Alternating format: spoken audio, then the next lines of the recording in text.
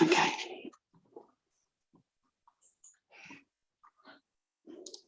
Okay. Just waiting for everything to load and we'll get started with our meeting.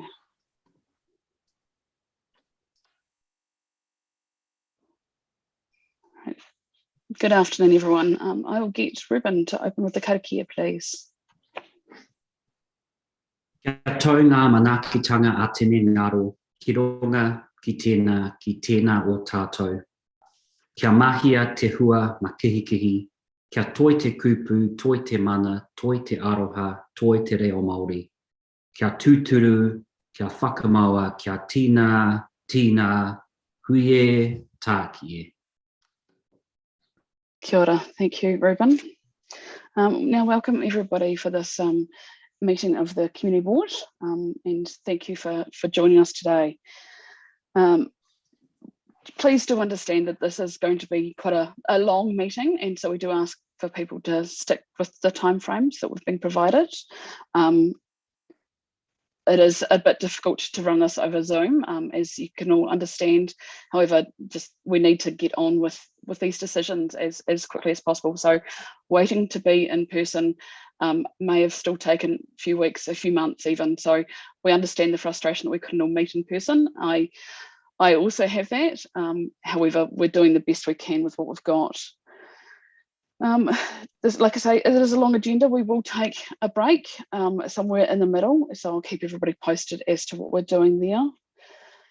Please don't read your submissions. We have all, and I take it as assumed that everybody has read all the submissions, and so anything that you can highlight or bring to our attention from your submission, that would be great.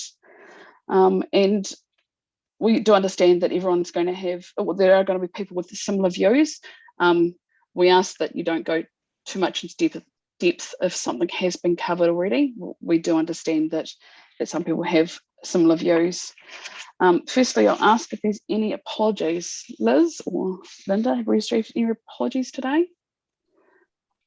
No apologies. Thank you. And declarations of interest. If anyone finds they've got a declaration of interest throughout this, I'm happy to take those as we go along. Now, first up on my list, I have got Harry Stronach. Harry, are you with us this afternoon? Yes, he is. I can see him. Yes. Good afternoon, Harry. You have 10 minutes, so hopefully we'll get a warning at the 8-minute mark to give us time for questions. But I'll leave it to you. Okay, thank you. So here we are today talking about the wharf project. Well, now this was a real opportunity for the City Council to put some meaning into the community partnerships and empowering communities and all that stuff that they talk about sometimes. We have to judge on results. I think it's been a bit of a fail as far as that goes. The process to date has followed the sort of standard formula. Consultants have been paid to produce reports. They sometimes get ignored. Long periods of silence where we don't know what goes on. Occasional have your say exercises, which, very unfortunately, but most people think that they're a waste of time, and that's why you don't get many submissions. One problem, staff have not been adequately forthcoming with information. The multi-criteria analysis document, which is the basis of their report, was listed as being available during the consultation, but in fact it wasn't available, could not be downloaded. I requested it specifically. I received it after the consultation closed under the Official Information Act. Parts of it are blanked out. We don't have all the facts. You don't have all the facts. I've referred them out to the Ombudsman. If I get the facts, I'll let you have them. Now, talking about specific items. Location. The current wharf location is a reasonable location. I mean, that's why it's there. But in the long term, it's not much better than any other location that is quite nearby. So the logical option would be to build a wharf near the existing one to allow for a proper transition. So why are staff recommending a rebuild on the existing location? Well, I think that brings us to the subject of the buildings. During this process in the last few years, we were told that the building owners had no special rights. They would have to take their chances that a new wharf suited their needs. But you read the latest staff report, and it reads as if satisfying the building owners is a prime driver in the decision making. I don't mind having buildings on the wharf, but I do strongly object to using ratepayers' money, which is just to the benefit of private businesses. We're talking millions here. The proposed new wharf has private buildings taking up almost 50% of the useful berthage length on the south side. So that's around 25% of the total berthage length. Millions of dollars of public money, no direct public benefit. That's not acceptable. If there are to be buildings on the wharf, they should be either in public ownership or the owner should be paying an appropriate amount towards this wharf replacement project. Moving on to materials. In the staff summary, item 4.5, it says that based on the MCA analysis, that's the report with the black bits in it, the preferred construction option is number 2, a concrete and timber composite, concrete with bits of timber stuck on. That misrepresents the MCA report. Read it for yourselves. It says in the conclusions that options 1 and 2 are similarly preferred. Read the detail of the report, you'll find that option 1, the hardwood option, came out a bit ahead of the concrete and timber.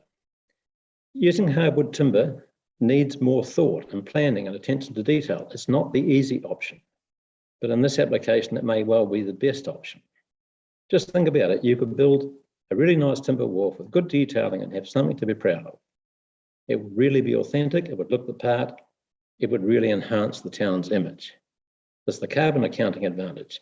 There's another report that was prepared for the council, although not made public, that estimates that the carbon accounting advantage of hardwood timber against the composite is 1,000 tonnes of CO2 equivalent. That fits in with the climate resilience strategy. Of course, it might be just too hard for this council to achieve that best option. So the next best would probably be the use of fiberglass piles with a timber superstructure. Fiberglass piles made in Australia were recently used in the Whangamata Marina. No mention of that sort of option in the council report. If you're really fixated on using concrete, and it does have its own problems, then keep it to the minimum. Timber decking laid over a concrete deck, which seems to be where council thinking is going, would simply be fakery. On the subject of height and sea level rise, one thing we can be absolutely certain about is that designing for a half-metre sea level rise is the wrong decision. We don't know exactly what the right number is, so the answer is to build in flexibility. There's only 2 options here. You either build a jack-up structure or a floating structure. Jack-up structures build a base structure, design the deck in big sections that can be raised at a future date, maybe at 20-year intervals. It's not complicated engineering. But let's talk for a minute about the floating option, a complete floating wharf. Would that be a better option? It's certainly the way the industry is heading globally. Remember, what staff are talking about is a semi-floating wharf. You're going to walk down the fixed bits, but all the marine activities are actually happening off the floating pontoons. I think that any experienced marine consultant would see substantial advantages in going to a complete floating structure. Perfect for fendering and boat access, significant breakwater effect, cheaper than what's been currently proposed, solution to the transition problem, happy dolphins, hardly any pole driving. We're not talking little bouncy pontoons here, we're talking major bit of floating wharf structure, 1,000 tonnes of concrete modules, standard items overseas.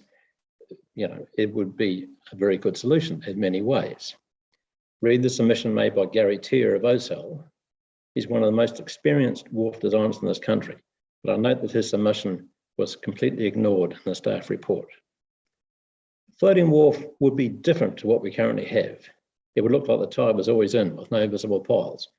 That brings us to the historical aspects and the appearance. We're all in favour of preserving the heritage aspects of Akaraa and adding and enhancing. The wharf is very important. It's the principal actor in the seascape, which joins on to the townscape, you know. But the heritage aspects are complicated. The fact is we all moved on from the traditional wharf appearance when the pontoons were glued on about 10 years ago. As far as the boat operators are concerned, it's become a case of fantastic, let's have more of them. So the current concept now has 3 larger pontoons at right angles to the wharf. So you will have moved on again from the traditional appearance. In fact, what you will end up with is a wharf design originally intended for coastal shipping being refocused for small boat operations. The concept is halfway towards being a marina, which gives pause for serious thought. Are we really doing the right thing here? Rebuilding a wharf concept from the 1880s. What are we going to think in 20 years' time? There should be a discussion about this. But that brings us to the point about the lack of town planning for this area. We should have a comprehensive town plan we can sort of wrap around this wharf subject.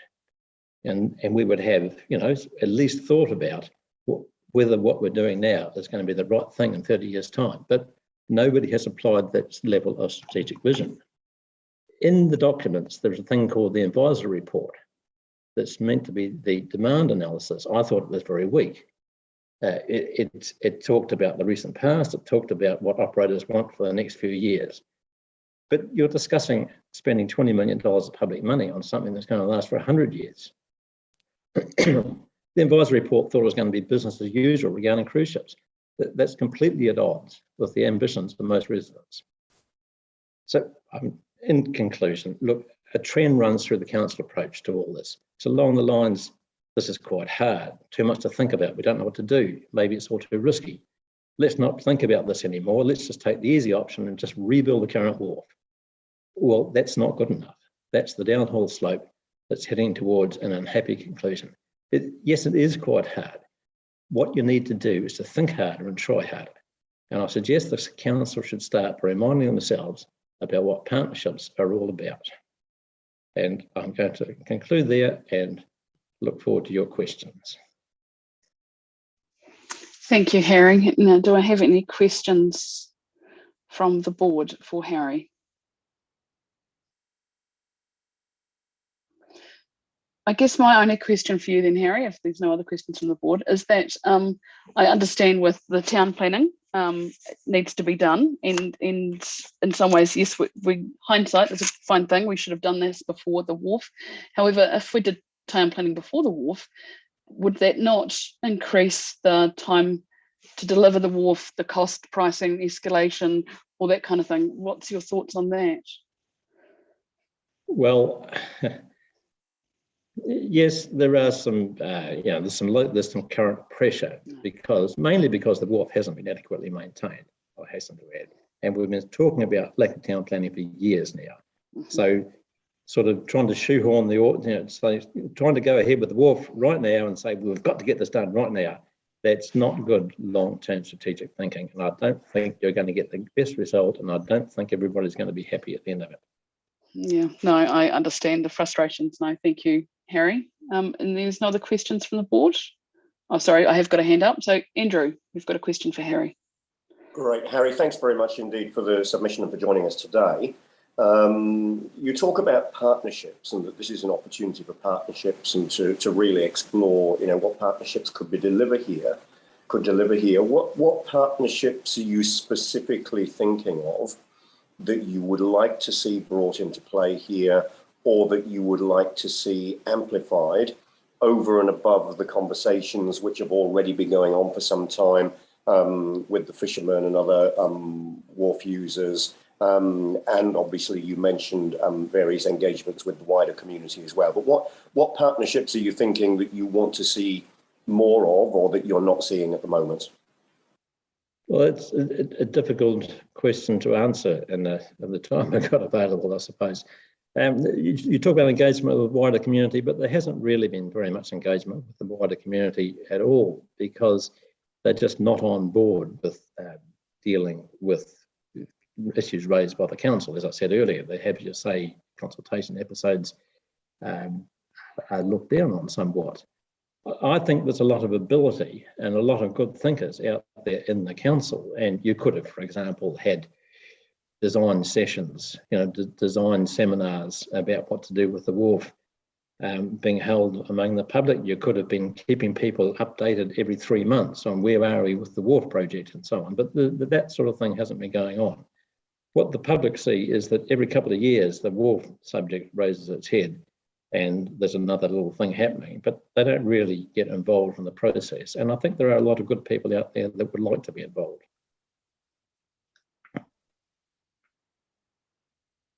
Thank you.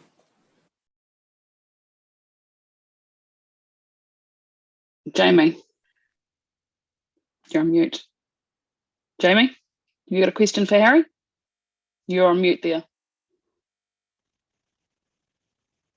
No, sorry, didn't have my hand up, Tori. Okay, thanks, Jamie. Okay, Nigel has. That's actually been 11 minutes, Madam Chair. Okay. Okay, just mine's quick, Nigel. Mine's quick, Tori. Look, thank you, Harry. It's, you always have a way of getting your views across, and very good comments. Would you like to be more involved, Harry? Would be my question.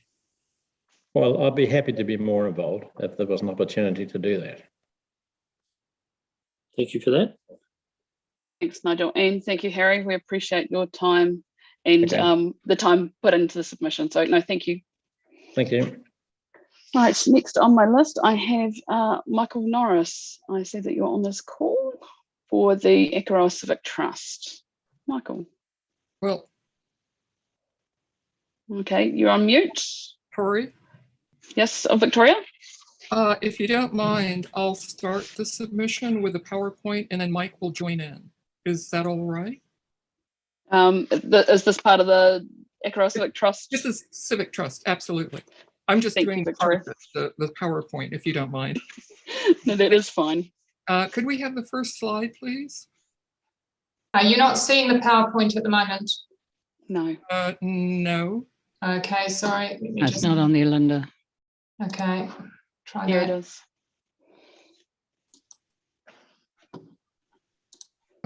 Okay, now I can't see my image. You have actually preempted my comments. Okay, I will go through this very briefly. I'd like to point out that the Civic Trust and the Ratepayers Association and the Fishermen's Association actually represent several hundred people. They're not individual submissions as such. And our main concerns are that the staff produced new evidence after submissions closed, the revised plans are more visually intrusive, and the alterations have not been consulted by the Design and Appearance, or the Akaroa Design Review Committee. Next slide. The former design, which everybody consulted on and was readily available during the consultation phase, actually highlights the fact that the wharf and the existing buildings will be demolished. That is no longer the case. Things have moved on, and submissions were based on this preliminary design, and yet it was all preempted when new information was put online on March 25th after submissions closed. Next slide. There are alternatives if the council will slow down and consider other options, which I think it has the ability to do. And if you look at the staff report on page 7, it acknowledges there are alternatives, although it is not the staff's preferred option. Pursuing the preferred option raises more questions than it resolves. Next slide.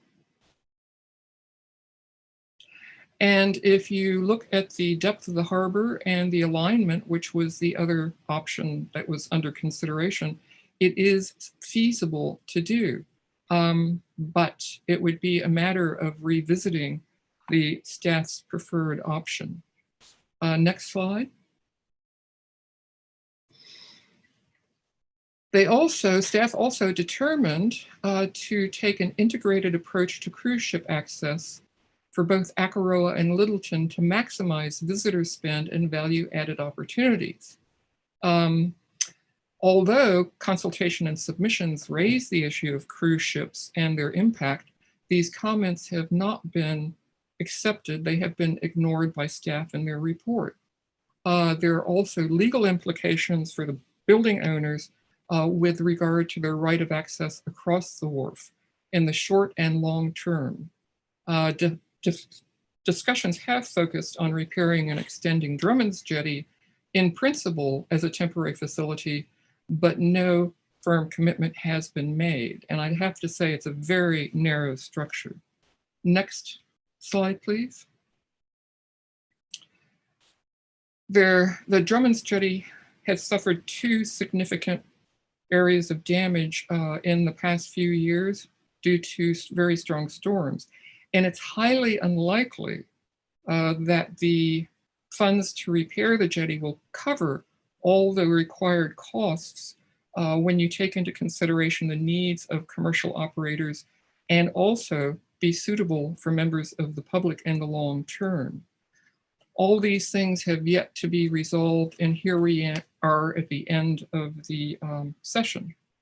Next slide, please. As you can see, access to Drummond's Jetty is problematic, and it would be difficult to load and unload boats and accommodate members of the public at the same time. No option has been provided in the 3 years of discussions, and here we are at the very end of the process. We do need a secondary structure, or as we have suggested, retain a good part of the main wharf to allow it to function and build a structure alongside, which would resolve many of the problems, including access to the buildings for the property owners. All these things really should have been resolved 2 to 3 years ago. Next slide. So the Civic Trust does not support the current revised option A as presented on March 25th. Retaining the strongest part of the wharf would provide access to existing buildings, a working area for commercial operators and members of the public in the short and long term, and it would comply with the conservation plan recommendations. A new wharf in close proximity will likely be less expensive and a more sensible option than rebuilding Drummond's Jetty to accommodate public and commercial use in our view. So thank you. I'll turn it over to Mike Norris.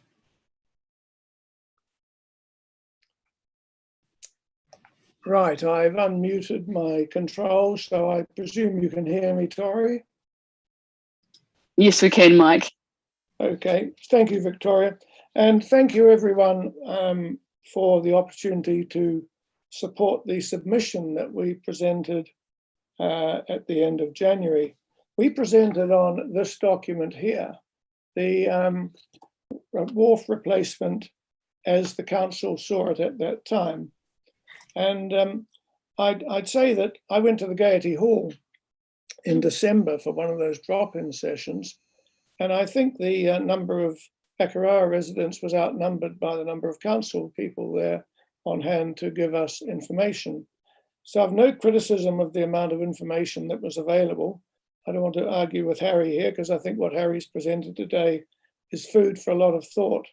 But I would say that we wrote our submission in response to the document that was circulated.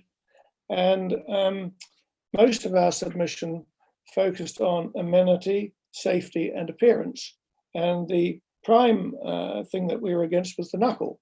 Well, the knuckle's now been removed, we've discovered, although I wasn't told that as a submitter. And therefore, the bulk of the Civic Trust's 11-page submission is now redundant. So as Victoria has shown with her PowerPoint, that's adapted to what is currently being proposed. Now, procedurally, I think this whole matter has been suboptimal.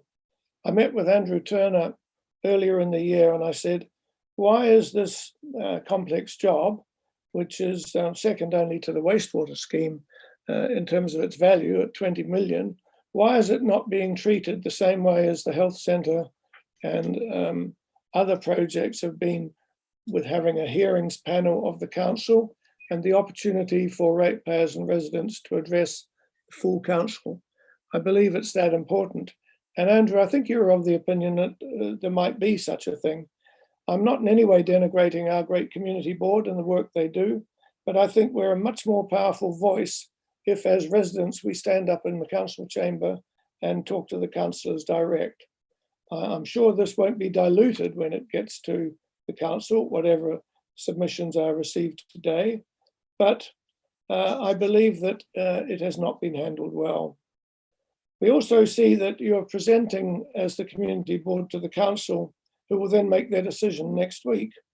What time does that allow for the incorporation of feedback from today's meeting? For example, Harry Stronach's rather insightful thoughts. it would seem that this might be a rubber stamp and that you're in a hurry to get on with things. I would ask, if there's not to be any more public engagement in the future, except with Anuku Rananga, what is the logic behind that? It's pretty clear that much more work needs to be done. We haven't seen enough detail of the appearance. Allegedly, there are going to be some Maori designs on the wharf, which would be very welcome, but we haven't seen them. We haven't seen the extent of the timber cladding either on the wharf surface or in the piles. And we haven't heard a lot about provisions for existing businesses. That may not be the Akaroa Civic Trust's remit, but I'm sure Mr. Milligan and others will be asking searching questions as to how their contracts are to be retained if the existing wharf is to be totally demolished.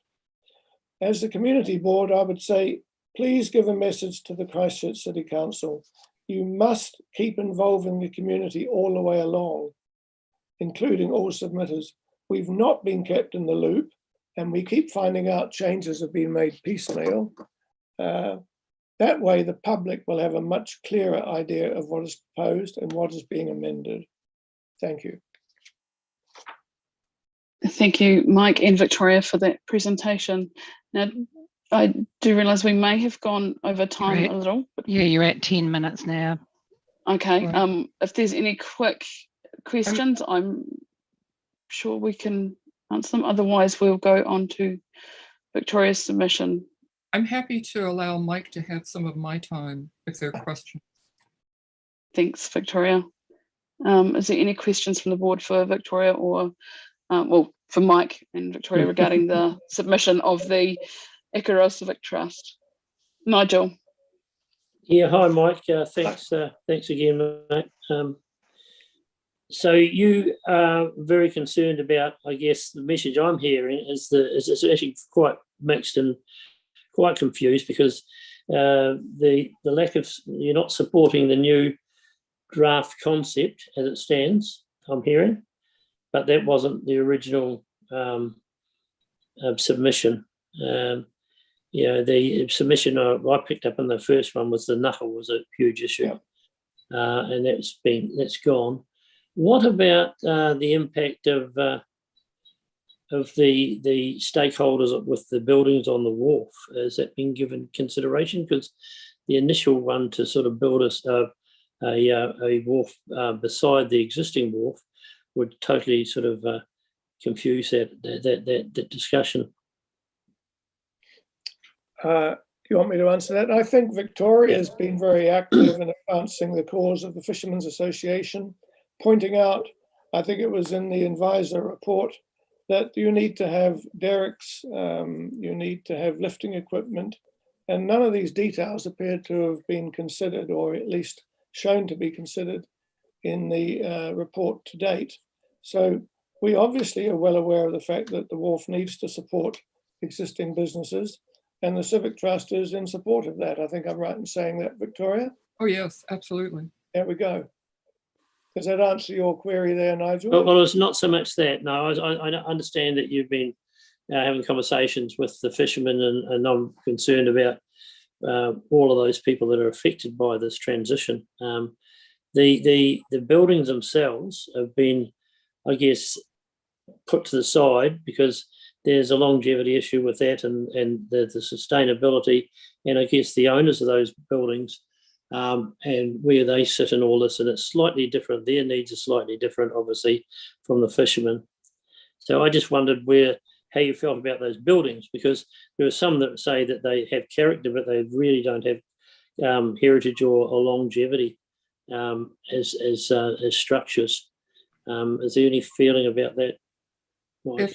If I could answer that, I think in the context of the historic 1888 wharf, there has been a structure on that platform or in proximity since the very early days. It was a simple shed, and it was a matter of probably 40 or 50 years that shed has been gradually extended and then totally remodeled and upgraded by Black Cat about 4 or 5 years ago.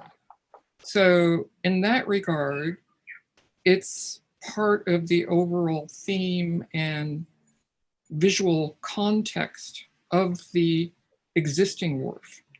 And I think from my perspective, and probably from the perspective of many individuals in the Civic Trust, the matter of access across the wharf to existing buildings should have been resolved 3 years ago, not now.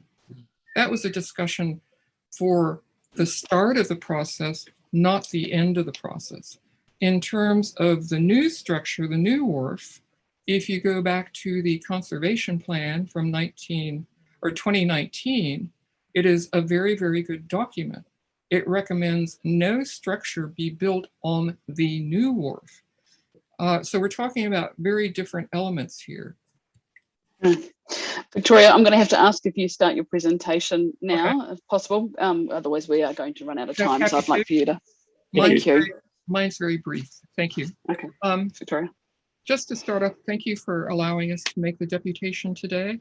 However, we didn't know it was a deputation. We thought it was a hearing, and we only found out the change in terminology late on Friday afternoon. So having an actual meeting gives a lot more flexibility. So we are appreciative of that. But I have to say, I've written and presented deputations and submissions for more than 26 years with regard to the former Banks Peninsula District Council and Christchurch City Councils. However, I've never experienced a situation such as the wharf replacement process. The council has moved the goalpost on several occasions without the knowledge or awareness of ratepayers and submitters. I've been involved in the discussions as a Civic Trust representative and as a member of the design review panel during the entire discussion phase. In my view, there's been a lack of clear and adequate communication on the part of the council with regard to information and due process in general.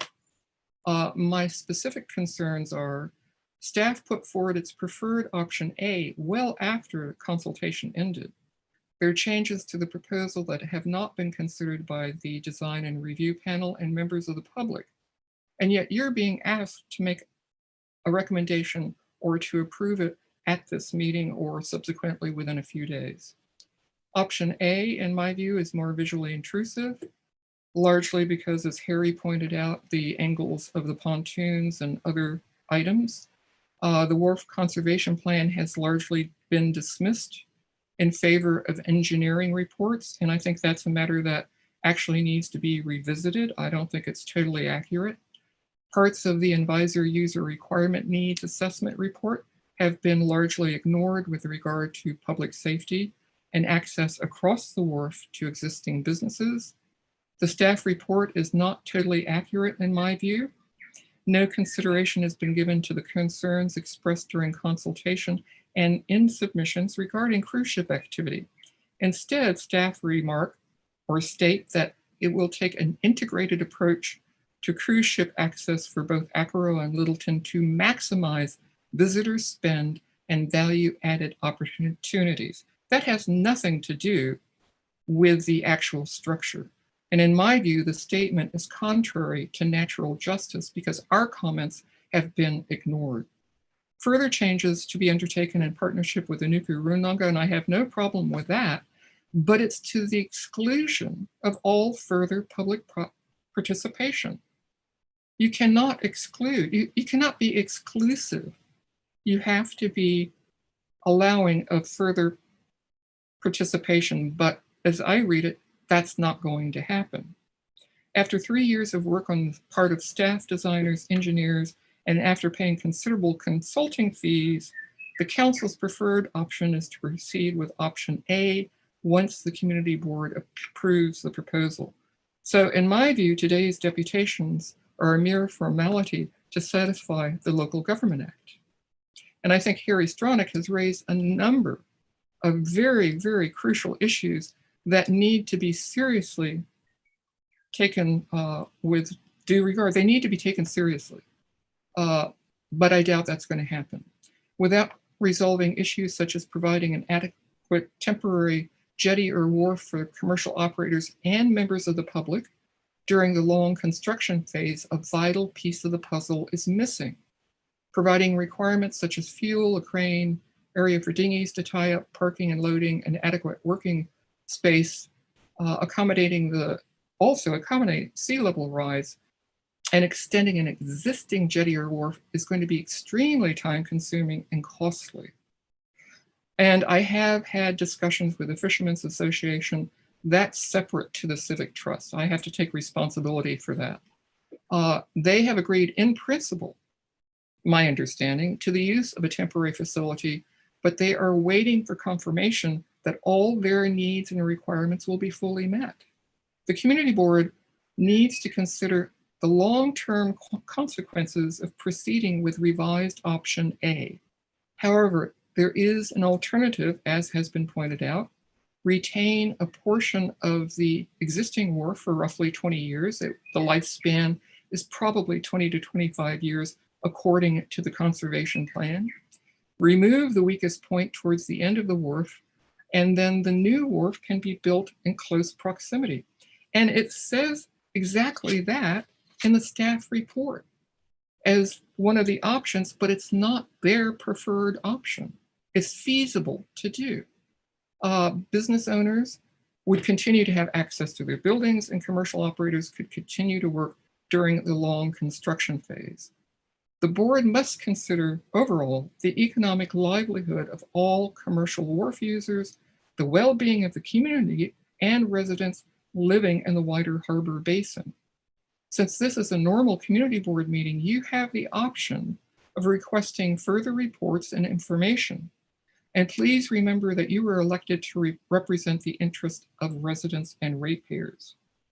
And the board has a duty of care to maintain and enhance Akaroa's historic area and to adhere to the council's Our Heritage, Our Tonga heritage strategy. In this regard, the council and community board must follow best practice. Thank you for allowing me to address my concerns. And again, I strongly support many of the points Harry Stronach raised. Thank you, Victoria. We appreciate your time. And we haven't got time for further questions. I do understand the community board may have further questions, but at this stage, I've got to carry on with the next person. Thank you for your time for the submissions you've been involved in. We do appreciate that it does take a lot of time and effort to put those together. So thank you. Right, next up on my list, I have Nina. Right, are you there, Nina?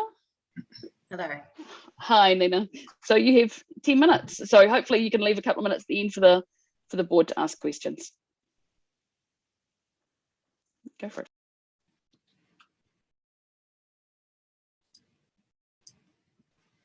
That should be fine. Can you hear me okay?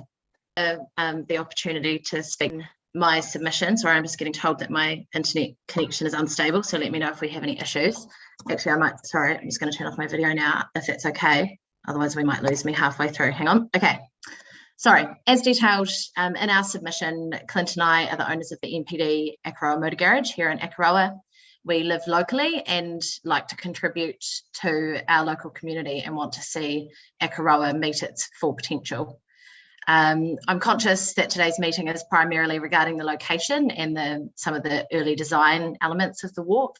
However, I want to speak in opposition to the supply of petrol on the new wharf for commercial and or recreational use. We feel any recommendation in this latest report for petrol to be supplied is premature and that there has not been nearly enough research and consultation into the realities of this, both economically and environmentally. Firstly, I'll outline a little bit of the real life cost involved in adding a petrol bowser. I want you to be able to keep this in the front of your mind while I speak to how the need doesn't really justify the cost in this scenario. It's likely this project would involve the removal of the current diesel infrastructure and the replacement of a tank, which would be able to hold petrol and diesel together. I stated in my submission the cost of adding petrol would be, north of 150,000. I now understand it to be significantly more. There are rising costs of manufacture and installation, as we know, and added risks of fuel over water will likely push a project of this kind over the $400,000 mark. This would see removing the old tank and replacing it with the new tank, which would take both diesel and petrol, would seem the most sensible way of approaching the project, given the construction phase will be the best time to ensure that all equipment would be up to date. So I want to dig a little bit deeper into the need for this petrol facility, which is going to incur significant risk and cost. Commercially, the need for petrol, from what I can tell from the advisor report, is 2 to 3 commercial operators. To my knowledge, only one of these operators fuels up regularly using the main wharf, and has very robust health and safety practices in place. That does involve them backing a truck with petrol onto the wharf and fueling from there. And I can certainly see and acknowledge that there are health and safety challenges with this process. But before we rush to solve the problem by adding this petrol pump, perhaps there are other ways that we can take advantage of this opportunity of the rebuild of the wharf or this project to assist in minimising this risk. Can we make some sort of structural provision for a series of pop-up bollards with a safety tape to give a more sturdy perimeter, some additional signage? Is there something that we as a local business can do to contribute to the minimising of this risk and make this a slightly easier process? Health and safety is not only about eliminating a hazard, but also minimising and controlling where appropriate. From where I stand, with some thought put into better health and safety infrastructure at this stage and tailored to this task, and a proposed wider wharf, there is a fair chance that we can find a solution that would be more suitable and doesn't create a new hazard with new risks to be eliminated and or minimised, and the huge price tag. From a recreational use point of view, this isn't being proposed at this stage, but I certainly see the commercial supply of petrol as a gateway opportunity to provide this for full recreational use in the future. Even if this facility is labelled commercial use, I struggle to see how this can really be policed. And again, it's something that needs more exploration before we can determine if it's realistic to be able to restrict this in a meaningful way. The real life desire for recreational access to petrol on the wharf is something we can't really quantify at this stage. There were a few people in the first round of consultation who mentioned they would like to see this, and some who felt it would attract more people to use the wharf. I don't think attracting new visitors will be dependent on petrol being available on the new wharf, and arguably additional vessels arriving by sea would not be fueled by petrol due to their size. The vast majority of boats moored in Akaroa Harbour do not use petrol, they use diesel, and boats on trailers are well catered for by our business and the petrol pump at Devotional. By adding recreational use to the wharf, it would create further on-water congestion with commercial operators lining up alongside recreational operators to use facilities, traffic congestion to the wharf by encouraging on and offloading of people from recreational boats at that current area, which does become very congested at peak times. And we also have the very real risk of petrol spills into our harbour. I can tell you we have countless spills from filling boats in our service station over the summer, especially where people are in a rush. I can't see how this will differ on the water. And if you add to this the pressure of the next person wanting to use the pump, I can see this being of high risk and much harder to manage than the actions of 1 or 2 commercial operators refuelling on the wharf. Also, to add another element of perspective, in the South Island currently, the sites which offer petrol as well as diesel have sizable marinas, and they are not at all set up like we are. So you can see how it would be more sensible in a marina context, but not necessarily in the way our town is set up for boating. It's hard to know if recreational boats would change their habits. Maybe they won't.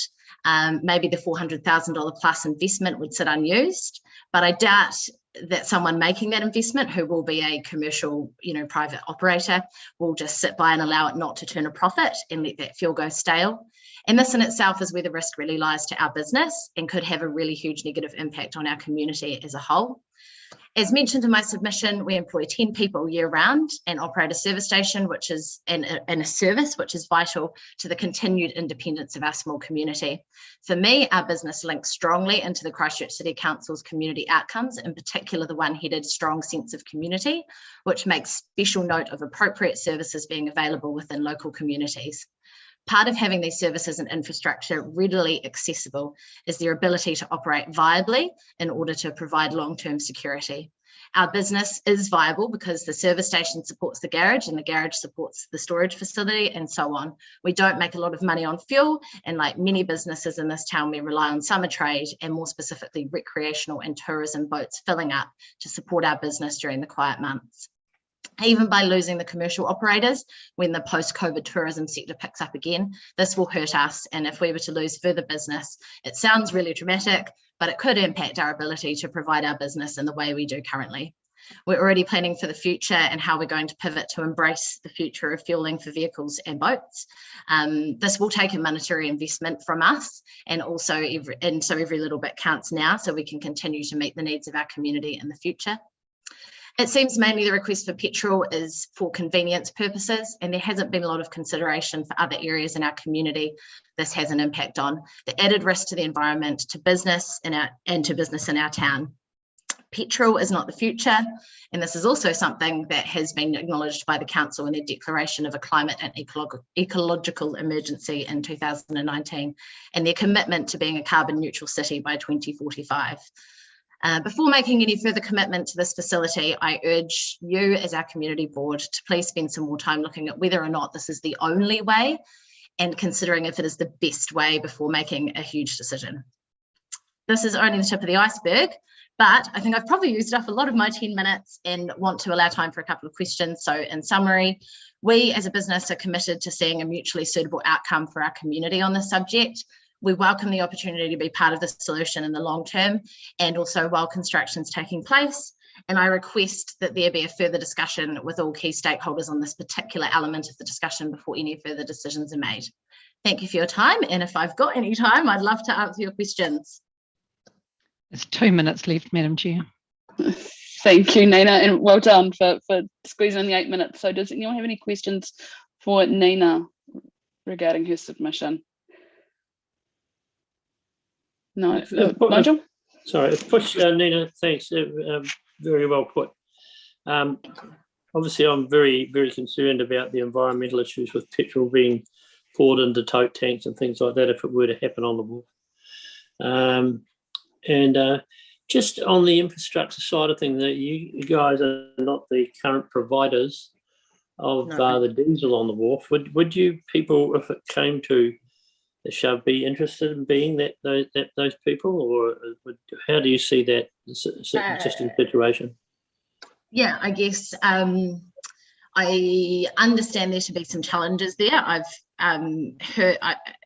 I'm still trying to come to a point of clarity in my discussions with the council to ascertain under what condition there would be a fully open tender process to tender for both fuel supplies, diesel and petrol.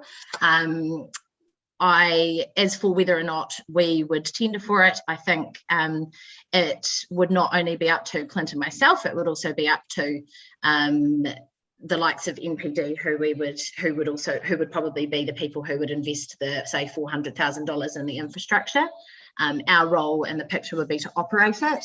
I still have a hesitancy in saying that we would want to, because I actually genuinely don't believe it's necessary. I don't think the need is there for the petrol, and I don't think that that's what we're going to be asking for in the future. However, if push came to shove and we had to protect the livelihood of our business, then we have to consider these things. But as for whether or not the tender process is actually going to allow us to, I don't know yet, because I haven't been able to get that question answered. Thank you, Nina. We appreciate your time today, and thank you for your submissions. We have all read through them, and we do understand the points of concern you have. So, no, thank you again. Okay. Next, I have Michael. You're available. Hello. Hello, Michael. You can hear me at least. I'm not going to put on the vision because I also have a slightly wobbly internet connection. No, fair enough. I'll leave. And am I still there? Yes, I probably am. My screen's gone different. No, there it is. I'm not sure.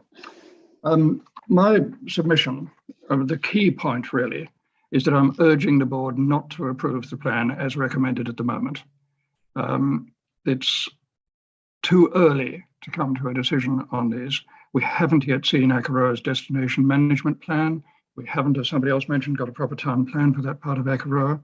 There's been no indication at all that there's any urgency for replacing the wharf. Or at least there's urgency. Yes, it's falling down, but there have been no, as far as I know, immediate problems, and there's a list of repairs that can be done in the meantime.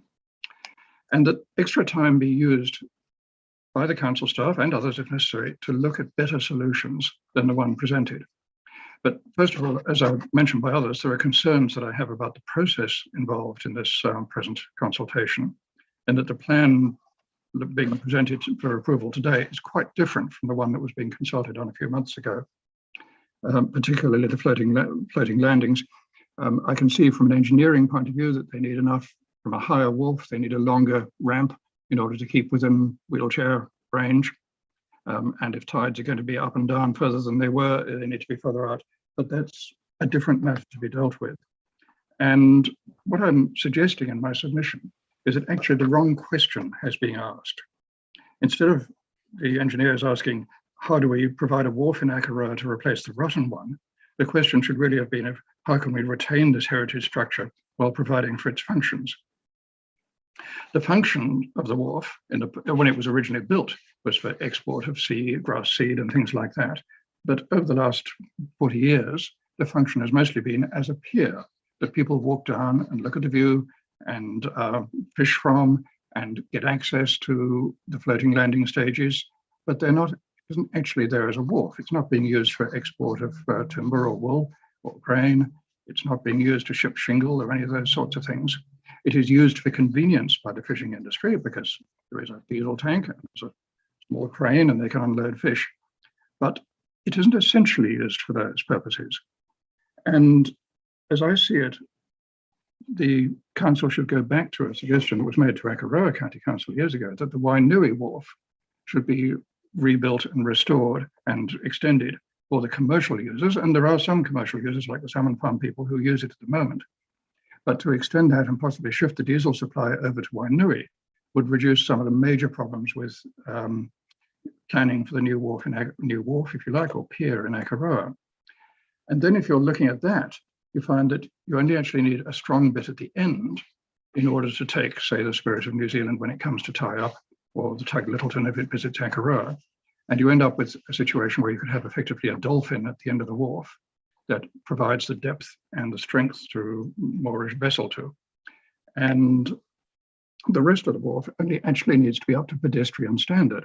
And that could be done by, for example, sinking steel piles like the ones that are used for the floating moorings at the moment at intervals and running a series of gantries, if you like, between them, down which people can walk. Then people don't even have to stand on the present walk. And they're easily changeable in height or direction or something if required, if there is a problem. They're unlikely to blow over in a hurricane and provide safety. They'd have railings on the side. Was one of the dangers of the wharf at the moment, that it would be very easy to fall overboard. In fact, people don't, but I think the health and safety people would want railings along. So my main thing at the moment is suggesting that the community board tell the council that more work needs to be done before any final decisions are made, realizing that this may result in a delay to the project, but that may be the cost that it has to bear, and the result may well be a lot cheaper than the present proposal. Happy to answer any questions. Thank you, Michael. We appreciate your submission. Now, does anyone have any questions for Michael at this stage? Tyrone, I see you've got your hand up. Thanks, Tori. Thanks for your submission, Michael. It's actually more of a question for staff in relation to Michael's submission, if I can. It's just a clarification point. Can you note that down? I will ask. Yeah, can you note that down? I will ask staff because I've actually got questions already coming through from submissions already. That's fine. So cool. At the end, we'll ask the questions that have been brought up through the submissions. Good as gold. Brilliant. Thanks, Tyrone. Thanks again, Michael. Any questions? Any further questions for Michael? No, I think that's us today. Thank you, Michael, again for your submission, and we appreciate your feedback. Like I say, we'll have questions for staff relating your submission at the end. Thank you. Right, next on my list, I have Hugh. Wacorn, are you there, Hugh? Yes, I'm there. Can you hear me? Yes, we can. So you've got 10 minutes, but try and leave a couple of minutes at the end so we can ask you some questions. Well, my submission will be very brief. It's outlined in my submission. I stuck to the point, but I'd just like to take the opportunity to thank Christine and Paul, who have kept the commercial operators very well informed through the Fishermen's Association. Now, the Fishermen's Association represents all commercial users, not just the few fishermen that we have. We've had some very, very good, robust debates about different formats for the wharf. A lot of the things that Harry talked about in his submission, we have covered. Anyone's been welcome to come along to our Fishermen's Association. We did have Harry at the last meeting, which was good to see, but we've always encouraged other people to attend. And anyway, the whole process for us as commercial operators has been very thorough. And contrary to some of the other submissions, we've been well informed. We've had good, robust debate about what is going on, and I 100% support, personally, the current plan for the wharf. There are a few suggestions that I'd perhaps like to make. One of them perhaps would be with the concrete piles. The only logical thing to have, you can put colouring in concrete nowadays, and you could make them look very similar to hardwood timber, but have that 100-odd years of use. Now, the other thing I just wanted to touch on was what we're all going to do during the process of the wharf being rebuilt. The Drummond's Wharf, that has to be done up anyway. So there's going to be money spent on it. So we, as a Fishermen's Association, we've already agreed that if Drummond's Wharf is done up to a point where it is suitable for foot traffic only. So the idea is that it's put at the same level and it has a floating platform at the end of it. ECAN have agreed to move a couple of moorings so that we have access in and out with all the commercial boats that are currently operating in Akarai. Andrew Hensley, the traffic management guy, he's not very happy about vehicles being there, so he said he'd be quite happy to make a space in the gaiety, perhaps for buses to load and unload, and that Drummond's Wharf, further north, would be used for commercial all the produce coming in and going out and coming in. We rather hope that the council may relocate the privately owned crane that is currently on the main wharf so that the owners can use that facility at Drummond's. The fueling and everything else that we would need can be easily done from Drummond's Wharf. So collectively, we all accept that we're all going to be disadvantaged, and there's going to be a certain amount of compromise, and that we're all going to have to work together during this process. But we're all very happy that we're going to get this new wharf. We just don't want any further delays, and we're all 100% behind the current format for the wharf. Disappointed to see the steps or the knuckle is gone. And my reasons for that is that over the short time I've been here, there's been several accidents where people have fallen off that wall. There's no access down to the rocks. It's been very, very difficult for the rescue people to get people up in stretchers. So that knuckle, which it seems to be referred to as the steps, would have solved a lot of that. So I'm disappointed to see that go. I thought that if the council wanted to have that, great idea. Is apart from accessing a ramp, privately owned ramp further along, about 100 metres to the north along the sea wall, there's no access down onto that beach. People will lose their hats. One woman had a heart attack while she was trying to lift herself back up onto after recovering a hat.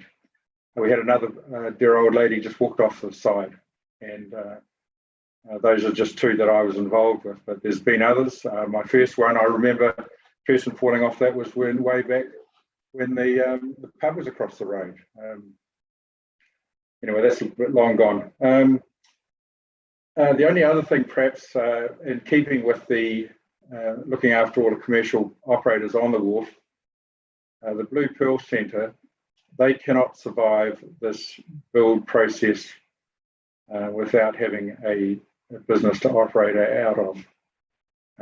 My suggestion and compromise to keep this family business operating was that they take over my 65 Beach Road, where we use a gift shop and a ticketing office. And the other business we operate out of the Weybridge, which is the council of the landlord. I'm expecting that we will have to shut that because that'll be an industrial work site. So the compromise from everyone to keep the Blue Pearl people in business would be to offer ourselves a portacom to maybe occupy one car park, that we can still sell our tickets and process our passengers before they walk down to Drummond's Wharf and get onto the boat. But anyway, we feel that the council has been very good. They've kept us very much in the loop. We've been heavily involved in all the decisions that some of the other submitters have suggested that they aren't. I just wanted to get cracking. So that's all I have. Thank you, Hugh. Have we got any questions for Hugh? I can see Nigel's hands up. Nigel, you got a question for Hugh?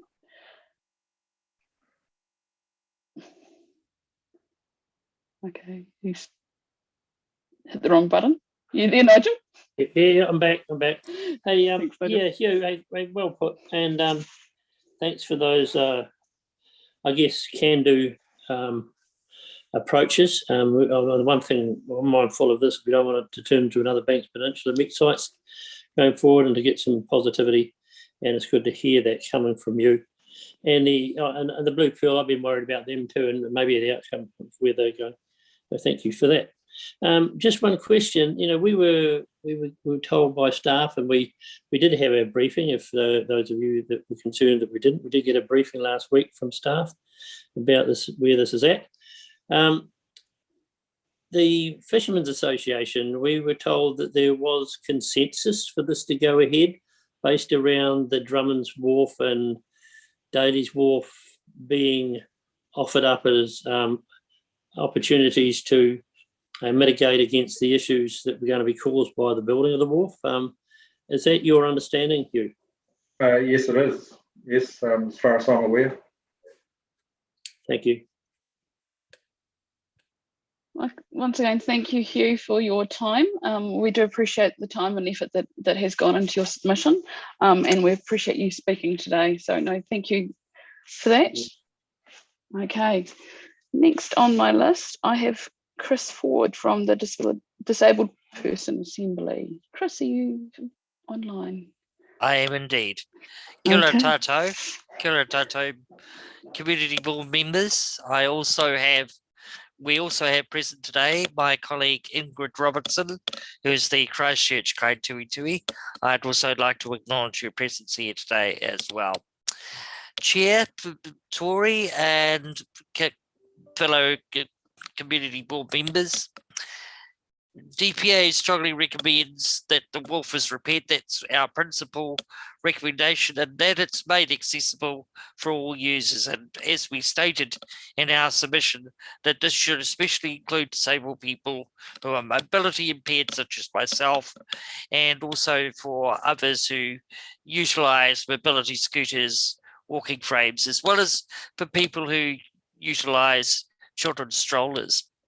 Our second recommendation, as you would have seen, welcomed the proposed changes to the height and width of the replacement wharf. It appears to us from the architect's drawings on the website that it will be made wider than the current wharf. I hope that is still the case to accommodate more people, and this will be beneficial for disabled people who use wheelchairs, mobility aids, such as walking frames, for example, and people pushing children's strollers. We also strongly recommended the availability of wheelchair and mobility aid user-friendly hoists to access both trips, which are departing from the wharf and coming back to it, of course.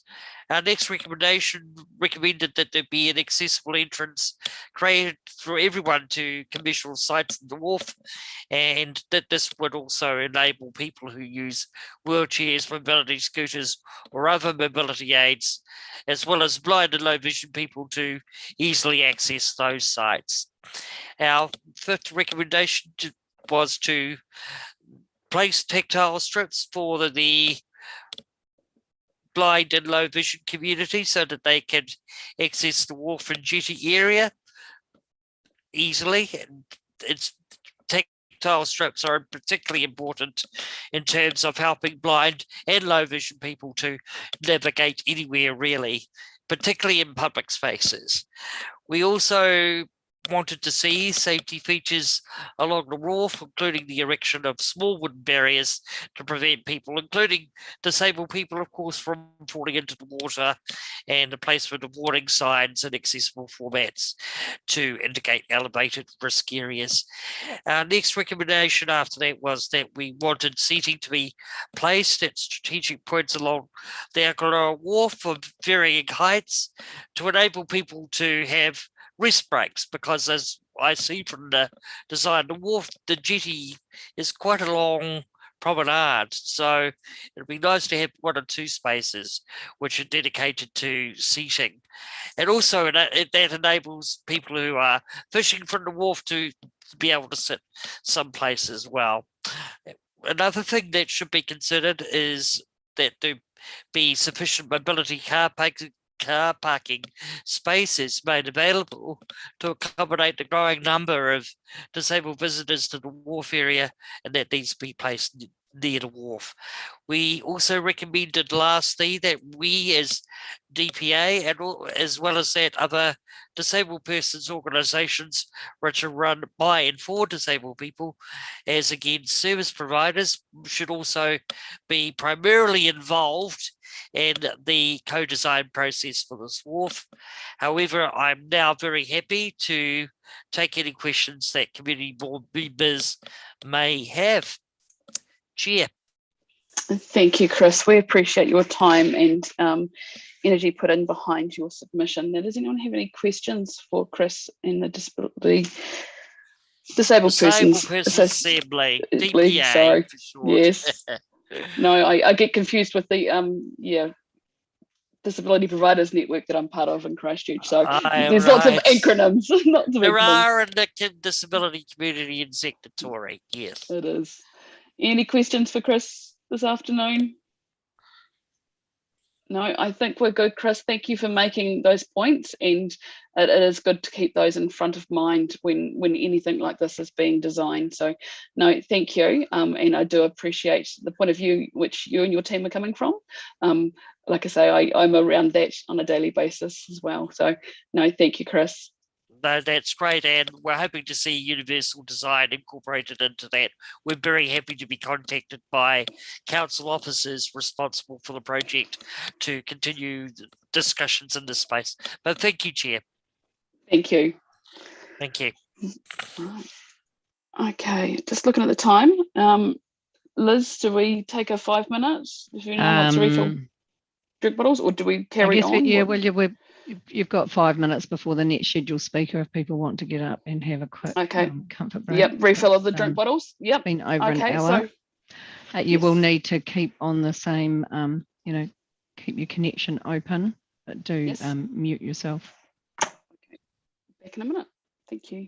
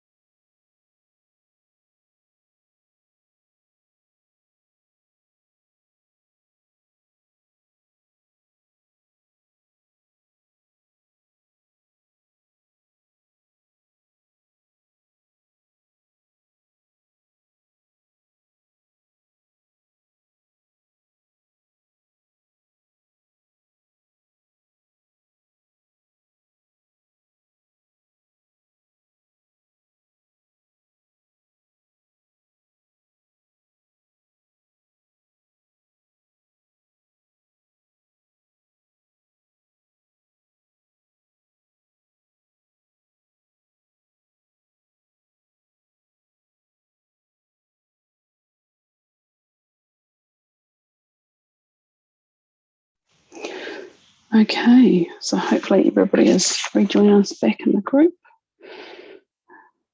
Thank you, Linda. I do understand there's everyone's just coming back from refilling drink bottles, so I'll give everybody just a minute.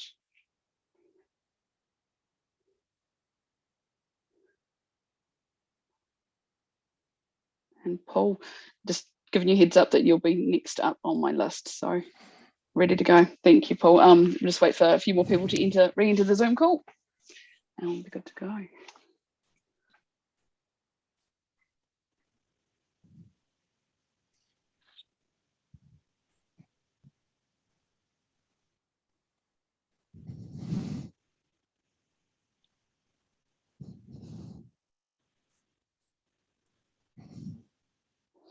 Okay, Paul, when you're ready, you can start your 10 minutes. Thanks. Kia ora everyone, and thank you for the opportunity to talk today to our submission. Quickly cover a couple of points and then I'll get on to what are probably the two major areas for us, which is the impacts to operations while this construction is all taking place, and then obviously the big topic of the buildings themselves. Black Cat Cruises accept there is a need to rebuild the wharf. This conversation has been happening for quite some time, and we are in support of the rebuild in the current location as recommended by staff.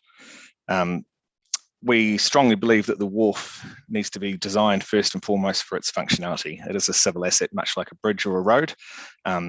We also agree that it needs to look appropriate, and believe this can be achieved after, first of all, taking into consideration the needs to make sure the wharf is fit for purpose.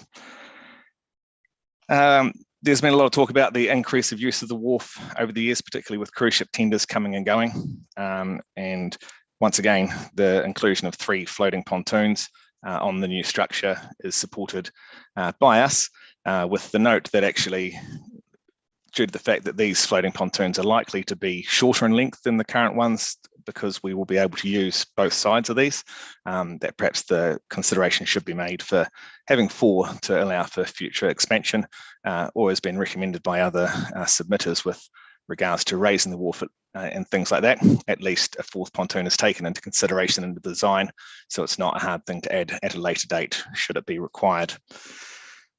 So that takes me on to the 2 key points that stand out for us still, and that is the disruption to operations while the construction would to take place.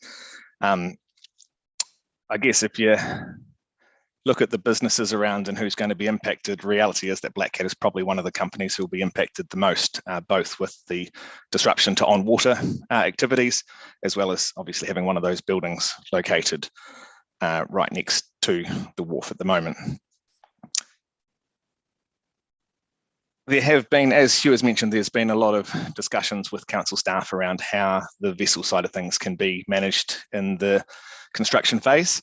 It does sound like perhaps Hugh has got a little bit more information than me, so my note there was that we're keen to keep those conversations going and really want to be pragmatic as to what can be achieved. But as of yet, haven't seen any fixed plans as to how that may look, and that's probably one of the key things for us, particularly with our largest vessel, Black Cat. It needs decent sized water or decent depth of water. It needs certain strength of the wharf to be able to hold it. And then that's also not even starting to take into account things like fueling, loading supplies, that sort of thing. So there's a lot of detail that still needs to go into how the vessels can actually operate during that time. And yes, although there's been lots of conversations, there just hasn't been much clarity given into that as of yet. They're all solvable though. As I think much like you have said, we all want to be practical and move forward. We do see that the conversations have taken a long time to get to this point, so we'd like to see something happening, and we're open to how that may take place. Then we move on to the buildings of the wharf, and there's always a lot of public comment and opinion relating to these buildings. And one thing I just want to highlight early on is that they are privately owned buildings. The buildings, the piles, are privately owned. And I guess much like a regular privately owned building, if the council was to rock up to New Regent Street and rip up the road and totally block access to those buildings for what is likely to be 12 to 18 months, then there would be an expectation of those building owners that there would be some support or compensation along the way for that inconvenience. Additional to this, not only is the road being ripped up, but when it is being put back, it's actually being put back 0.5 metre higher than it currently sits. So once again, if you looked at this in the traditional aspect of a building and a road, this would now be blocking access into that building. In the not too far distant past, there's been a lot of conversation relating to accessibility access into the buildings on the wharf, particularly with ramps and things. So I did see this new wharf rebuild as potentially the opportunity to rectify all of that, and we could all end up at a level playing field. But unfortunately, the current plans actually then have leapfrogged us and will create that same issue we currently have, but just in the opposite direction. So really, where Black Cat stand at the moment, we are in support of the wharf being rebuilt. We do know that this is going to cause quite a bit of disruption for a period of time.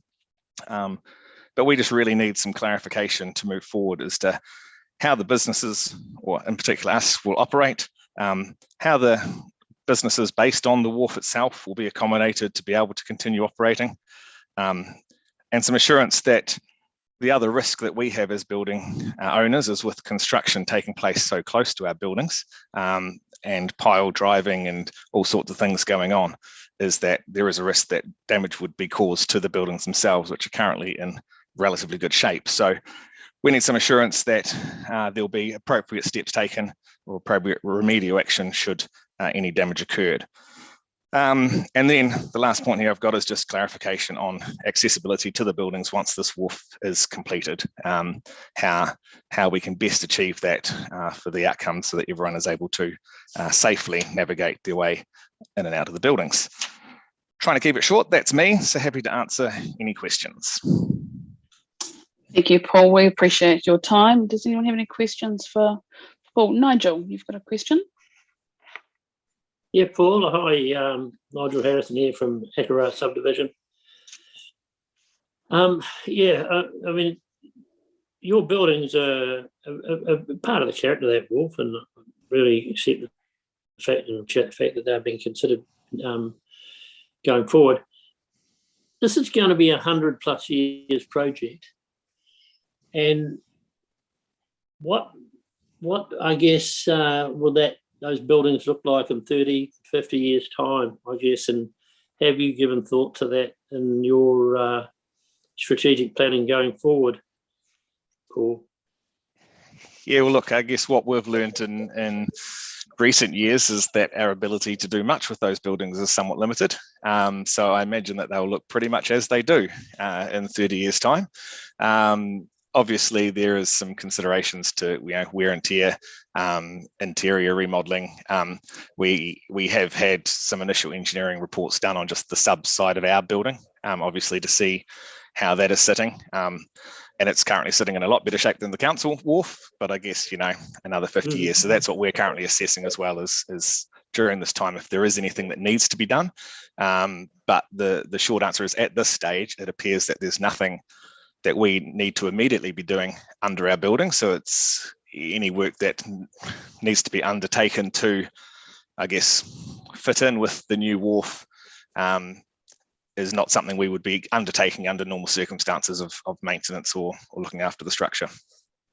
I guess my question was really geared more, and it's not about the structure of the wharf, is maybe what happens in 30, 50 years' time if they've got it wrong with a 500 height adjustment. How do you compensate with another 500? Maybe is more where I was sitting in my head. Yeah, look, that's a question we're putting to engineers at the moment as well, just to get some idea as to how we may have to worry about that. But I guess at this stage, we're not having to worry about that in the next sort of 5 years anyway. Thanks very much, mate. Thank you, Nigel. Any further questions for Paul? No? Okay. It looks like everyone is happy with your submission, Paul, and thank you for giving us, like I say, both verbal and written submission. We do understand that takes quite a bit of time to put together, and you are very busy. So thanks for your time, Paul. Right, next we've got John. It's John Thacker. on the call?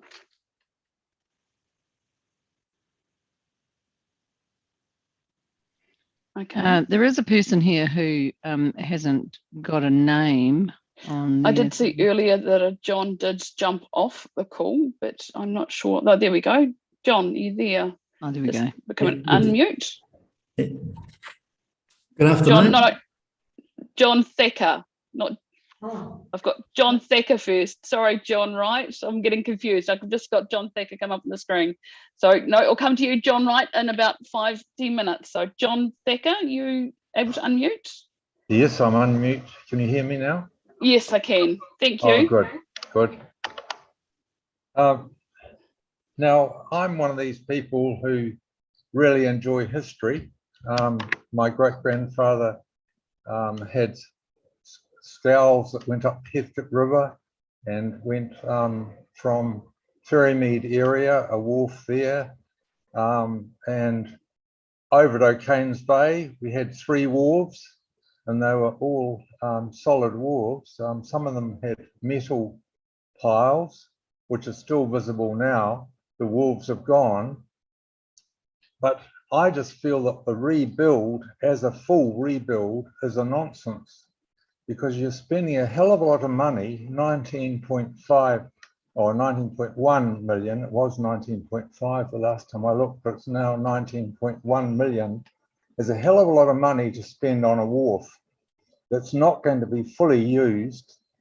You can't tell me that the cruise ships are going to come back to Akaroa in full force. Now, I've been an ambassador visiting the wharf several times for people coming in, and we've had no trouble with the wharf apart from the up and down nature, where you've got some boards on the wharf going in one direction and some going in the other, creating a groove in the middle. Now, we used to have to stand in the middle of that groove so that the passengers didn't trip over, because if they weren't looking, there was, it was a real tripping hazard. And talk about OSH, there was no such thing as OSH when those cruise ships came in. There wasn't even a white line indicating that these boards were going in one direction and the others were going in the other direction. And we had people in wheelchairs, we had people with frames.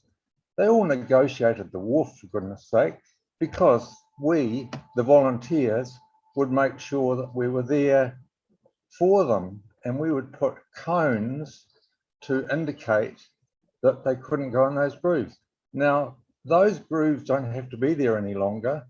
They can all be a plane across. Now, the wharf can be repaired. It doesn't need to be replaced.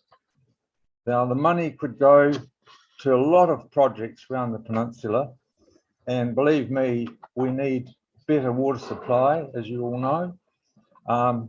You can't tell me that the marine worm is eating away at those wharf piles that are there now.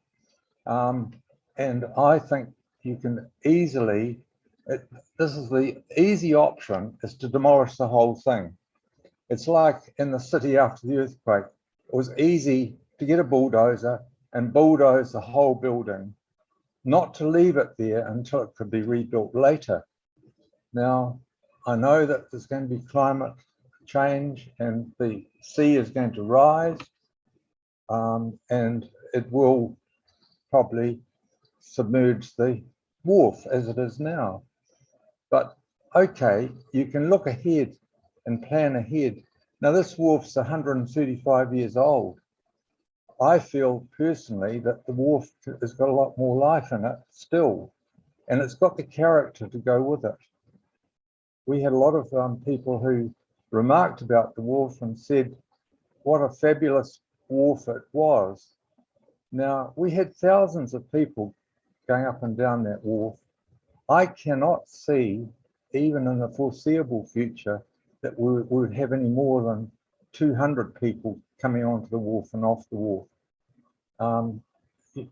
Okay, you've got to look forward, and we've got population increase, but we've got alternatives now. We've got Littleton waiting for cruise ships to go in there.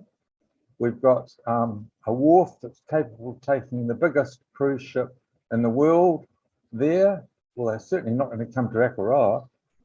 Most people in Akaroa that I talk to don't want the cruise ships back. They've ruined Akaroa. We've lost the French shops. We've lost the character of all those shops. Some of those cruise ships came into Akaroa, and okay, we had people from all walks of life from all over the world, but there were certain ships that came into Akaroa, and the people on board were not the greatest people as you get in society. And they became, those particular ships became the pilfering ships. The shops had to shut their doors because the passengers would go in and they would take things from the shop, shoplift. And those shopkeepers lost a lot of money through that. Now, the big spend of cruise ship people was just to go and have a cup of coffee or maybe go and have some fish and chips. But the majority of them headed back to the ship for their lunch. So the income coming from the ships was not really, really great. Now, I'm probably dribbling on, but my main reason was that I feel that the wharf is not a rebuild, it's a repair. And if it was a repair, it could be done bit by bit. It's not going to collapse tomorrow. It's gone through earthquakes. Those piles are not all rotten, and the character is still there. I used to go up and down there as a boy in the 50s, and we would fish at the end of the wharf. And that was the most exciting feature of the wharf, was to be able to fish. Now, if we do everything correctly with a new wharf, you would have to have a railing the whole way around the wharf because people might fall overboard. Well, how many people have fallen overboard? And anyway, I think that's pretty much what I wanted to say. I feel in this economic climate, and I know that the money's sitting there from last year's,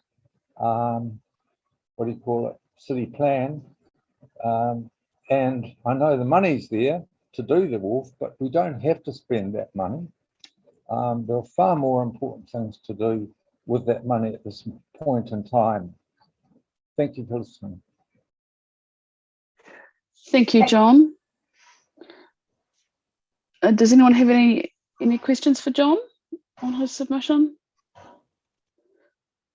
No, we appreciate your time, John, this afternoon, and we thank you for your submission and your ideas to what's going on. So thank you. Thank you. Right, next up I have Dean Marshall. Dean, are you on the call? Hi, how are you? Can you hear me all right? Yes, Dean. You have, like I say, you've got 10 minutes, but it'd be good to leave a couple of minutes at the end should anyone have any questions. I'll be very brief.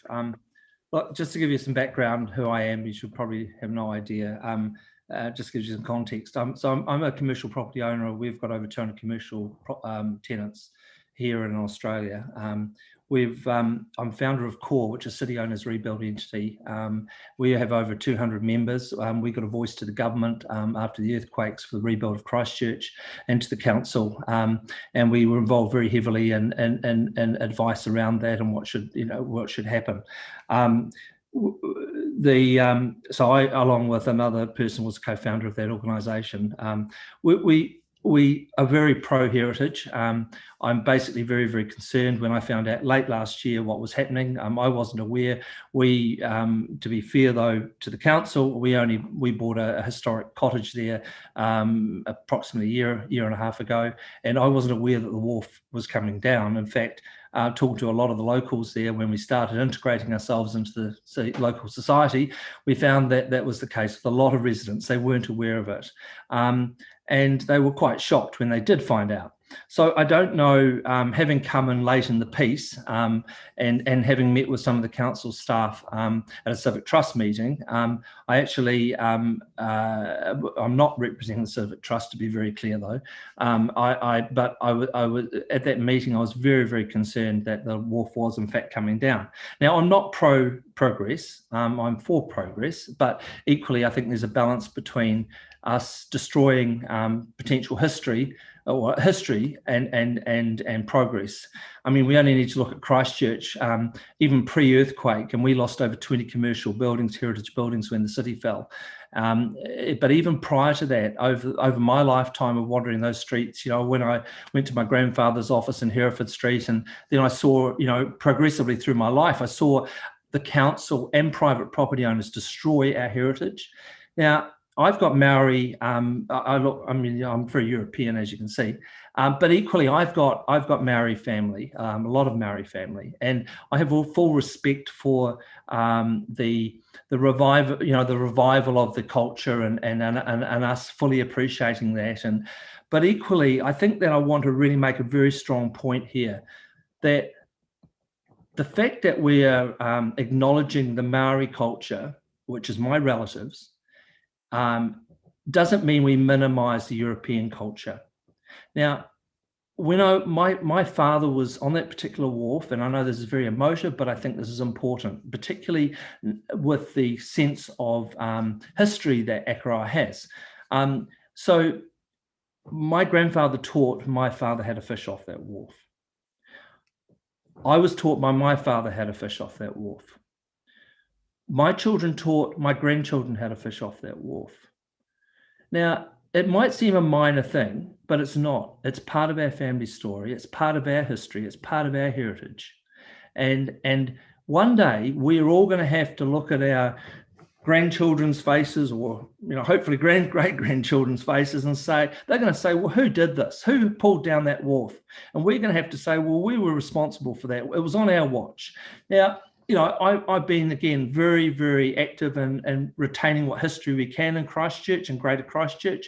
And I mean, you only need to look at the trams. You know, I look at the trams we've reintroduced, and I take my hat off to the council and Dave Hinman, who was very heavily involved in that. And I'd like to honour Dave here for that, because he did an amazing job to bring the trams back. Whose watch was it that we lost those trams? You know, somebody in the council made a decision, we get rid of them. Now, I don't want to just sit here and do nothing. I always thought it was Winston Churchill who said this, but it wasn't, but it was some other chap. But anyway, when good men do nothing, evil prevails, or something along those lines. You know the saying. Look, so we need to actually take this very seriously. What I'm very, very concerned about, having dealt with the Christchurch City Council for 30 years, and I appreciate there's some council staff and, you know, Deputy Mayor here, you know, and others, and obviously the community boards. And the community board play a huge part, because you're speaking for us. You're actually representing us, and the same with the city councillors and the deputy mayor. You know, you are representing us who don't have a voice to the staff and the council. It appears to me that we've ended up with a very, very, in my lifetime, we've ended up with a council that was very, very open, transparent, easy to get information from, to a very siloed organisation, and even siloed within the organisation. Now, that brings us to the point with the wharf, where what appears to have been happening with this is that the staff seem to be making the decisions, not you as the community board, not the residents, not the city councillors and the deputy mayor. And I know a lot of the councillors personally, and the reality is, it appears from my experience that and not just with this issue, we've got we've got a real problem within the council, where they are the staff are actually, it's like the tail is wagging the dog. It's like Yes Minister. I'm sure you've all seen Yes Minister. The councillors are being given, and you as a community board need to know this, and Andrew, you need to know this. It appears and that the staff have taken over, And it's been done very subtly over a long period of time. And look, I'm not criticising the staff that are here today, but it's a huge organisation now compared to what it was when I was young, and we haven't had the population increase enough to have increased the council to the level it is. But anyway, so I'm concerned that the staff are actually choosing what the councillor and the community board see. And you don't see everything because you physically do not have time to read all the documentation. I was talking to a dame, Dr. Anna Crichton, earlier this week about the wharf. She was horrified. She wasn't aware of it. You all know who she is. She's, head of the Christchurch Civic Trust and an ex-councillor. She made comment to me that the Governor's Bay wharf is in fact being repaired. So, these old wharfs can be repaired. She did also indicate to me that the council have an official policy around a heritage policy, and that has to be adhered to. Now, I'm not sure that this is being adhered to, and I'd like to question that. Are the council, in fact, adhering to their own policy that has been put in place?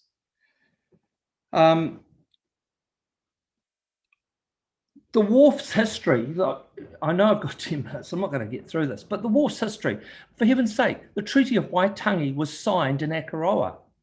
We beat the French, the English beat the French by what, 5 days or something, stuck the flag up. We've got the Britomart Memorial. This is the most significant place in the South Island.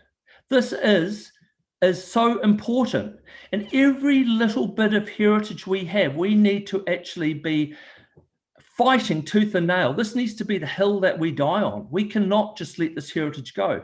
Since I was a child, and this is part of my motivation in buying a historic listed cottage in Akaroa, is that we cannot let this heritage keep dying. I mean, you drive through the main street of Akaroa and look how sad it's looking now.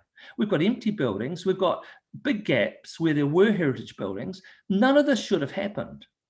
And it's got to stop. It's just got to stop. You give it another 50 years, you won't recognise Akaroa, and you're all going to be, well, our great-grandchildren, are going to, say, well, who did this? So anyway, I've asked the council in a couple of emails. I've asked initially politely, and then I asked under the Official Informations Act for the numbers, because I actually wanted to see the costs of repairing the existing wharf. Now, I have not had I had a reply, which is a brush off. I have not had a reply to the request under the Official Informations Act, which there is legislation around that, which the council were just ignoring completely. I would like to see those numbers. Now, I've been involved with, after the earthquakes, unfortunately, I've had to learn too many things, and one of them is engineering. And what I have learned around engineering, and this does concern me, the engineers that you've had actually price up or rather assess the damage or the state of the current wharf. In fact, the same engineers that have been engaged to do the design of the new one. So I say straight off, you've got a conflict of interest. I believe that I know for a fact you can get 10 engineers and you'll get 10 answers. We currently have a building we've just bought in the city, a 7-storey building. And I'll tell you which one it is. It's 159 Hereford Street, which is the most graffitied building in Christchurch, and we're going to turn it around and make it a lovely modernist 60s building, is what it was when it was new. Now that building, we've employed in fact two engineering firms and paying them for the initial concepts, because we know for a fact that they will come up with different solutions and they'll have different opinions. So one engineer saying this is not repairable is not necessarily the truth, or it is their truth. It is how they see it. I'm very, very concerned about, and this goes into the cost of this. We're talking 19 million. We've had a blowout in the last 18 months of another 30%. We've got inflation. We'll be staring down the barrel of 30 million easily.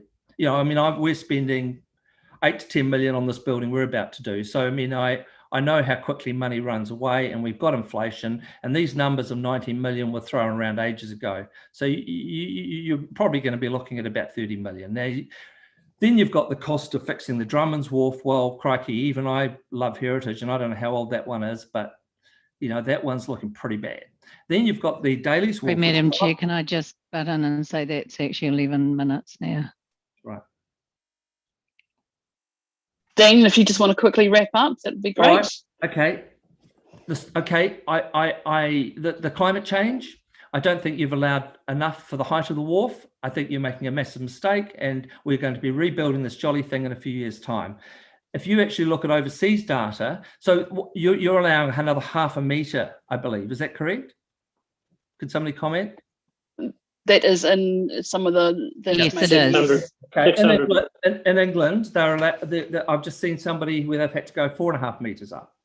So I think that the research or the information the council are being given is not correct.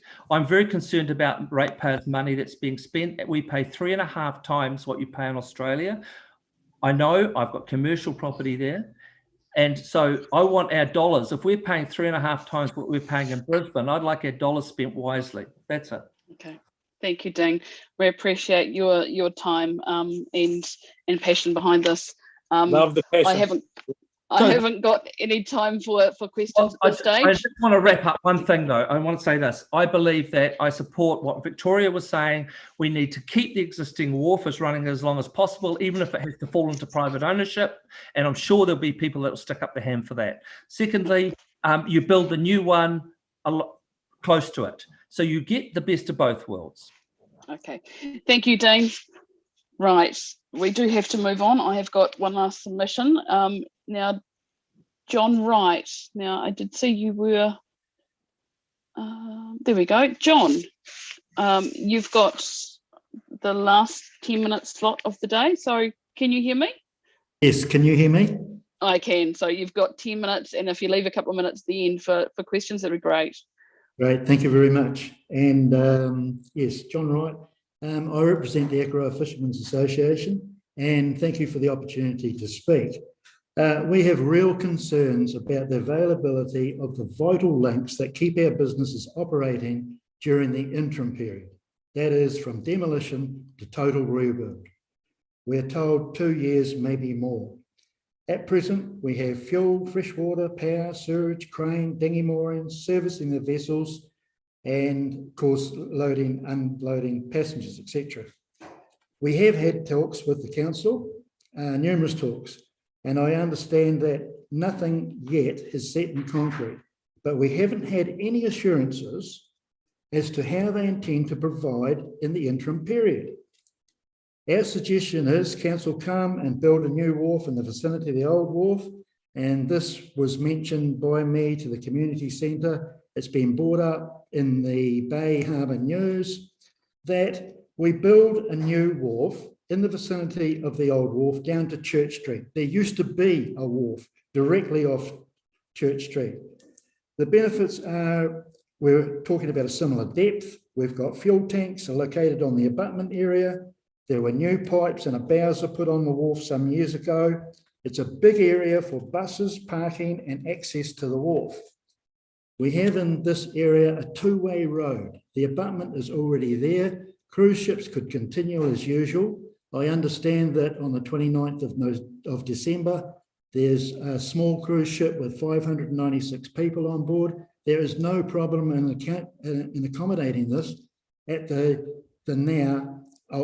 old wharf. The property owners can continue operating as been proposed, and I'm sure that with this message, a lot of the concerns that previous speakers have had will be solved. We know that the wharf is going to be 600 higher. So build a new wharf, leave the old wharf there, let us continue for the next 4 or 5 years, because they're talking about hopefully kicking off with a new facility in 24. And like I say, a lot of the obstacles and that have been mentioned by previous speakers can be solved. For instance, if Drummonds was to go ahead and it's a walkway, how do you load 60 cray pots onto a vessel?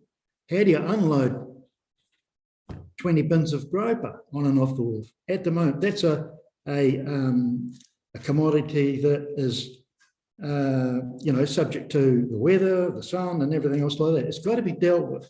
We have a crane on the wharf. We actually pay to use the wharf. We pay berthage. I actually own the crane. I pay a license to have it there. Another thing about perhaps the introduction of Drummonds Wharf, it's shallower. It would have to go a long way out to accommodate the likes of the Black Cat. The Black Cat draws 1.6 metres and it needs a metre at low tide. That would put it right out amongst the moorings, which would have to be displaced. Money spent on Drummonds and consent wouldn't be necessary. I would suggest anybody that has voting rights or power to influence, if you're not familiar with the area, come and have a look for yourselves and imagine access to the likes of Drummonds Wharf. You've got businesses from Church Street along Beach Road, all on the other side of the road.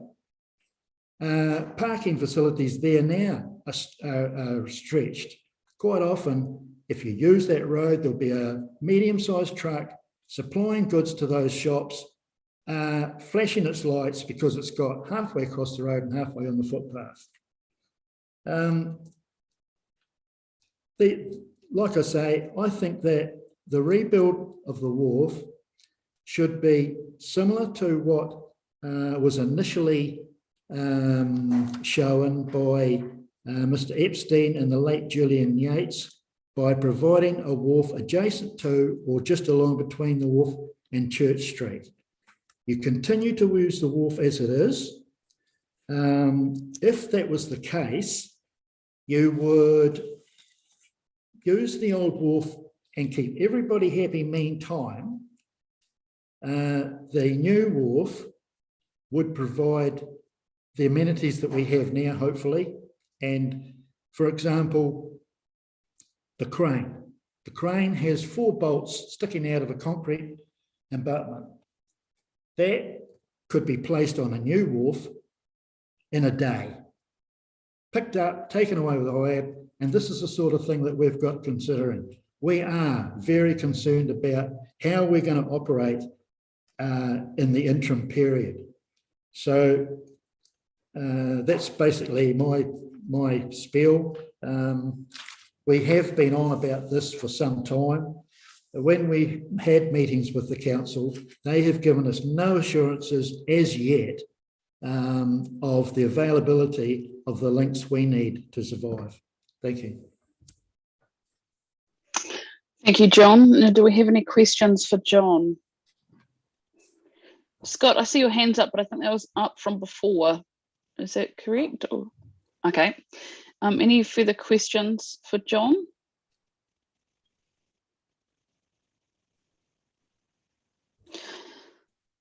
It doesn't look like there's any questions at this stage, John. We appreciate your submission and both your written and verbal submission. You've left us with a lot to think about. So no, thank you for your time, John. Appreciate it. Thank you. Thank you. Right.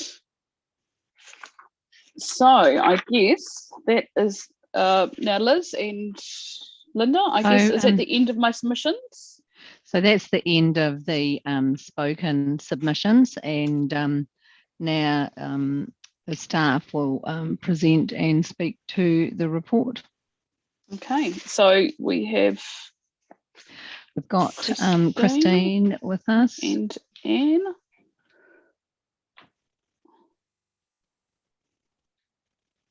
Christine, is it just you, or who else is going to be, or Anne, who's going to be speaking to the report? Hey guys, can I just have 2 minutes just to send, I just need to go between laptops here. Yep, no, that's fine. So in that 2 minutes, can we just say a big thank you to Mike, Victoria, Harry, Nina, Michael, Hugh, Chris, Paul, John, Dean, John, for the time you've taken and the submissions you've spoke to. That's really good information. some of which clarified things for me. I'm sure it did others. So big thanks, guys. And yeah. Thanks, Scott. Yes, no, I do acknowledge that any submission, both written and verbal, do take time. So no, I appreciate what everybody has put into this. It's certainly not been an easy one or a quick one. So Sorry, yes. Sorry, it's Hi, Pen Pen. here. Sorry, I'm just going to let you know that we're going to turn the videos off of anybody who's not staff or board members, so that it's easier for you to manage the discussions and conversations. Right, just letting everybody know that we're doing that. Okay, thank you, Pen. Yes, that is appreciated. So it also makes my screen a lot clearer to see. So if you can't already tell, I'm looking at multiple screens here, one of which has got my camera on it and one of which has got everybody else's face, so I can see what's going on. So hopefully everybody has been turned off and we're just waiting for Christine to come back on the screen.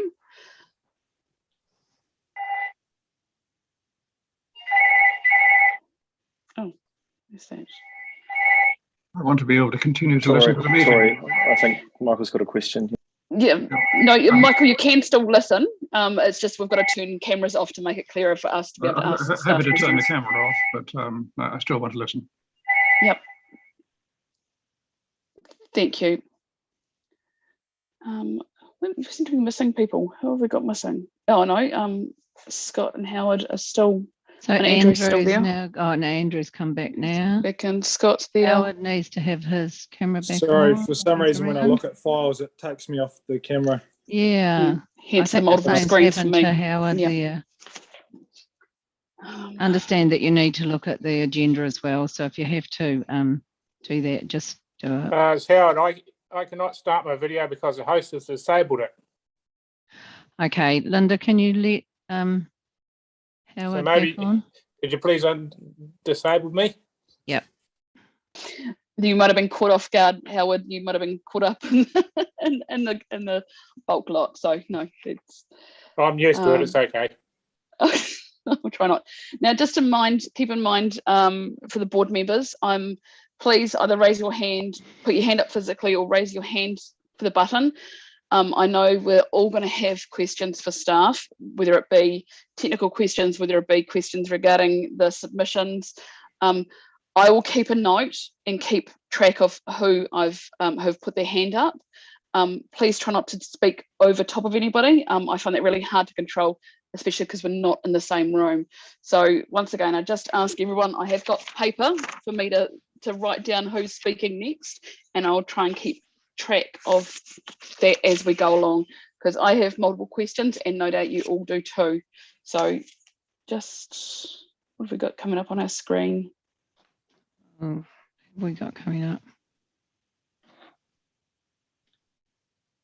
Can we turn that off at all? Christine, are you trying to present? Not yet. I'm actually trying, yeah, I'm trying to open my folders. There we go. Because I'm not on my own computer. I'm working across the system, so I'm hoping my presentation will show up.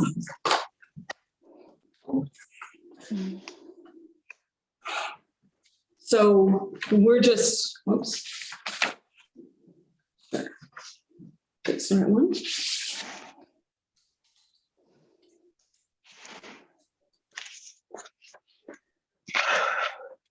Just making sure it's saved here. Yes. Anyway, there we go. Just because I'm working in a different space, so I'm just in a room here. I'll just put the video on. So we thought it'd be best to get a few of us into the one space.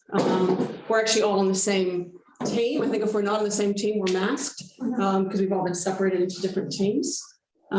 So we thought it would be best to be in one space to kind of support responding. So I'll just share my screen. That's working. Yep, that's working. Thanks, Christine. There you go. So maybe we should just go briefly around the table and tell you who we've got here. So Sorry, Victoria. Victoria Bless, Heritage Conservation Projects Planner. Christine Bowe, Project Manager. Matt Wallace, Consultant Planner. Paul Devlin, Park Ranger. Kate Holder, Region Park. Great. So, yeah, so we thought that might help the process along. I still can't quite see what I'm clicking into, but we'll just go for it. So obviously everybody's got a copy of the report, and so we'll just kind of go through some of the key elements there, and then we anticipate some Q&A. So the recommendations on the screen, so it kind of cuts off for me, but essentially that the board receives a staff report on the design, the consultation, and kind of moving and the concept, and we're really quite keen to proceed to detailed design. So I think a number of comments were made today about wanting some more design and wanting some more detail and wanting some more information. I guess we're at quite a critical point from that perspective as well. In the sense that we have done a fair bit of work on the project. We do have a pretty good understanding. A lot of the options that have been talked about today and referred to today have been discussed and have been looked into.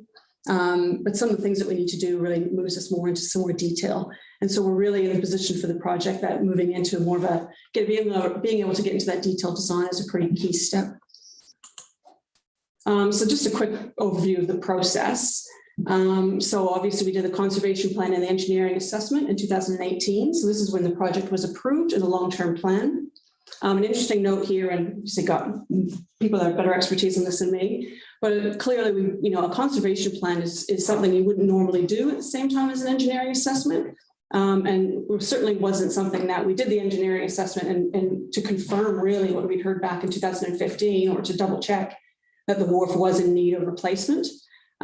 So we did have there were two separate engineers that have given us that advice. And so it was an interesting process with the conservation plan in that really what they found was that the structure isn't to be saved as such or conserved. And it was actually quite a tricky report, I think, even for the report authors. So but what it did get us to the point is that we recognized and had confirmed that it needs to be, thank you, Paul, that it needs to be replaced. So from that work, we thought it was really important to go out to the public. And we did do the Have Your Say in 2019. At that time, there was a lot of feedback about cruise ships. And that was probably one of the key things that was coming to us from the feedback was how do we accommodate this? And there was obviously a lot of discussion around that. Things like destination management that came up and, I think are still issues that we are still talking about today. Following on from that, we did some more work. So we did the MCA, this multi-criteria assessment. We came up with some options. We did some engineering work, got some bathymetric, had some more heritage discussions and talked about a few different approaches with a new wharf, which included, the next bullet is about options explorer.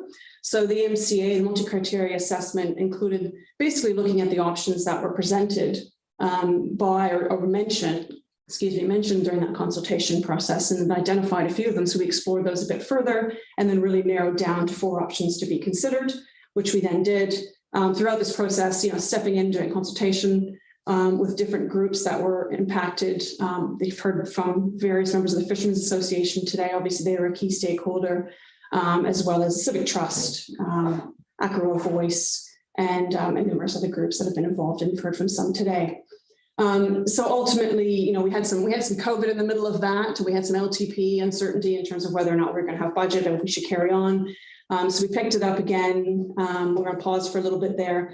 Picked it up again and really started exploring and digging into the one option that we actually thought had some pretty good legs, which was building in parallel. And I'll get into some more detail on that. And then we actually found, doing some engagement with contractors and from a construction perspective, amended that, went back out and did more consultation with stakeholders, and then ultimately got to this public consultation that we've just completed at the end of January, and got some feedback from that, amended that, and then here we are today. So I guess the idea was really, taking that feedback we've gotten from people to get us to where we are now. So just to kind of show you briefly, there were the options that were, so we'd sort of seen there was an option to put, there was actually quite a bit of support for it, an interest in putting a second wharf, which obviously would be quite expensive, out at Children's Bay, and that you could have all the tourist vessels kind of use that as a base, but then it would also require upgrading the existing wharf. So obviously had some issues there from cost, not to mention water depths, et cetera. So the preferred location was sort of in this area. It was identified quite quickly for a number of reasons. And so this image talks about the heritage setting. It does have a note that I think was picked up upon. It talks about existing wharf and buildings to be removed. I think what that meant, that may have been taken incorrectly. My apologies for that note being retained. It just meant that it's not, the buildings were not a part of the, it's not part of the council's scope, the buildings, because as Paul Milligan has mentioned, they're obviously privately owned. And one of the key things as well was looking at this bathymetry. So I find this quite fascinating, but really when you get in these depths, this white area from the coast out to here is basically 0 to 1 meters, so quite shallow, and water depths obviously getting deeper as you go out. And you can see in the area of the existing wharf, the existing vessels using it have obviously kind of plowed, or over time, and as with continued use, have kind of created an area of the wharf, around the wharf, that has meant that vessels can get through, with the vessels that need more space, obviously more depth, using the back end of the wharf more regularly. And what it does show is that obviously this Church Street option and even some of these other options, we would need to sort of start from scratch in terms of that dredging, and we'll talk a bit more about that as well, but just to show you that context. So here's the existing wharf. Obviously we got our surveyors out there with the drone, a good photo. So some of that consultation, some of that feedback that we've gotten, we've heard most of it today as well. So I won't get into too much detail, but essentially some of the key features are about the wharf materials, the historical and the cultural significance. Having a working wharf, I think that came throughout both consultation processes, is that people want it to be authentic. They don't want something that's a facsimile. They want it to be a real functioning wharf, much the way it works now, but recognizing that there's obviously going to be some future changes. New wharf to cater to the larger vessels. There were 14 submissions that were out of the total 47 that were quite opposed to the stairs or the knuckle. Sea level rise, there's a number of comments that talked about, why are we not going bringing wharf 1.37 or more higher. Accessibility, really great to have some feedback from that group today as well. Commercial buildings on the wharf, and availability of fuel and design features. So there's a few things that was mentioned. I think there was mention about Wainui again today as well. I think speaking with the Fishermen's Association, we've really kind of excluded that one from too much more conversation. Floating breakwater structure wasn't really something that we need to explore more. We've had comments about no need for a new wharf and the floating wharf structure. So we have been looking into that as an option, but it has had some risks and it hasn't been done a great deal in New Zealand. So essentially, I just know there's going to be lots of questions, so I'll try and move through this, but just yell at me if I'm going too quick. Preferred concept plan. So where we're at now is that really we want to confirm a few things so that we can really start getting into some of the more, getting some more information and getting some more detail. One thing I'd really like to do is get some geotech done, because that will help us with a number of things that we want to do, but I don't want to spend any money on that until we have a confirmed location for the wharf, because it's just money thrown away. So really, that's the kind of stuff we'd like to get into, as well as some more design. But really, we're feeling like the consultation that has happened has given us some pretty good confidence in terms of the length and width. So keep it the same. We heard that quite strongly. 150 meters, 55 meters long. We've looked to make it a bit wider. I think we're just cognizant of budget restrictions, but that we could make it a bit wider, 0.7 wider than it is now. An additional pontoon structure for a total of 3. So I've heard mention of 4 today. That's quite interesting. So we're suggesting at the stage 3 to get some more capacity for users, and particularly for recreational users. Orientation of the pontoon. So there was some mention of that in some of the submissions as well. We're showing those perpendicular. That's based on some feedback we got from the Fishermen's Association. We talked to them a few times. We've had different feedback, but the last meeting we had with them on the 7th of March, we just said, listen, we want to have some really clear understanding. We want to put something on the drawings so that we can be really clear going out. And so that's where that's coming from. So it's very much from a functional perspective, and it is something that will be reviewed and refined during detailed design. Fuel provision, so really great to hear from Nina. We've been having some conversations with her as well, and really important that she speaks to the community board today to talk about fuel options. Staff have basically indicated that we feel that petrol and diesel should be available on the wharf, as well as provision for future sources as well. And obviously we're quite keen to hear back from the board on that. The deck height raised by 0.5 to 0.65 to allow for sea level rise. I'll get into some more detail on that. Construction materials to be a mix of concrete and timber. So I think that's something that we know we're in a situation where we've got material costs rising regularly. Inflation, I think, of materials has gone up about 13% on average over the past 6 months and continues to do so. So we're quite mindful of that. Simultaneously, we're looking at other material supplies, including getting reclaimed timber from other sources in the South Island. So we've been investigating that quite seriously and have gone out to have a look at that material. So we're looking at ways to save costs, get a really good, robust solution, but one that actually respects that authenticity that we spoke about earlier, seeing that that's really important. And really that silhouette, I'm talking about the heritage. I mean, we heard quite strongly from the heritage perspective and been working quite closely with Heritage New Zealand and looking at that silhouette of the wharf and its position in the bracing and how that sits being really significant. So we're looking to retain that as well. And we're suggesting that we dig further into that. So this is just a quick plan that shows you what that looks like.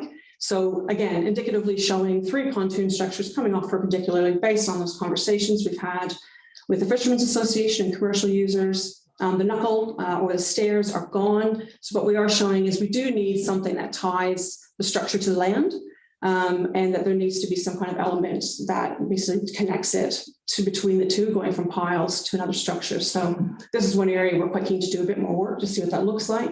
And we know in Uku in particular, we're quite keen to talk about what that transition, that sort of threshold could potentially look like. This is just an image that shows it. So again, using that drone photo. So we just asked them to put in, with some boats and to show sort of the perpendicular alignment and what that could look like. The structure itself actually looks a bit lighter in this. So we're trying to show as well, obviously there's marine growth on the wharf, but currently you've also got a lot of these piles that are doubled up.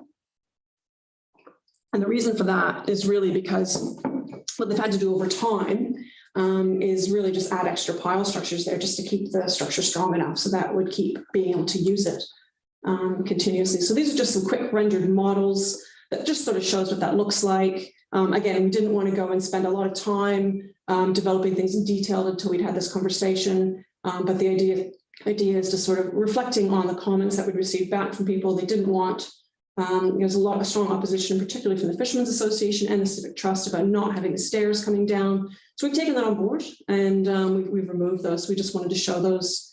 But I think, there's some opportunity. This is really going to be timber. We're looking to retain the railing structure that you've got now, including that plinth.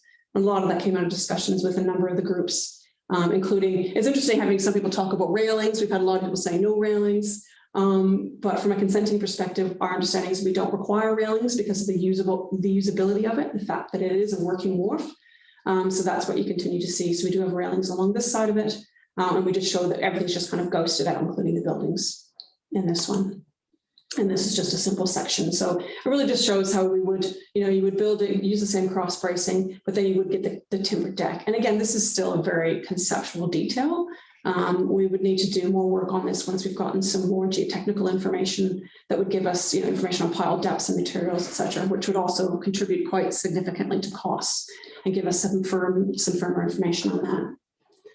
So just kind of as an overview of what I've been talking about, we do feel that we've been consulting regularly with stakeholders and user groups. It's unfortunate that that hasn't been a consistent message today. I guess it's one of those areas we can always do better.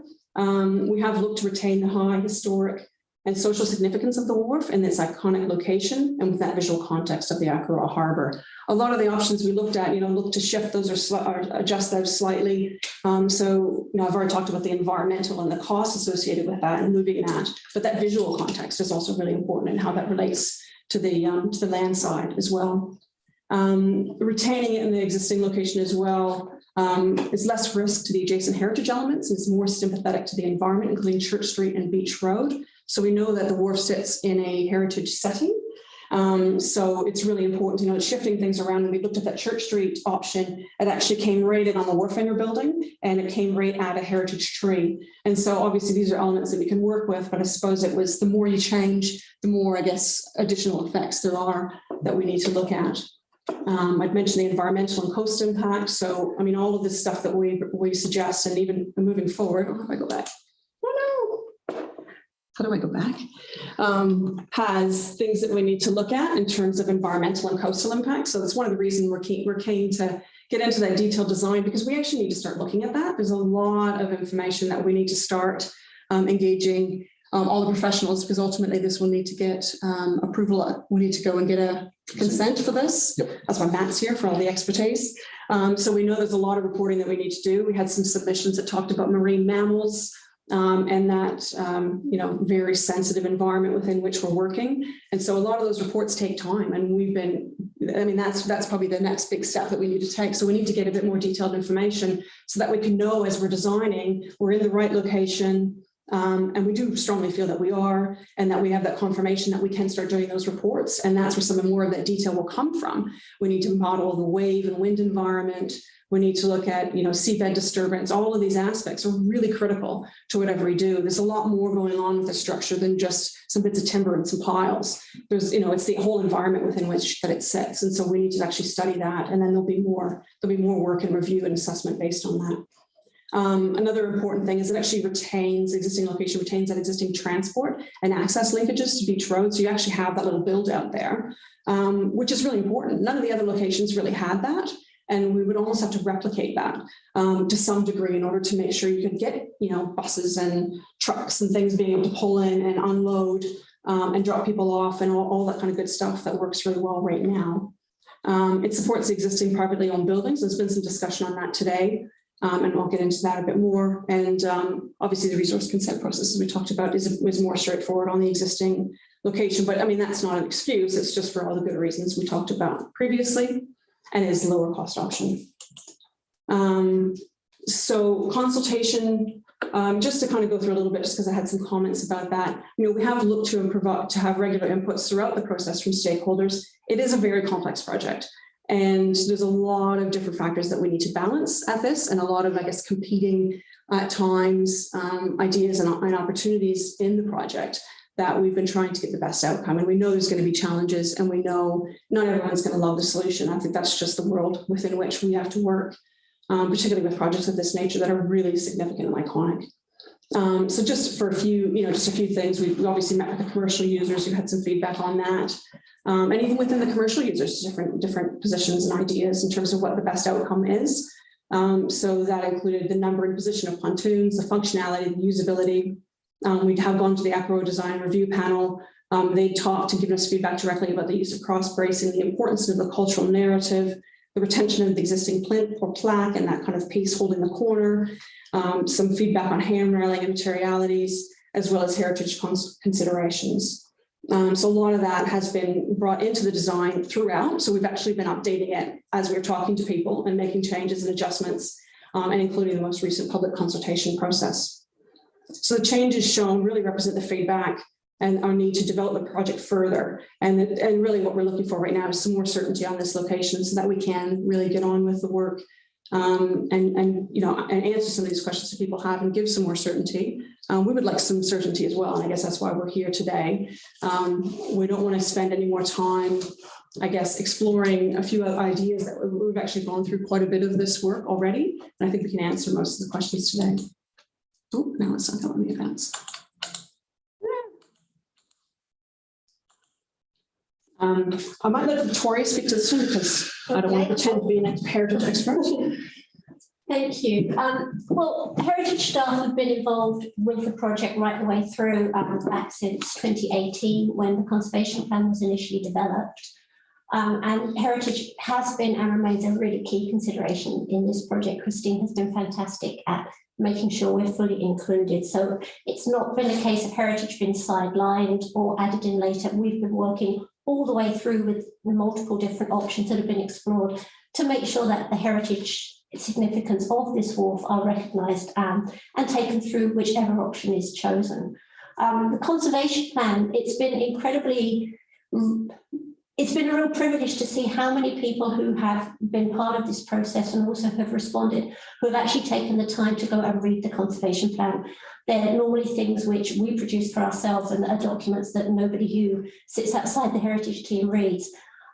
This heritage conservation plan for the wharf was actually commissioned at a time when it still appeared that there would be options to repair the wharf, and nobody had really realised exactly how bad a bad condition it was in terms of the engineering. And I personally, as well as the rest of the heritage team, have had to adjust our ideas and what we took from that conservation plan in light of the new engineering. And it's not always been easy for us, so we can completely understand why the community are perhaps feeling, well, the conservation plan and what we're seeing now don't match up as much as we would have liked.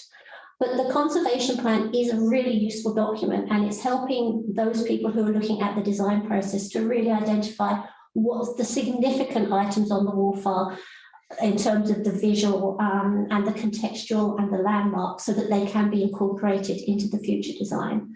But what the conservation plan doesn't cover, and where I'm keen to start working, is that social and cultural and historical significance that sits around the wharf. I mean, I've just sat here for part of this meeting, and I've already spoken to some people. I know that there are some people who have made submissions today. I've heard their stories, but just hearing Dean Marshall and John Thacker and John Wright talking about how they grew up, what they learned, and how much that wharf meant to them in terms of that intergenerational sharing of time with their parents and learning.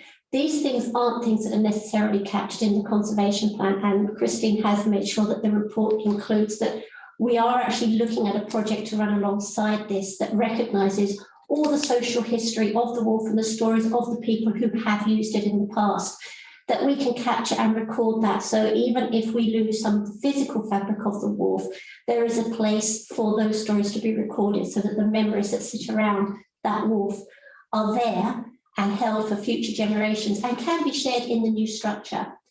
I did notice as well that the report talks about the requirements to engage with Onuku and Heritage New Zealand.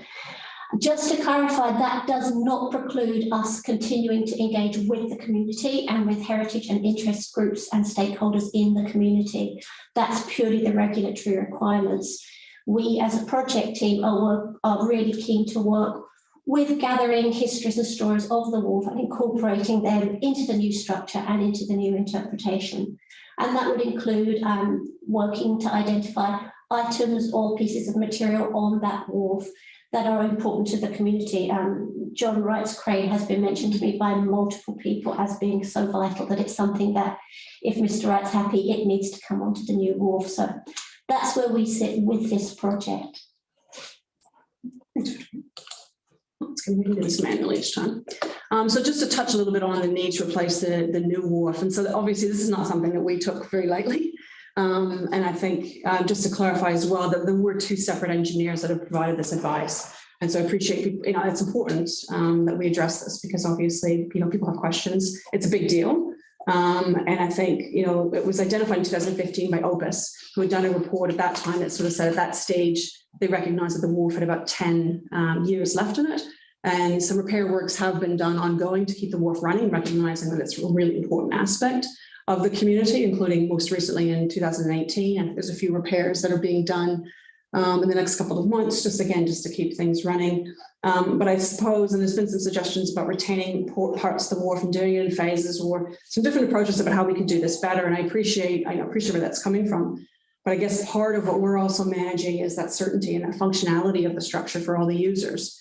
And particularly, we're talking about all the commercial users that use it and what that looks like and how you do that. It's actually quite costly, and it takes a lot longer to do that, not to mention the health and safety issues as you're sort of repairing things as people are using it. And we've already got weight limits on the wharf and how we manage that.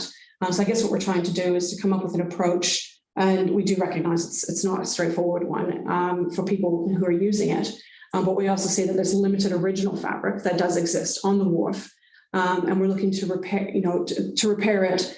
So if you were to repair it and try and retain the original fabric, you're basically rebuilding it anyway. And the feedback we've gotten from the construction industry, it would be a very long stage process and very expensive.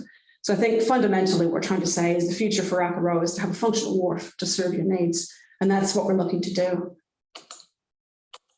So I just put in some imagery of the repair of some of the areas. I'm sorry, it cuts off on my screen. I'm not sure if I can move those around. There we go. And so just show some of the images from around, from underneath the wharf as well.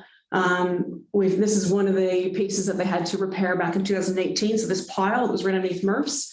They actually had to have them moved off the wharf, and it's kind of difficult to see, apologies, but it's, because they're taking these underneath the wharf and it's quite dark and shady.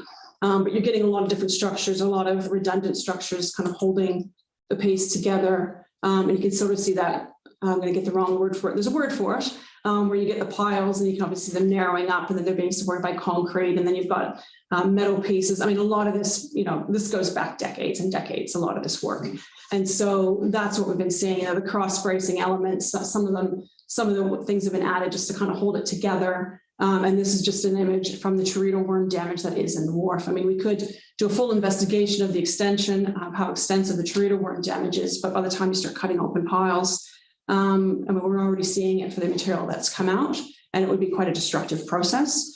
So the expert advice has been that there is enough information that shows that it is quite seriously in decline, and now is the time to be doing it. So we don't really want to be, delaying work. So you can see one of the piles here is just kind of floating.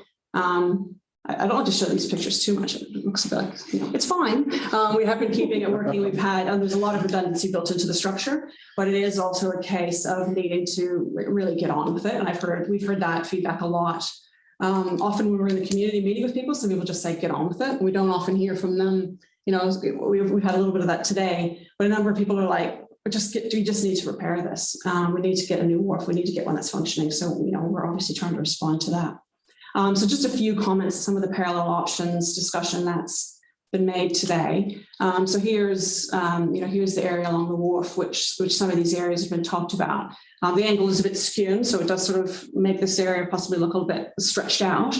But as you can see, looking at Church Street, you've got pretty limited options for bus parking and access. Looking at a parallel option, I think I've mentioned you'd actually have the wharf. We did look at this. You'd have the wharf coming in sort of to this area, and you've got existing buildings and trees and fabric, not to mention the environmental sides of it, the seabed disturbance, this heritage setting, the visual landscape impact, and the isolation of existing buildings. So I guess it's also consideration of these existing buildings and how that sits within the landscape context of that waterfront area. So there's a few things we need to think about.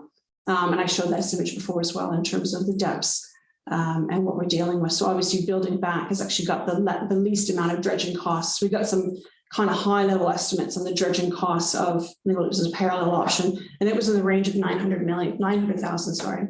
The issue there is that we have nowhere to take that material. You can't just drop it out in the sea. You have to actually take it somewhere. You've got to truck it back into Christchurch. So that's not something we take on quite lightly. So there's a lot of these sort of considerations.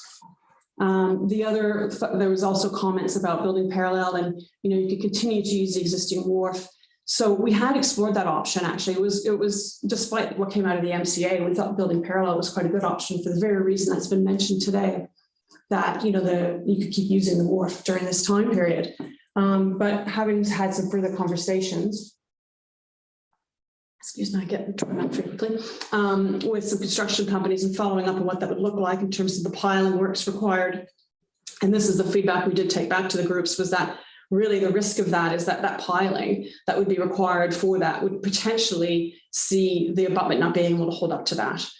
We have complaints when a boat hits the wharf, it does a bit of banging and it kind of shakes everything around. So imagine a massive barge and pile driving operations going next to this wharf. So I guess the main concern we'd have from that approach is, how do you keep the current wharf running when you've got it banging and shaking for 3 months consecutively? So I mean, this is definitely a risk, and so this was one of the main reasons why we went away from that option, because we could not guarantee that the existing abutment structure could hold up to that. And just some images of it. So there's obviously some cracks. It did get quite a bit of damage from after the earthquakes as well, and so it's definitely on decline. So just to touch upon some of the comments, I'm not sure how much more time we need to spend on that, but I guess in terms of us getting the feedback from the community and then what we've done with that, and then this option that we're coming to you with now, we sort of felt that we went out with kind of what we'd heard, the best information. But there was also still a lot of really good support to sort of see the knuckle and to have some stairs and have some access to the water. But we heard what people were saying. We heard about the safety risks. The feedback that we had from the Harbour Master's office and from our own transport people were that wasn't so much a safety risk from that perspective. But we did recognize as well that we are in situation where costs are rising. And so we did feel that given the concerns that people had, it might be best just to remove it and really to move on with things. We wanted to make sure that we were doing something the community was keen to receive. And so really what you're seeing with the new wharf is much the same as what you have now in terms of the structure of what we're proposing. Sea level rise, there's a number of comments about that. It should be higher. Why are we not doing it higher? So I guess it's really some practical response to that. And so we obviously had that report that was included from Jacobs. And then there was comments in the submissions about their more recent Tonkin and Taylor report. The feedback from them was basically that all that is considered. So it's basically all based on that feedback from the Tonkin and Taylor. It goes back to the various coefficients of flood levels and storm surges. And so it's all based on the same data and the recommendation remains the same. And so what it does is we look at the coastal risk assessment and really a practical approach with the local infrastructure. So sure, we could have a wharf that's 1.37 meters higher. But I guess the comment was that at that point, if sea level rises to that level, all the local infrastructure connected to it would also be inundated. And so you would need approach for that whole area to manage that. So, and we know with the seawall, there's been consideration as to how that could be managed as well. And so we're looking to work into the existing works that have been done, but also to do a practical approach. It does allow for, I guess in terms of the way the structure works, is it does allow for some amount of overtopping. So that could happen. And that, as long as it's designed for that in 50 years, that might be the case. But we're just really trying to find a practical approach. And this is what was, I guess, the advice that was given by experts in this area. Fuel provision. So again, I think that might be something that we're keen to hear more from the board on. I'm not sure, Paul and Kay, did you want to add anything to that? It'll just be good to get feedback from the board, as you're saying, and then also considering what the future looks like for this wharf and some level of future proofing. I can completely understand the concerns of the fuel people in Akara, so it'd be good to get some guidance on that. Existing buildings, it's good to hear from Paul Milligan today. So obviously there's 2 privately owned buildings. And just to reiterate, the buildings are outside the scope of the project. So that was quite clear to us. Demoing them or, rebuilding them or redoing anything with them is really not for council staff. But there has been some ongoing discussions with the building owners, and it's pretty complex. The relationship between the two. I've had a few property people say you would never create a situation again. It's not ideal from a number of perspectives, but it's a situation that we have. And so I think we also respect and understand that you've got business operators. It's been a tough couple of years. And I think this option was definitely presented to us by the 2 independent owners as being preferred from their perspective, because obviously the wharf is back in the same location. It's not without its issues, but every option has issues. And so I think it's the kind of thing that, it would be good to keep working together with them on that. I understand they've done their own independent engineering assessment. I haven't seen it yet. And so we're just looking to continue to work with them on an approach there. And we do know it's going to be a little bit tricky, but that's why we need some certainty in terms of what our location is before we invest too much more time into assessing various scenarios. And temporary access has been mentioned. Oh dear. I'm not gonna do this again. So I've got different laptops. So temporary access has been mentioned. And so just to, is it gonna let me do it? Come on, button. Sorry. My glasses work for some things. There we go. So an approach is to be confirmed. And so, we've been talking about different approaches, including floating pontoons to the existing buildings. This is just a shot of Drummond's Wharf that's been mentioned and was presented to us as an option by the Fishermen's Association in the submission process that was received. And so we've had some conversations with commercial operators about that. Daly's Wharf has been mentioned as well. And so again, I think, it's just not a path that we want to take too far until we know we've got the right approach.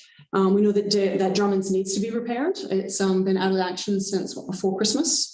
So I think it's sort of had to be shut down. The idea there is really that you could build a bit of a legacy, I suppose, for this project in terms of, to use the words of Paul Devlin, and what that could be. And right now it steps down, maybe just go straight out. And one of the options would be that you could put basically one of the pontoons we're looking to purchase for the new wharf. You could get that in early, float it off the end, and then you get the depth for users. The width and the strength of it could be increased slightly. I mean, obviously we want to do it in a way that we can get it consented and rebuilt and fits within the context and character. So there's a bit of work to happen there, but what we see is the work has to happen anyway. And if we stick more closely, I suppose, to the form and shape that we have now, it could be relatively straightforward. But again, we don't want to go too far down this track. So we did follow up with the Fishermen's Association after we got that submission. We met with them on the 7th of March and just tried to clarify a few comments that we'd received from them. And so really, I mean, that would be one of the first steps we'd look at, is to see how that would work and how we could continue to work with them on that. And it's a very significant aspect, and we don't underestimate how complicated this could be. But I guess in terms of a time frame for construction, we're looking at more of a 12-month period. I suppose one of the biggest factors that we'd have to work through is the removal of the existing wharf and the archaeological work that needs to be done there. So that's something that, again, we've got an archaeological assessment we'd like to get underway, that we'd like to advance, but until we know what the approach is, it's not worth doing that. So there's a few pieces that we need to confirm, and that will determine deconstruction time. But early conversations that we'd have with contractors see that as a bit of a 12-month process, and demolition would be that kind of varying factor on that. So that sort of sums up the main things from me. So just in terms of next steps, I mean, a lot of this is to be confirmed. So the community board report is obviously today. Council report, I heard mention about us going to council in a couple of weeks. It's news to me, or next week. I think we're just sort of, that's really up to the community board. And then this report would go, I guess, as soon as, depending on the outcomes of this meeting.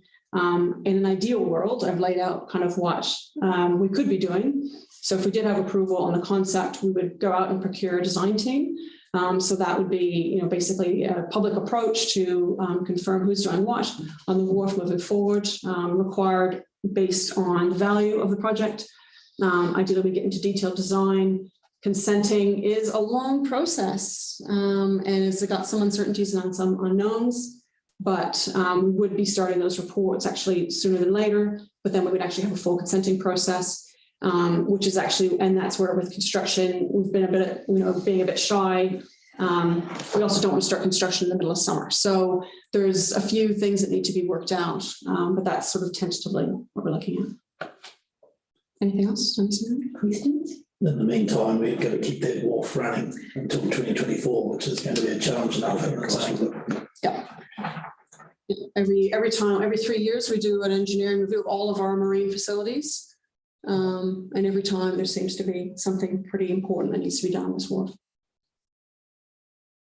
So that's me. Questions? Okay, thank you, team. Appreciate that you've gone through a lot of information. So I'll start writing down who I've got first. So first I can see is, hang on, Nigel, then Andrew. I know that everyone wants to ask a question, so we'll start off with Nigel, then Andrew, and then we'll go on from there. So Nigel.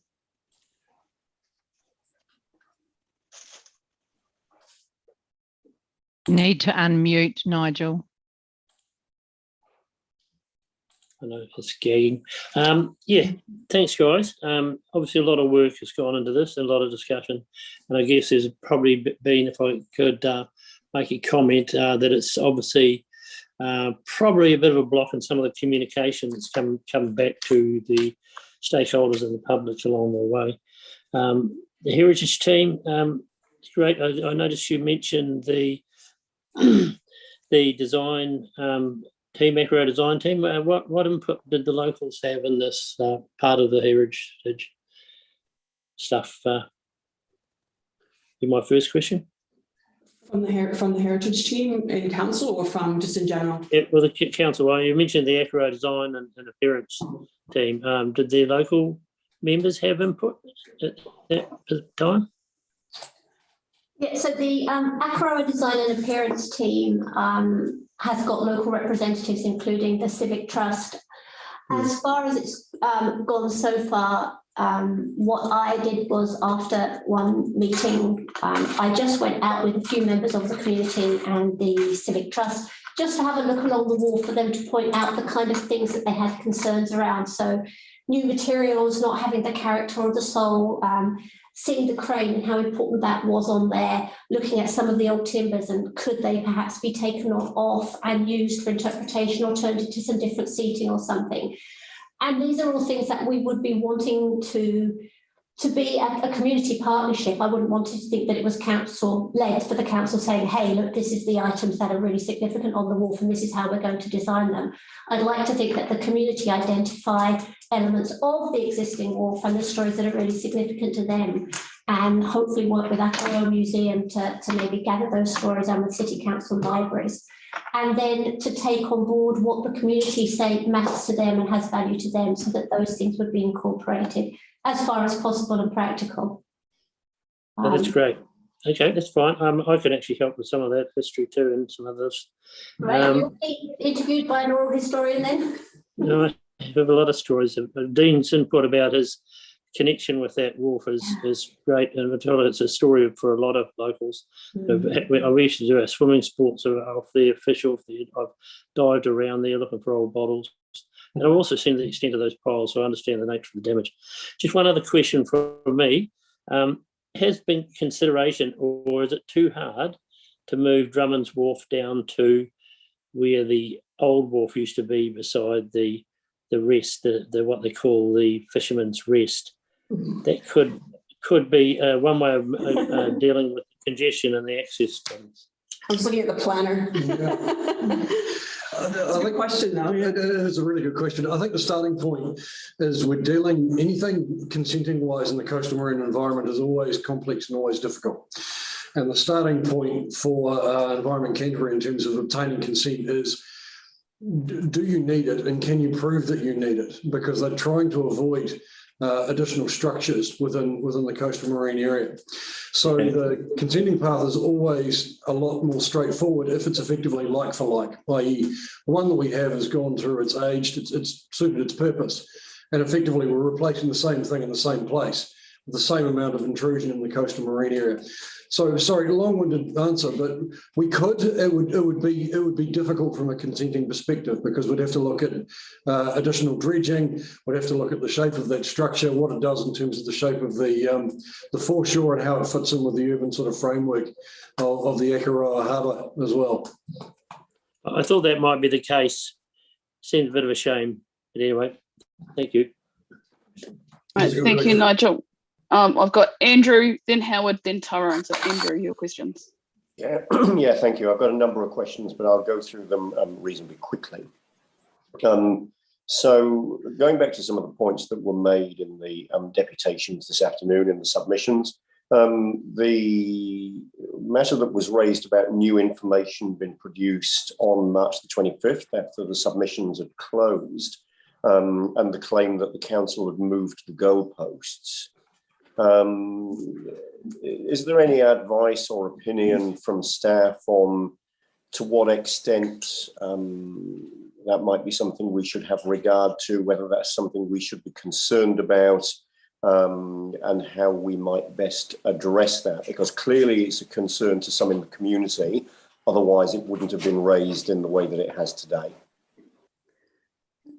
So I guess the information that was, so we had a query about providing the multi-criteria assessment, which at the time that we were taking the information out to the public, we were advised that because there was some confidential information about costs, that we would basically, because the engineering report that we did put out had kind of really all the key information from that in there. It did provide more detail in the MCA report, but the advice was that that actually gave a really good overview of the information, and that we didn't really need to put it out there. And then we don't like to put things out that are redacted. So we did put the information out, but we did have to redact it. And then I think that was the timing, was the review of the redactions necessary in order to get that out. And I think the request came in not long before the end of the closure of the, I can't remember the exact date, but it was definitely within the last week before we closed the 8-week consultation process. So that was the delay, and that was the information that came out. So was the new information, you know, the format of the information obviously was different, and the document needed to be redacted for those and so But was it actually new information that was put into the public arena at that time, or was it the same information that was there, but just in a different format? It was essentially, it was more detailed, but it was the same information. So it just really went into more reason that was then summarized in the engineering report that went out. So I think, I mean, it was, I guess, is that a fair response? I mean, it was, I'm just trying to make sure I answer, because I know I appreciate what you're saying. It just provided, it had a bit more information in it, but it was the same information essentially. It was basically preferring a certain option, and this was the reason why.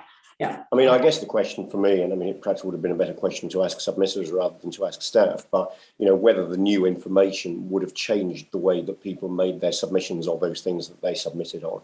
That's the key point from my point of view. But no, the answer to the question, as I've put it here, is useful. So thank you.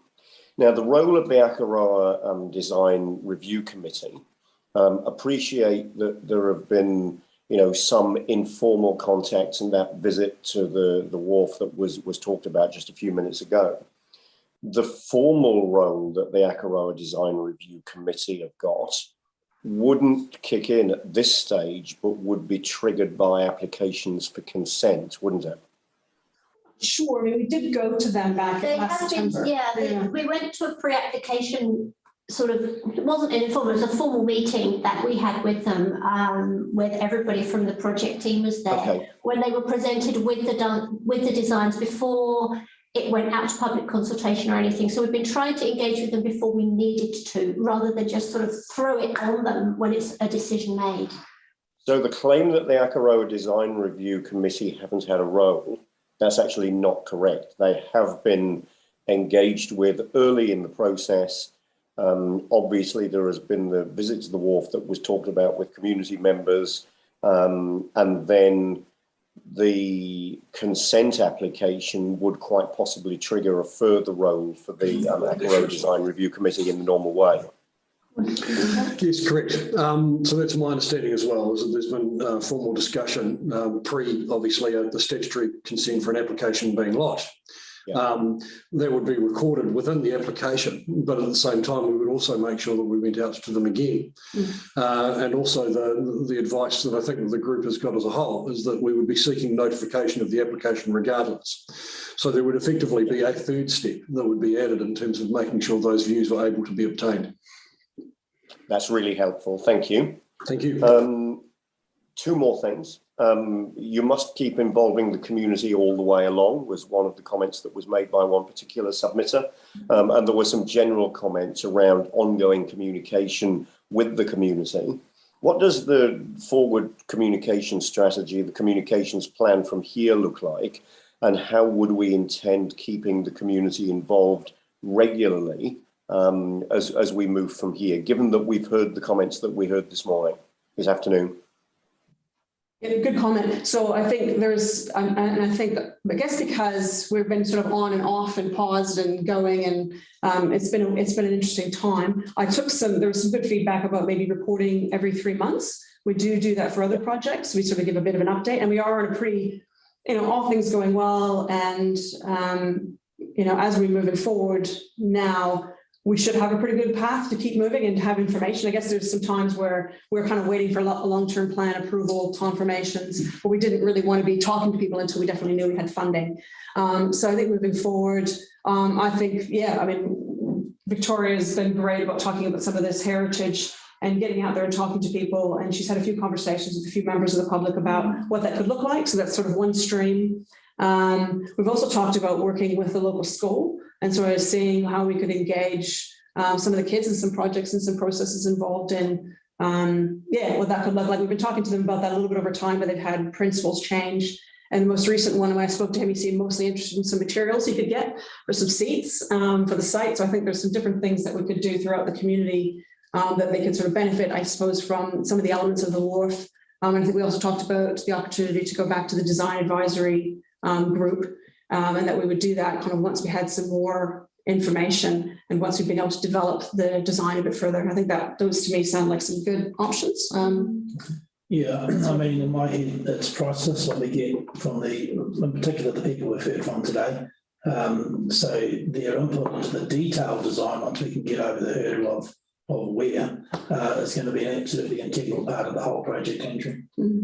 I should also mention the Fishermen's Association story. I mean, I guess with some of the stakeholders, we just keep, that's what we've always said to them, as well as the building owners. And we'll just, you know, I'm not the expert at how you tie up your boat to that wharf. We've shown some pontoons on that structure, because I think there was a few different ideas, and we said, well, we're just going to show them as perpendicular. It's just indicative. We're going to come back to you with a plan. Now I want you to show me, you know, where does the ladder go? Where does the, I mean, it's that direct stuff that we, you know, we're not going to pretend we know how to do that best.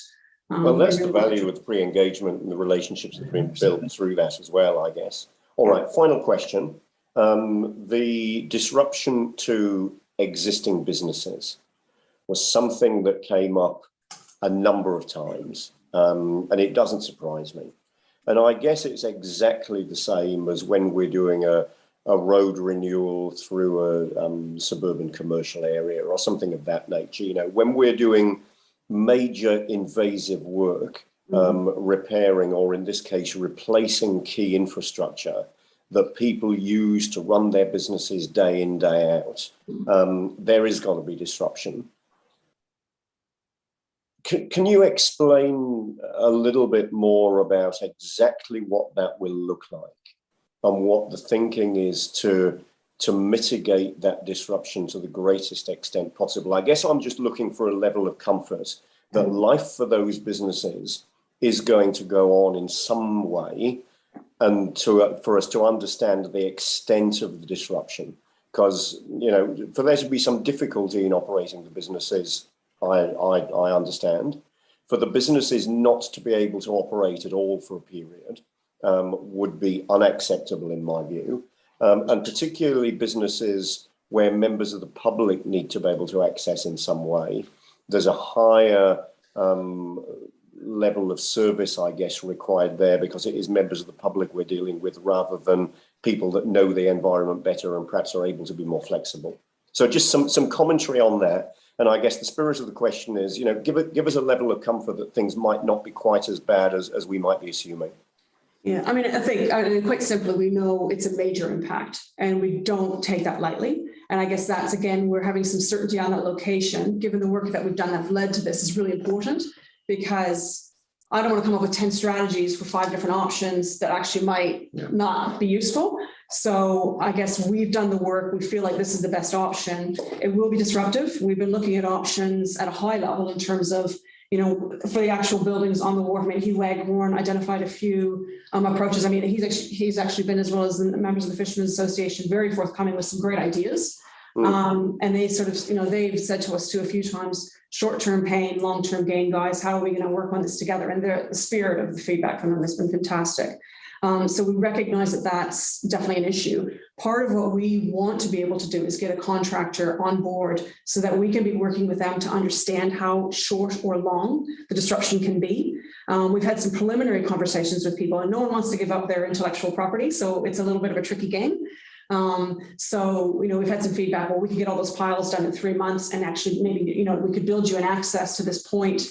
That could be one approach. You could put a foot, you know, basically have maybe there's 3 months where everyone's highly impacted and we need to put temporary, you know, put people in temporary buildings to operate their business, use Drummond's Wharf, for example, or Daly's Wharf. So there's a few different strategies we'll need to put together, but we see that at least for 3 to 6 months, you know, pending further conversations with contractors, I think it would be very impactful.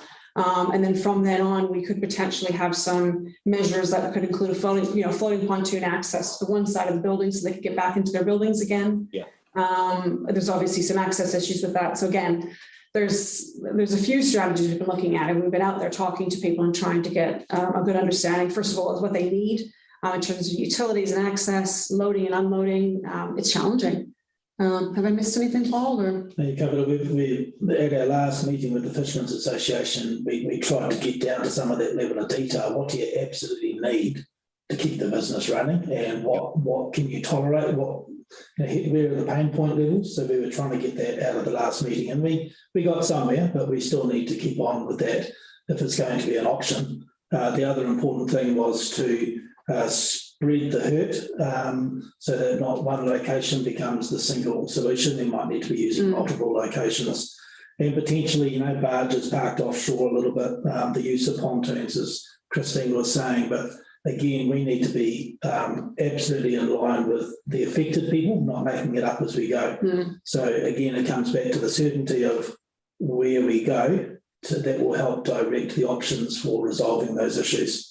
Not to mention, where does the money come from for some of those things too, in my head. But yeah, there is an opportunity perhaps to leave something which will benefit the community if we do that smartly, such as a new Drummond's Wharf. Are some of the benefits that possibly we'll get out of this. But yeah, it will hurt. We understand that completely. So are we working with a goal, though, of all of the businesses being able to continue to operate in some way all of the time? Nobody's going to need to close their doors completely. No, I don't think that's acceptable. That's our objective, yeah. Absolutely. All right, no, I'm pleased to hear that. That's fine. And I guess just one other very quick question that runs on from that. Akaroa, particularly from a visitor industry viewpoint, is very, very seasonal. If there was going to be disruption for 3 months, it could be that the likes of Black Cat, Blue Pearl and others would prefer that to be, maybe May, June, July, or June, July, August. Are we taking that into account as well? Because if that was, January, February, March, or December, January, February instead, it would have I imagine, a far greater impact on those type of businesses because of the seasonality. Absolutely. I mean, I think that's one of the factors that we need to land on an approach, and once we can start planning things clearly, that's exactly where we need to work with them. And I think that also sits nicely outside of the critical dolphin window. Yeah, I mean, ironically, the best time to have done it would have been during this whole COVID lockdown period, wouldn't it? We understand the ironic sort of nature of that, as we're just going to get back on our feet again, and potentially another impact for some local businesses. So it's not lost on us. Yeah. All right. Thanks very much indeed for answers to those questions. That's great. Thank you. I should mention as well, just briefly, we have been talking to LPC as well. So they've kind of offered us from some nice advice from the family.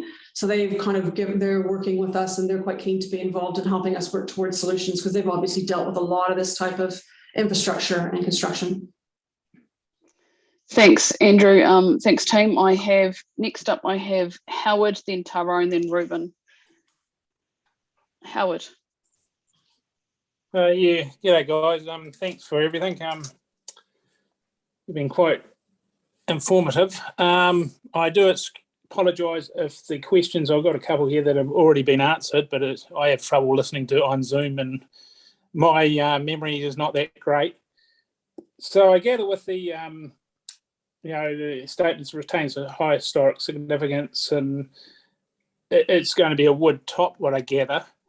So it basically is going to look like it currently looks at the moment, but just upgraded. Is that pretty much accurate, or is it going to look more like New Brighton Wharf? Oh my God. Okay, that's the other extreme. Let's forget New Brighton.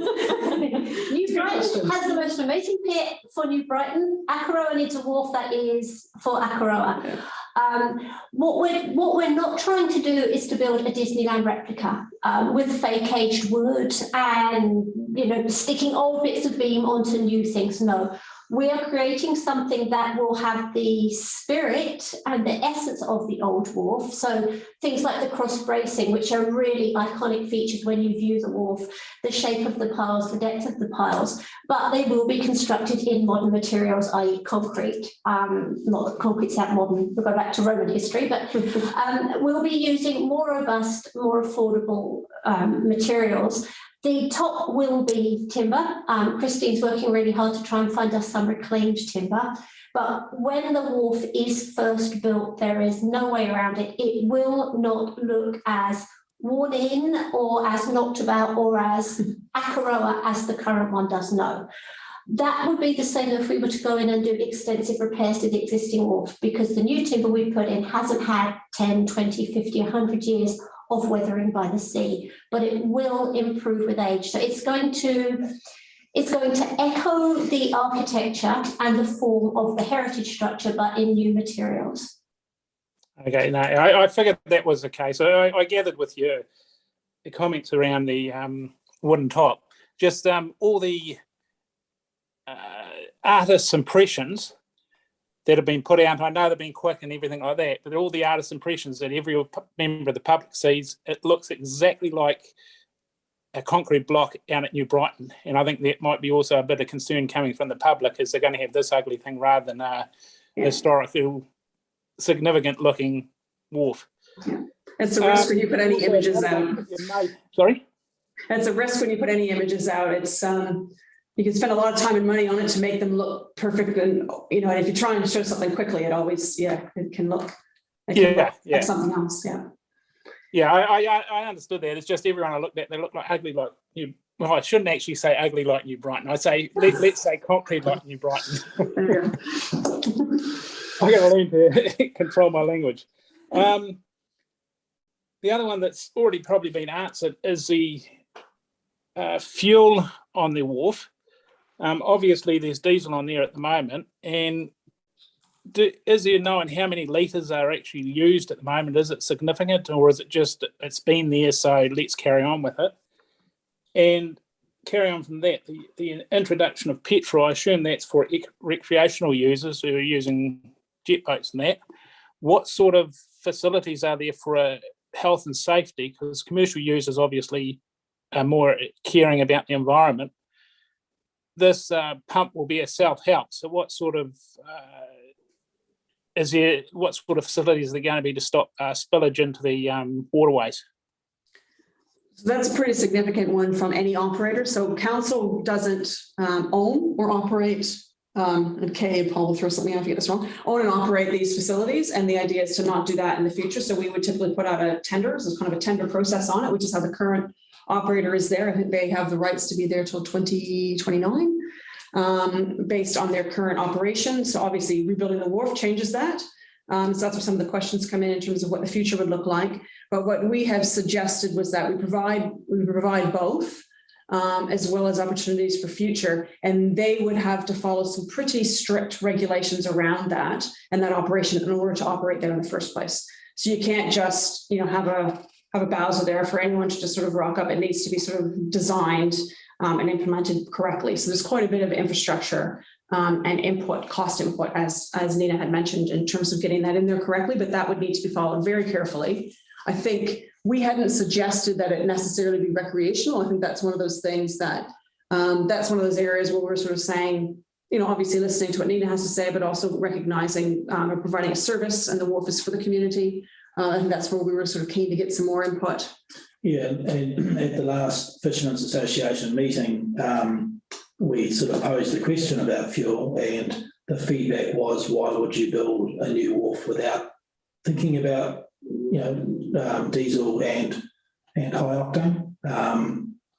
We've got no vested interest in it. As we said, it would be something that would be external, but it was really a future-proofing discussion, and the feedback at the last Fishermen's Association meeting, from my memory, was that in general they would be supportive of fuel. The nuances around how it's managed from recreational users as opposed to commercial users, I get that that's challenging. But it's a matter of if we're putting this investment in to build a wharf without such a facility, is that the smartest thing to be doing? Bearing in mind that electric charges and all those sorts of things will be the future as well. Yeah. Okay, thank you very much for that. Much appreciated. That's me done, Tori. Thanks for your questions, Howard. Now I've got Tyrone, then Ruben. Tyrone. Sure, thanks, Tori. So thanks, team, for the report. Thorough as ever, and really appreciate the way you present your information, and it's really easy to understand and always really helpful. So thank you there. I've just got a first question is around urgency. It's been mentioned a few times during the deputations that there's no need for urgency. Is there a need for urgency? Because, and specifically, how at risk is the funding if, let's say, during the next LTP, a council that was not of a mind to fund projects on Banks Peninsula decided that they didn't want to fund a project on Banks Peninsula? It's a bit above my pay grade. I'm not sure. That's a good question. Yeah, I mean, Yeah, is it urgent? I mean, I don't know about the LTP thing, but I know that I cringe every time I get it surveyed, Tyrone, and worry about quite a catastrophic failure risk on the wharf and what that might mean to the community as well as commercial users. So there's some urgency in my head that we are continuously putting significant money into sticking plasters, and that's all it is. Yeah, I mean, in some ways, I'd love the idea of having an opportunity to get to another LTP and stick another. I think one of the submitters talked about a $30 million project. That would be awesome. But yeah, the urgency in my head is more from a failure point of view. Okay, cool. Thank you. But there is some funding risk, right? Well, it's getting more expensive. Yeah. Okay, cool. Brilliant. Okay, thank you. So, Christine, you mentioned like you want some certainty around, like, you know, in order to proceed and get some real concrete thinking with a whole lot of things, you need the certainty of the location. Does that mean the certainty of the exact footprint, or do you mean the certainty of where the wharf will join the shore, as it were? So is it really about, like, to know what the footprint's going to be, or do you need to know that it's going to start from the place where it currently starts? It's really about where it connects. I mean, that's probably the key thing. I think the footprint is sort of what we're proposing. We can do within the budget, which we've heard back from people, they want the same length. I think everyone would like it. People have said they would like it wider, but we're trying to be realistic. But that connection to the land is really significant in terms of what we do moving forward. We can't even begin to start archaeological authorities or any of the good reporting work that we need to do for resource consent until we have some more certainty on that. Yeah, well, I think if I could add to that as well, from a consenting perspective, there's very little that I can do until I've actually got the fundamentals of what the footprint's going to be, which is why we're here sort of asking for some direction in terms of concept design. If I've got a box, then I can go out to our ecologists, a marine ecologist, geotech, transport, construction methodology, all those things, and I've got a platform by which to get them to do their assessments too. I can't do that if that question's still up in the air, because we've only got the connection into the harbour. Into the CMA. So it really is getting that footprint nailed down that helps us to then proceed to the next step about getting those baseline assessments done. Okay, cool. Thank you. So just on the option of building parallel, Christine, you talked about the risk on the abutment and that might get damaged through all the noise and just basically the construction activity. So are there ways to mitigate that? And would it be massively expensive? That's where you get into the cost factor. And so that was, to be honest, that was our first question. But when we looked at all the different options, I think we were all quite in favor of that. And we kind of did a round of circulation with stakeholders on that and sort of taking that further, because we don't want to disrupt people. We don't want to disrupt people's businesses. We totally understand. But I think it was the risks around that, how we mitigate that, because I think just saying, oh, sorry, the piling company has destroyed the abutment or damaged it so much that you can no longer drive a vehicle on it. It's just so impactful that we couldn't hand on heart say that this is the best approach and this is going to get us the right outcome. It was a very legitimate and serious concern. Okay. Yeah. But it could still be on the table.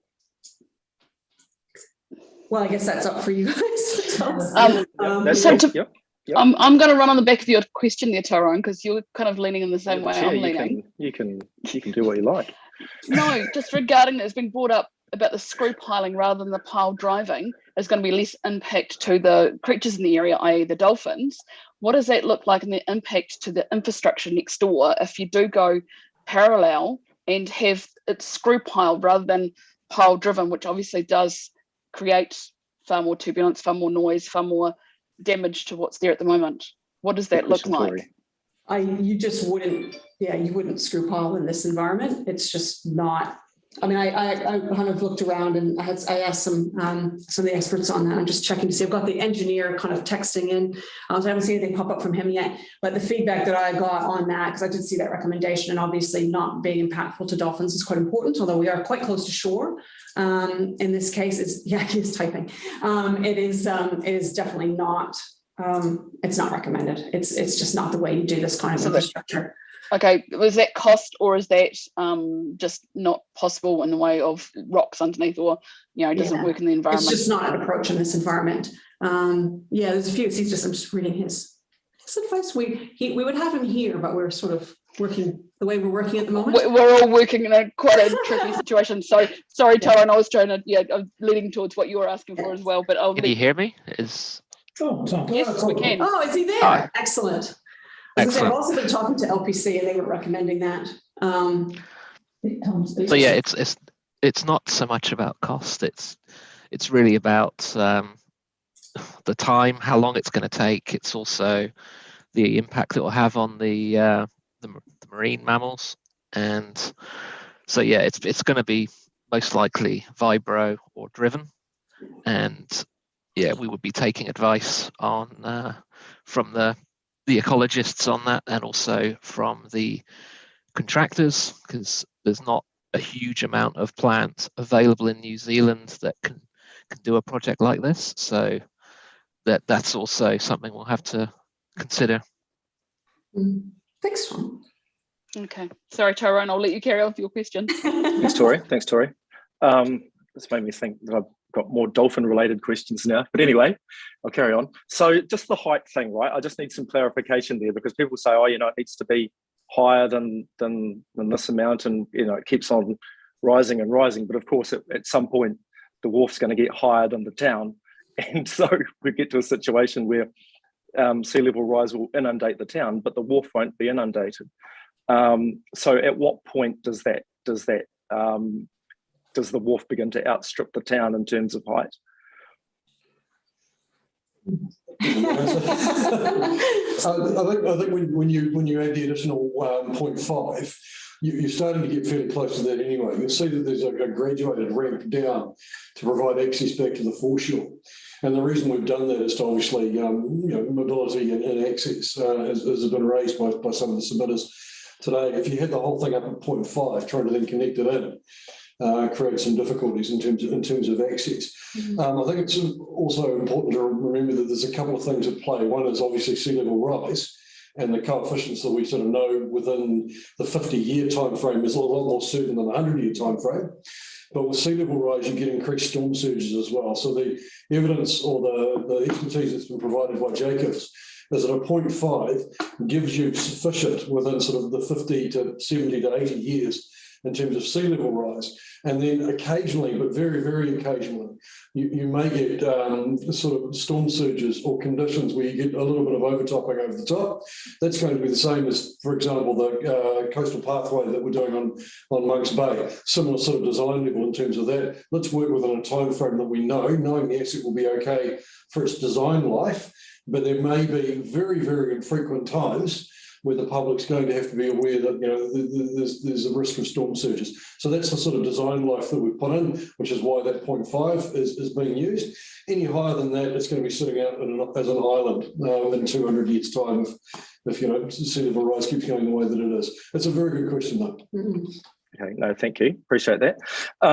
And just probably my final one, which is that, Christine, you said that there's very actual little original material left in the wharf. I may have misunderstood what that meant, but I'm just going to assume that not many of the bits of wood can be dated to 1880. But I mean, the heritage value of it is really important. And, I was really moved by how people talked about, what it meant to them personally. And, that is really important. It's certainly important to me. But, it's obviously an incredibly complex project, and it can't be all things to all people, but we do our best. But how much of, let's just say that the wharf as it stands was was dismantled, how much of the heritage material taken from that could be recycled into a new design? It's probably quite an open-ended sort of a question, I suppose, but it sort of depends. But I think a lot of it, I mean, that's part of the opportunity Victoria's been talking about as well. I think there's two things. There's elements which could be recycled into the new design, as opposed to elements which could be part of the structure of the new wharf itself. So a lot of the materials that are there would not be able to be reused safely for any engineer to sign off in terms of their structural integrity. I've been talking to the archaeologists. Not all of it is original heritage fabric, because obviously that wharf has changed and evolved over time. Bits have been added, things have been changed. You've seen it for yourself. There's a patchwork of repairs, and actually that in itself is part of the very charm of the wharf. That's what gives it its character and its soul, the fact that it has got these sort of ad hoc piecemeal little bits put on. So I'm not hanging on that much to the original heritage fabric, but there are some key parts of that wharf, some key early elements of design that, from a heritage perspective, the conservation plan identifies, but also the community have identified. One of the things I've talked to Christine about is, do all the piles have to come out, or could we leave a few of the piles in situ with some kind of a grill that you could look through to see part of the existing structure underneath? I mean, we don't know till we get to detailed design what's possible from engineering, from construction purposes, but we want to salvage what we can to use for interpretation. What we don't want to do is build a new wharf and then take bits of the old wharf off and stick them on to make a fake old wharf. So we want to be authentic. But like, I mean, look, just for an example, just for the sake of argument, right? Like, and this just off the top of my head, like, there's no reason why, like, let's just say the final 10 meters of a new wharf couldn't be topped with entirely recycled timber from the, you know, just to have that sense of connection with the past. Like, the end of it was the timber from the wharf that people could fish off and go, you know, this is the wharf that I stood on as a child and fished off it. You know, I mean, that's just and that's the kind of thing that I would. That's Tom. Sorry, Tom. Sorry, I was going to just talk about some of. Different answer, isn't Tom there? actually knows the percentages. That's what I was looking to see if he was typing. Yeah, I mean, guys, sorry, can you just speak one at a time? It's really hard to understand when there's more than one person speaking. Apologies. So what I was going to say is that, yeah, there is quite a lot of the original fabric remaining. It's been added to and in part replaced, particularly on the deck, but a lot of the piles, the capping beams, the stringer beams are still there. And as was said, they're not in a condition that could be reused structurally, but they could be reused for curbing. You could use them for landscaping. You could use them for wharf furniture. You could make benches out of them.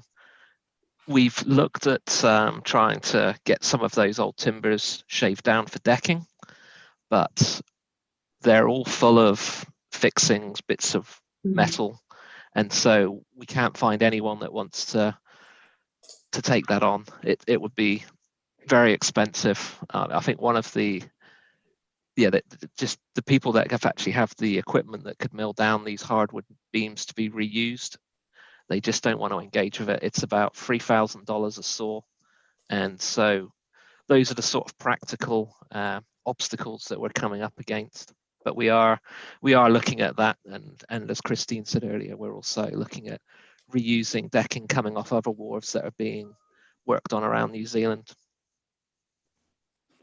Okay, cool, thank you. And that's me, Tori. Thank you very much. I should mention as well, there was just a comment that, I mean, one of the design ideas that's been coming in from the design team at ISMIS working with Onuku in partnership on this project is looking at some kind of a seating element that you could have sort of a 360 view, some kind of nice big timbers that could be at the end of the wharf to create some kind of seating elements. So these are some of the aspects that, again, as we kind of get into that more detailed design, it's how we interpret that and what that looks like in real. Yep. Thanks for the questions, Tyrone. You have answered quite a few of the ones that I have had. Right, Ruben, then Jamie, then if Scott's got a question after that. Yep, so Ruben, then Jamie, then Scott. ribbon. Awesome. Thanks, Victoria. And yeah, Tyrone, you've asked one that I had on my list too, so thank you. It was good. I guess the questions I've got are really around the devil being in the detail a little bit, as far as what's in and what's never going to be in, or in the detailed design and moving to detailed design. So, and we've looked at so many different ideas and proposals within the excellent report, and also heard lots of feedback from people. So I guess the first one of that is, the first part of that question is the location options, which I understand from the earlier answer in this, and you know, like based on this report, the location is that location continuing off the existing road structure that juts out. So it was a question, was it? Yeah. Sorry, was there? Yeah, so I guess the question is, the location can't move, so it can't go in detailed design. We decided it would run off in this direction, or it would move further down the road, or. I wouldn't anticipate that. No, I mean, I think the idea is that we'd sort of, you know, we need to do a bit more work, and assuming that nothing major comes at us, but we've actually done enough kind of initial work that we feel pretty comfortable and confident that this is the right location. Yeah, perfect. That's what I thought. And then the next part of that is, as far as in detailed design, that's not going to change materials.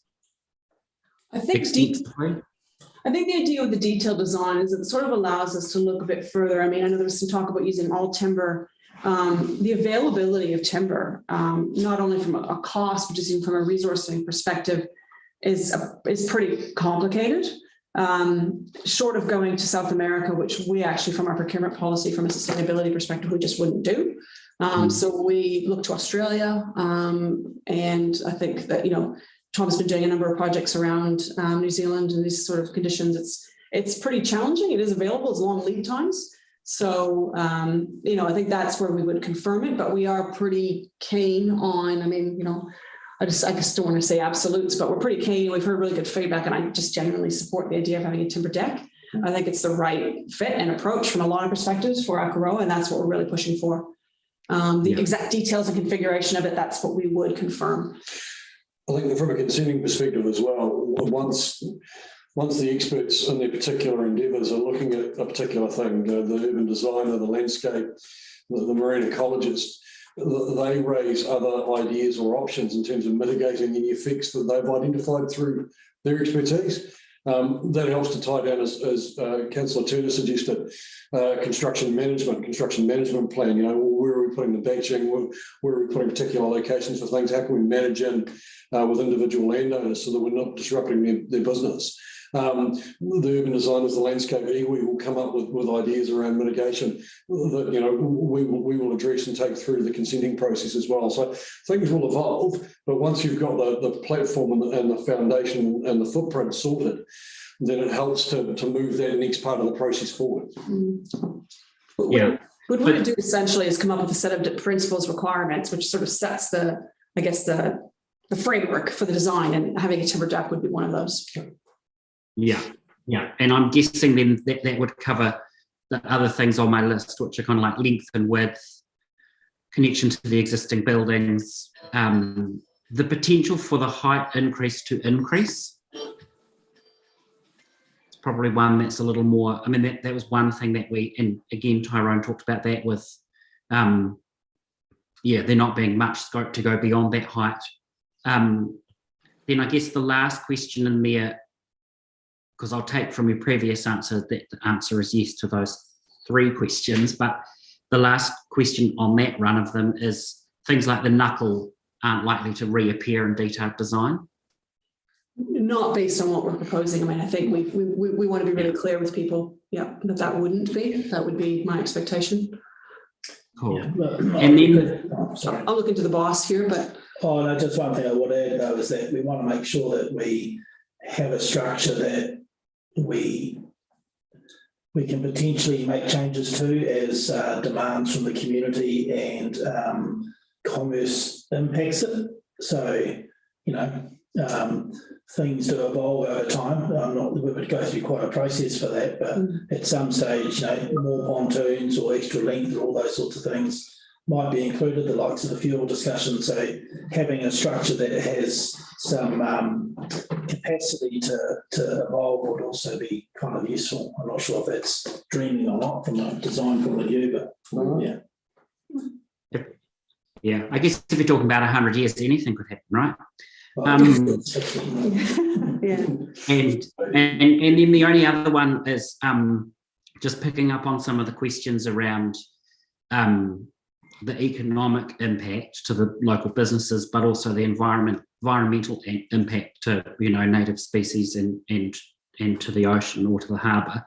And it would just be that balancing act between the speed of getting the job done so that it's got minimal disruption to local business and the management process of the environmental impact so that it's not a detriment of anything in the way.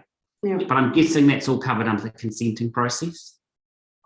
We wouldn't be able to put a project forward unless we were able to actually tick each of those boxes. And we've got to remember as well that Environment Canterbury, the consenting authority for the majority of this work, they've got similar expertise that we'll be bringing to the table. And they set a very high bar in terms of what their expectations will be. Things around marine mammals and dredging and so forth are extremely complex and extremely difficult, and they set a very high, as they should, environmental benchmark for everybody, including ourselves. Cool, awesome, thank you. Thanks very much. Thanks, Ruben, for the questions. Next, I've got Jamie, then Scott. So, Jamie, you've got a few questions. Yeah, thanks very much, guys, and apologies for jumping in and out. I am in the shop and I've had customers and I've managed to sort of keep up with most that's going on. Fascinating hearing from all of the submitters. I was a little surprised that Black Cat wasn't on the same page with Dolphins, the Fishermen's Association. That's one thing that did jump out to me. Are Black Cat actually participating in Fishermen's Association meetings? Can anyone answer that? That's my understanding, although I think it's typically more the local versus Paul. So we sort of have different conversations with the two building owners, and then we'll have Fishermen's Association meetings. And like was mentioned, it's open to John and co kind of manage those. So there's usually someone there from Black Cat. Okay. But I guess it's a connection between the two of them. It sounds like we need someone a little bit higher up the food chain attending on Black Cat's behalf. I'd certainly suggest that.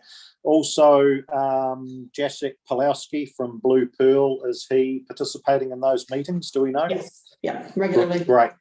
Okay, look, that's fantastic. Obviously they had a very real issue around the height difference with the wharf increasing by 500. Creating issues down to their businesses. I guess there's no answer to that at the moment, but that would be taken into account as a way to address that. Yeah, it's a complex issue because it's interesting, like they mentioned, right now they've actually got they've got different accesses and almost kind of flip-flops what they have currently. And so we had, last time we met with them, they were going to have sort of this independent engineering assessment done, because that's kind of point one. Because we don't own those piles, so it's not for us to assess them. And then I guess we'll follow up with them shortly to kind of see what that's led us. Did you want to say, Paul? Yeah, I suppose, Jamie, Paul here, there's also been quite different meetings with Blue Pearl, Black Cats and... those are the two main. Yeah, because of the whole leasing licensing agreement. So we've had separate meetings with our property team and legal to make sure that we're compliant with that relationship. Yep. Okay. No. Good one. Because I mean, ultimately, the easy fix is to lift them up. When the tide comes in, all boats rise. Right. I mean, the ideal thing would be to have all of those buildings at the same height. It just doesn't seem to make sense to increase the height of the wharf and leave the buildings, especially if we're also considering potential to lift it higher at a later date. So I think that's a major obstacle to overcome. Sorry, Madam Chair, I'm just going to have to butt in a minute. You've actually gone over the time that you meant to go as per standing orders without having at least a 10-minute break. because we only had 5 minutes before. So you either need to take a 10-minute break or you need to have a resolution from the meeting to continue going. Sorry, it's the bureaucrat in me. Thanks, Liz. Fantastic. I'd like to move we continue. Yep, me too. I'm happy to second. So that's moved by Nigel, seconded by Jamie, that the meeting continue. Do you want to say all those in favour? Yep, I'm in favour. Tori, you're not. Tori, you're muted. Sorry. I want to vote against it because I want the 10-minute break.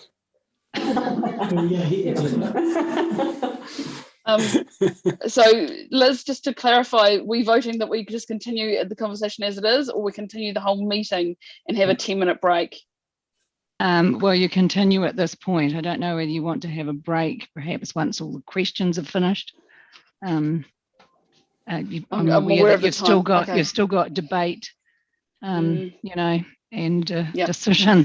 Yeah, no, we've still got time. Okay, so perhaps finish the questions, but move that you continue till you finish the questions and then have a 10-minute break. And then we'll go into a break. Yep, no, that sounds good. I'm happy with that. So all those in favour with that, thumbs up. Happy just to continue with the questions, and we'll go into a quick break and then come back and have the deliberations. Yep. Okay. Thanks, Liz. Yep. Thank you. Okay. So yep. Jamie, carry on. Yep. I'll Sorry carry on. to Thanks for not chopping me off at the knees there, guys. So the other aspect that fascinates me, I guess, raises a lot of questions. And look, thank you for everybody that's raised the issues around all of the businesses being able to operate with the least amount of disruption possible. And all of those things, I guess, are going to come out because we're not trying to move a resolution on fixing all of those. That'll all happen as part of the project. The Drummond's Wharf aspect, to me, is a big, raises a few questions. Firstly, you know, I definitely like the idea of having that asset as a legacy moving forward. But the questions for me, I guess, are around, I think there was talk earlier on about consenting, like for like is easy. I just don't see how Drummond's could possibly be a like for like consent because of I'm sure that it would have to go out for a lot further to be able to cope with the size of black cat, dolphins, etc., or multiple boats. Does that create an issue for the consent? That jetty would have to be basically, it's just a rickety plank at the moment. It will have to be torn down and built from scratch. So the cost to do that, I'm thinking, is going to be in the hundreds of thousands of dollars. Where does that money come from? Is there budget to do that? Where does that, where does that fit in? So that's a big one for me. Does it need lighting for infrastructure for those guys to be able to work unloading at night, because those boats come in at night, all of those sort of things. So that's a big one for me, is just what does that look like? Because that construction would have to happen very early in the piece before you start pulling the old wharf down, right? Lots of questions around Drummond's. Is there any answer to those around the consent and length and size issues there, guys? This is what we're planning here. All very good questions, Jamie, and you're quite right. So like for like only takes us so far because it's in the same location until we see some detail about what its length would be and width and extent of dredging. That obviously increases the complexity of it, and depending on the significance of what those works and scale would be. Fundamentally, the start point would have to be to make sure it actually works for the people that are functionally going to use it. And that will go a long way in terms of assisting us with the discussions with ECAN. ECAN are also very aware of the need to look at a replacement for the main wharf. So it will have to be told as part of the narrative within that, and that we're overall looking at a minimal level of increase in footprint across the harbour as a whole, but that this plays a part in it. But that doesn't make that consent easier if we have to extend it. Yep. No, I guess that's look, that makes a whole lot of sense. The other thing too is I hark back to Hugh's discussion around the fact that the knuckle or the steps down was removed from a budget perspective. It sounded like there were no safety issues whatsoever with that. He does raise some very good issues, which is access down to that beach. And I guess, I would like to see some form of access built in, whether it's in a different shape or form, so that there is actually access down to that beach. With the extra cost of this project, just of Drummond's Wharf alone, surely banging in some concrete steps down there is an absolute minimal extra expense. I don't know. Is it completely off the table? Has it been taken off the table for the right reasons? Is there more discussion could be had on that aspect of the design? If the solid abutment is removed, then you would have access below the wharf. You would be able to walk underneath. So there is from the south side underneath over to the beach. Yeah, I mean that's one of the things that we're looking at, is just how removing that abutment would affect the coastline. I mean, it's likely that there would be some changes back to how it would have been before the wharf was built. Yep. So yeah, I mean there will be quite a lot of change around there. Okay, no, fantastic, thank you. I just wanted to, I guess, rebut one of the comments made by one of the presenters earlier on today, which was that there was very little retail benefit to having cruise ship passengers at Akaroa. I'd like to just take my community board hat off and put my retail business owner hat on and say that's absolutely not correct. We rely heavily on that business, and we do very well, thank you, from those customers. It seems to be widely thought that those cruise ship passengers didn't like shopping in some of the retail stores, and they only wanted to go and have a cup of coffee, and they all returned to the ship for lunch, which is absolutely not correct. The other interesting one too, we were obviously involved heavily in the discussions around the ramp length for the pontoons in Diamond Harbour, with the angles and things that are in play for wheelchair access and disabled access, etc. The visuals, I guess, that we're currently seeing probably aren't really a reality around just how long, if those pontoons are perpendicular to the wharf, whereas at the moment they're side on to it, just how long those access ramps would need to be with the extra height of the wharf. I suspect we're talking some pretty serious length ramps to actually get down on there. So I guess when we see some more design work, it'd be nice to see, a bit more of a realistic view of what those pontoons would look like, if that's fair to say. That would absolutely be a part of the detailed design. I sit beside the project manager that's been doing Diamond Harbour, so I know exactly what has been involved in that. And it's really important, that access. So yeah, for sure. That's the kind of stuff that, once we get the pontoon configurations that work functionally for the commercial users and the recreational users, then we would, start getting into that detail. And yeah. Diamond Harbour sits quite a bit higher than Akaroa. Even with the proposed increase in height, Diamond Harbour would still be higher than where Akaroa will sit. But absolutely, we will need to bear that in mind and consider how long those gangways need to be to meet some of those accessibility requirements. But I wouldn't expect something as onerous as long as was needed at Diamond Harbour. Okay, no, look, that's great, guys. And look, I just wanted to say that a lot of my other questions have been raised by the other members. It's great to see most of us are all on the same page, and it would just be really nice to see all of those affected businesses all on the same page and reading out of the same hymn book, because it looks like there's perhaps some deals and things being done in the background that not everyone's aware of, and it's really important that everybody, is on the same page moving forward. So thanks very much, guys. Thanks, Jamie. Appreciate the questions. Like I say, I think everyone's sort of covering off the questions we've all had. Scott, do you want to ask a few questions? Sure, you got any left? Okay. Sure. It's been a long afternoon.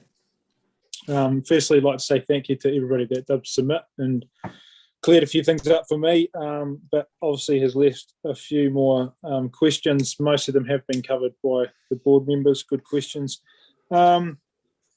Dean spoke quite passionately about the historic value of the wharf, and he mentioned that there was a costings for repair done by council that he had to go through Lagoya to request. Is that true? Was there a accurate costings for repairing the wharf carried out?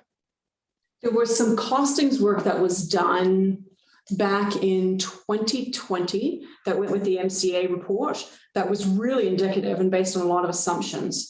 And so, and there was some commercial sensitive information to that as well. So that's why that wasn't released. So we went and checked. We said, this is something we can release. And we were told that because of the commercial sensitivity and because of the fact that, that information just wouldn't be accurate anymore as well. So that was the basis upon which that wasn't released. I think that's... Yeah, we were going out to contract for the repairs, so it was deemed that we couldn't put that presumed price out there because the contractors would have obviously put that figure in. Yeah.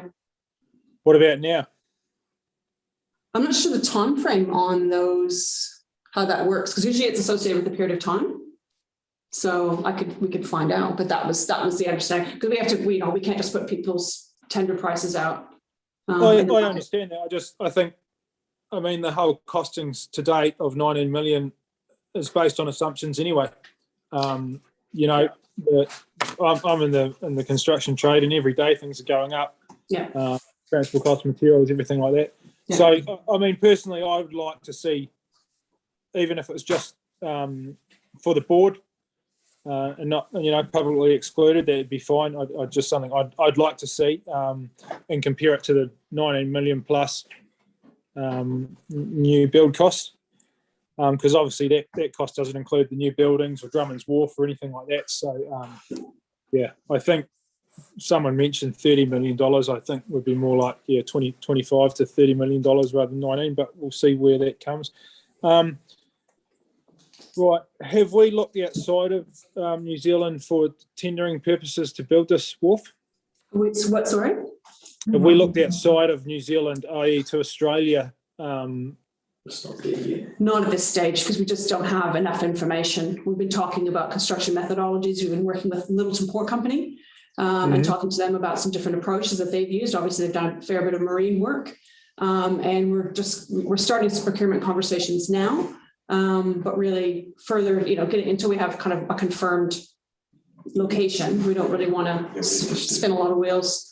But if there's somebody out there, it might be worth their coming over. It's hard to say. That would be part of the. I think there is a preference for using New Zealand companies, but that's up to the procurement approach, and that we'd work with that team on that. Yeah, I would suggest looking elsewhere, i.e. Australia. What did they put $3 billion into Queen's Wharf in Sydney? There's 13 wharfs on the east coast have been rebuilt in the last 5 years. They've got some pretty good construction crews over there. But anyway, that's beside the point. Man to man, Paul, because you're someone I really respect, and you do the mahi. And out of all the information you have, is this the location, personally? Yeah, I was really keen. We were all quite keen, Scotty, to look at the side-by-side option first. That really seemed to resonate well with us. But it just so quickly started to fall apart on us, and the risks were so great that, my gut feeling is the same location that it is now. It's going to hurt the commercial users, we get that, but I think, it sounds a bit trite, but we're kind of used to being hurt, aren't we? We kind of know that there is going to be a bit of a struggle there for a while, but I think it'll give us, hand on heart, the best outcome. The other sites fill me with a bit of dread, to be honest, in terms of ongoing management and maintenance. One thing that hasn't been talked about is the ongoing dredging needs of a different site, such as off Church Street. The ongoing dredging requirements are already challenging enough for me just with the little slipway that we've got. So my gut feeling is it's the right location, and I'm just trusting that we're getting really good advice, and I'm trusting that our heritage people will give us a good steer along with all the people we've heard from today, the users, that they can be involved in the design side of this so that we can all be proud of what we've delivered. But I would say that it's the right spot. But not that means anything, Scotty. I'm a ranger. It does to me, mate. little bit of pain for a bit of gain is what you're saying. So no, I respect that. The one thing you just brought up there with the if we take away the big solid bit of concrete there, and there's going to be different silt movements and all that, has some modelling been done for that, or is that going to happen once we get a bit more of design detail done? We had an initial look at There's been some preliminary stuff done. The way that it works at the moment is sort of a bit of a perpendicular groin. So you get a bit more sediment in terms of beach profile, and we'll probably lose a bit of that sediment. But if you go out there and have a wander around, you see that there's sort of a rocky layer underneath it. And that will stay, but over time would be topped by sea level rise anyway. So the long and short of it, from the preliminary work we've had done, is it will probably strip off a bit more sediment that's there now and get to that rocky underlay, which is already there. Cool. Oh, well, thanks, guys. Appreciate your time. Appreciate the mahi. Let's hope we get a good decision. Yes. Thanks, Scott. I've only got one last question before we go to a 10-minute break. Just regarding the provisions that are being suggested, and that's for the Drummond's Wharf. What is the time frame for that look like? Because of course that does play into, what we're thinking about doing here. What's Drummond's Wharf time frame look like? Is it going to be done within the year, so we've got that up and running before the wharf, needs to be started, I guess? Yeah, I think we would need to look at that a bit more closely and have some more conversations with the Fishermen's Association just to confirm their exact needs. They've given us some indication, but we want to kind of really nail that down. There's been a talk about it being a few facilities, so it may be, Drummond's might be the focus, but you may have some stuff happening on dailies. Yeah. So it's a bit of a combination, but I mean, time frame wise, again, it's a little bit of it depends. Depends on this decision. Yeah, this decision is really important to it. And we absolutely, basically it's, I think we could do a good justice in about a year, but I think it would be subject to a few things. And we absolutely have to have it done before the new construction starts on the new wharf. Yeah. Okay. Right. Okay. On that note, we're going to take a 10-minute break. I think everyone needs to refill cups or whatever. Hopefully the next part doesn't take even near as long as the first half. But okay, I'll see everyone back here at 5 to 5. So thanks everyone. So we'll see you all back in 10 minutes. Thank you. Good night.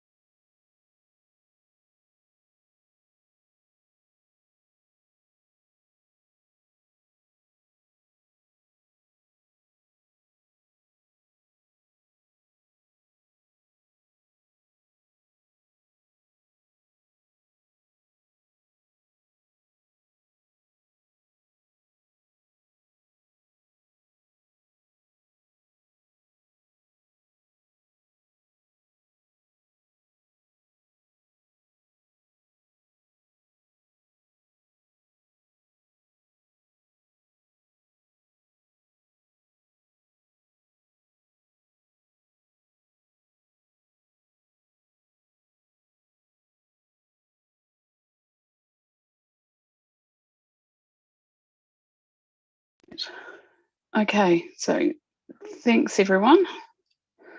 Hopefully we've all had a chance to refill water bottles and do what we need to do. They want to see us. You don't want to see us, do you? You want to see Maybe. Paul. I think you've taken Yeah, us make sure they're still in the room, haven't run away and I've gone to the pub. We've lost a couple. Yeah, no, fair enough. It's like that, and I'm sure nobody expected to run this long, but we've kind of got to get through. Good conversation. Yeah, right. So I've just got to find out where I'm up to. I think everyone's generally had a chance to have questions. Is there anyone from the board that had follow-up questions after everybody else had their turn? Does there anyone else want to ask any more questions of staff? No, I think everyone did kind of, we covered the bases there of everything that was raised during submissions and the concerns that were raised. And I do understand that this decision can't, keep everyone happy. It's never going to be an ideal or a perfect. We've got to work with what we've got. It's a tough one. So Liz, what do we need to do now? Do we just need to look at, hang on a second, Scott, I just see you waving your arm. Hang on. Liz, I guess we're going into looking at our resolution. Is that correct? Formalities going forward? Yes, that's the next step, really. You've got an officer recommendation in the report. Whether somebody's happy to move and second that, or if you want to add to it, or what you want to do.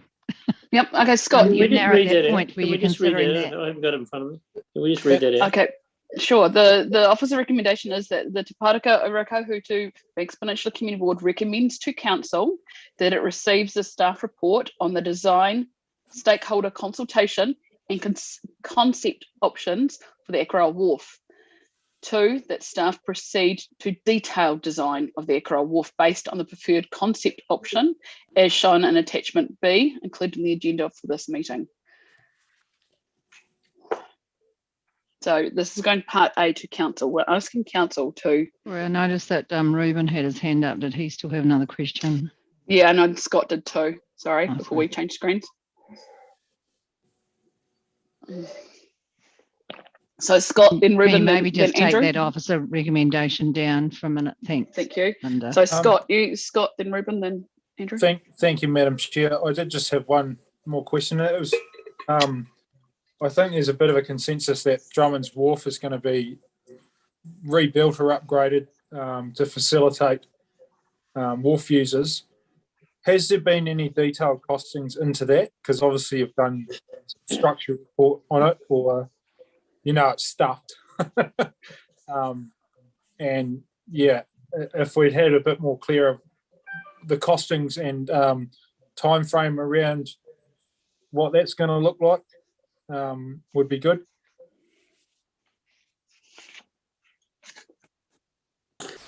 So we haven't put any costs to it just yet. I think we just wanted to, we didn't want to get too far ahead of ourselves either until we had some advice.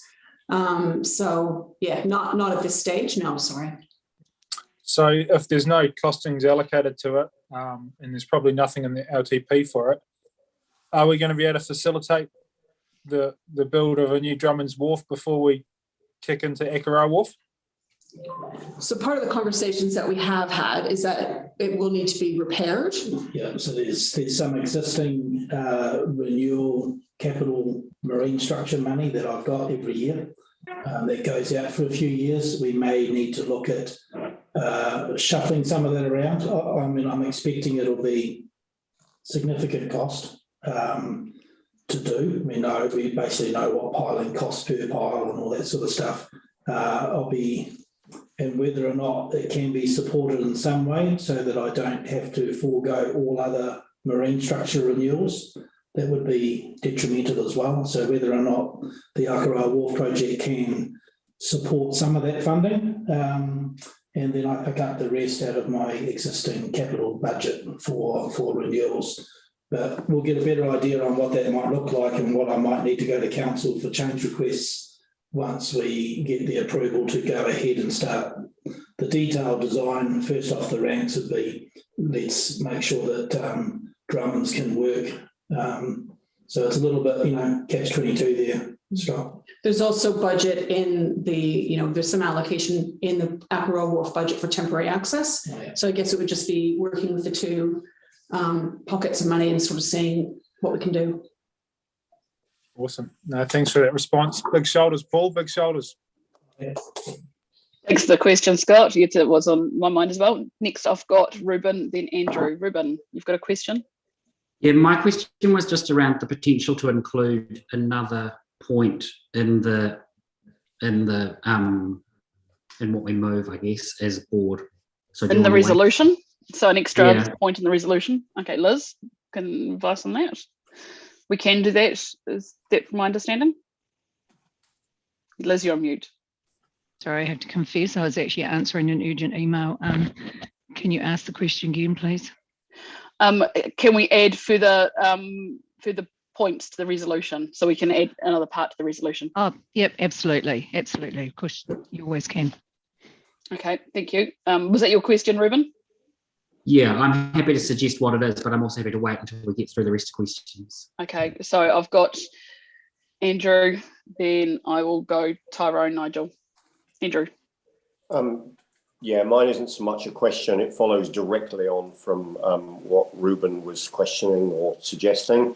I think it would be good if we were to add a further resolution that picks up some of the concerns or some of the discussion points, so that council can see where the community board's concerns are, or the issues that we've dealt with and teased out in this meeting.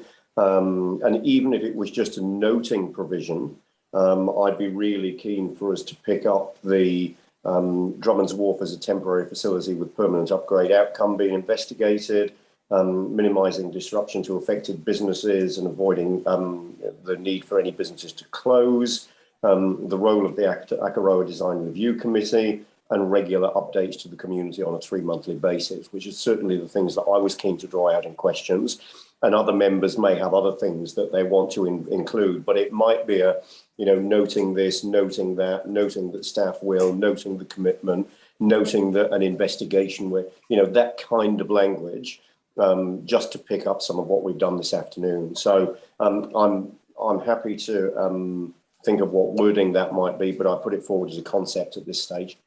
Yeah, thanks, Andrew. Yes, you've covered a lot of the points that I would like to have incorporated. So I had Andrew, Tyrone, then Nigel. Tyrone, did you want to make a comment to that?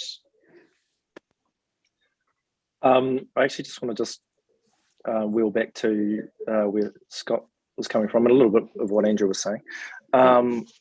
Just on the Drummonds thing, my understanding from what was said earlier is that there are lots of strategies that could be implemented to help keep the commercial side of things going. There will be disruption, of which one was perhaps the reinstatement of Drummond's Wharf. But that might not necessarily, and sorry, excuse my lack of knowledge in these things, that might not necessarily have to be the solution. It might be part of a solution, or is it absolutely going to be part of a solution? I think you're right. Are we unmuted? Yep. Yep. I think it is part of a solution. It's not the only solution. There'll be things there that we will struggle to do from a consenting point of view, possibly, such as fuel and those sorts of things that might become too problematic.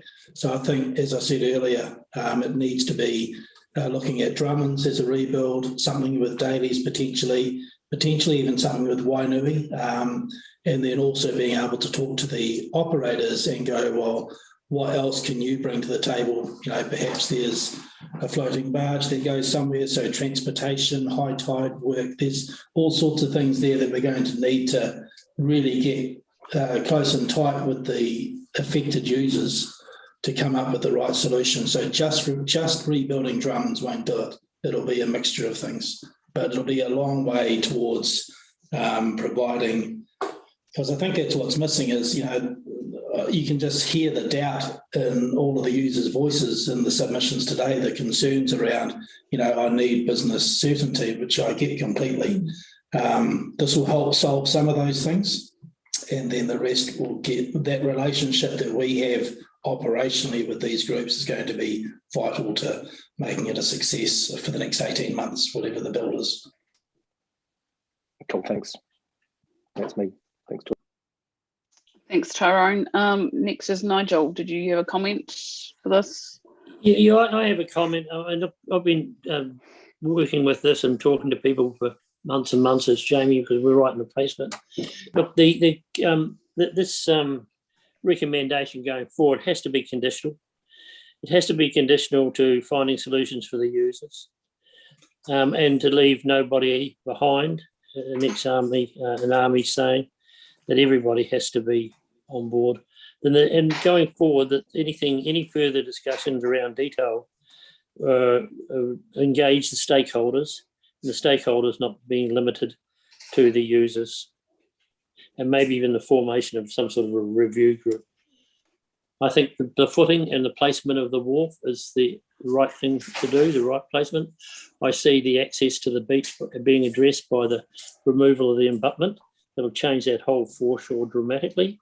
There's been a huge build-up of shingle on the south side that'll all get moved around in front and allow access for kids playing down on the water's edge. So I think there is no other choice. There's been regard given to the timber and the heritage, and obviously the look on the whole town. It's the jewel in the crown. If you can imagine a crown sitting on Akaroa, the wharf is the main point. Then you got the prongs with dailies and the lighthouse on the other edges of the prongs. So the shape and the positioning of that wharf, I think, is critical. I would have enjoyed listening to John Wilson, because he talked about that as part of the landscape and those sort of things being addressed going forward. But I think at this stage, I would be supporting the footprint going forward. Okay, so we now just need to look at what do those extra notes entail. So Ruben, what were your thoughts on what you wanted to incorporate, or did what Andrew suggest capture what you thought of? Mine was something along the lines of: the board acknowledges the quantity and quality of submissions from the community and key stakeholders, and strongly endorses their continued involvement in the process of detailed design. How do we all feel about that? Yeah, I think that's good. I just sent some suggested wording, and that's all it is, through to Liz by email, and Tori, I copied you into it as well.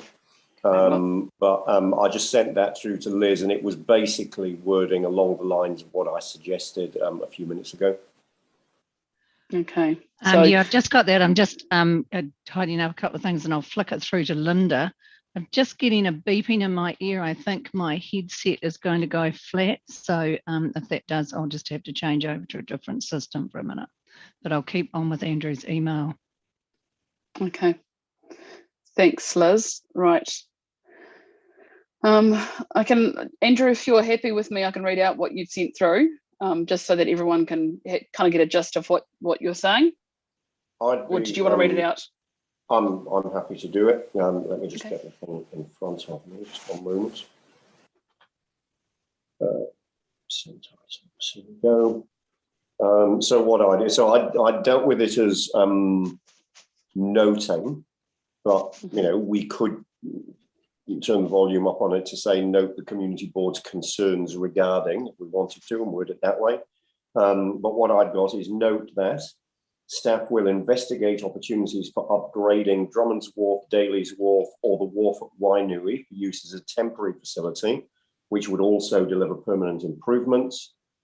The staff will work with affected businesses to minimise disruption and to avoid any temporary closure of any business. That the Akaroa Design Review Committee have already been involved in discussions about design and will have their usual role in reviewing the design once consents are lodged. That there will be regular updates to the community approximately every 3 months. And we probably could incorporate the wording that Ruben just suggested in there as well, I would say, or Ruben's suggestion may cover what I'm doing with the 3 monthly updates, or maybe we can combine the two.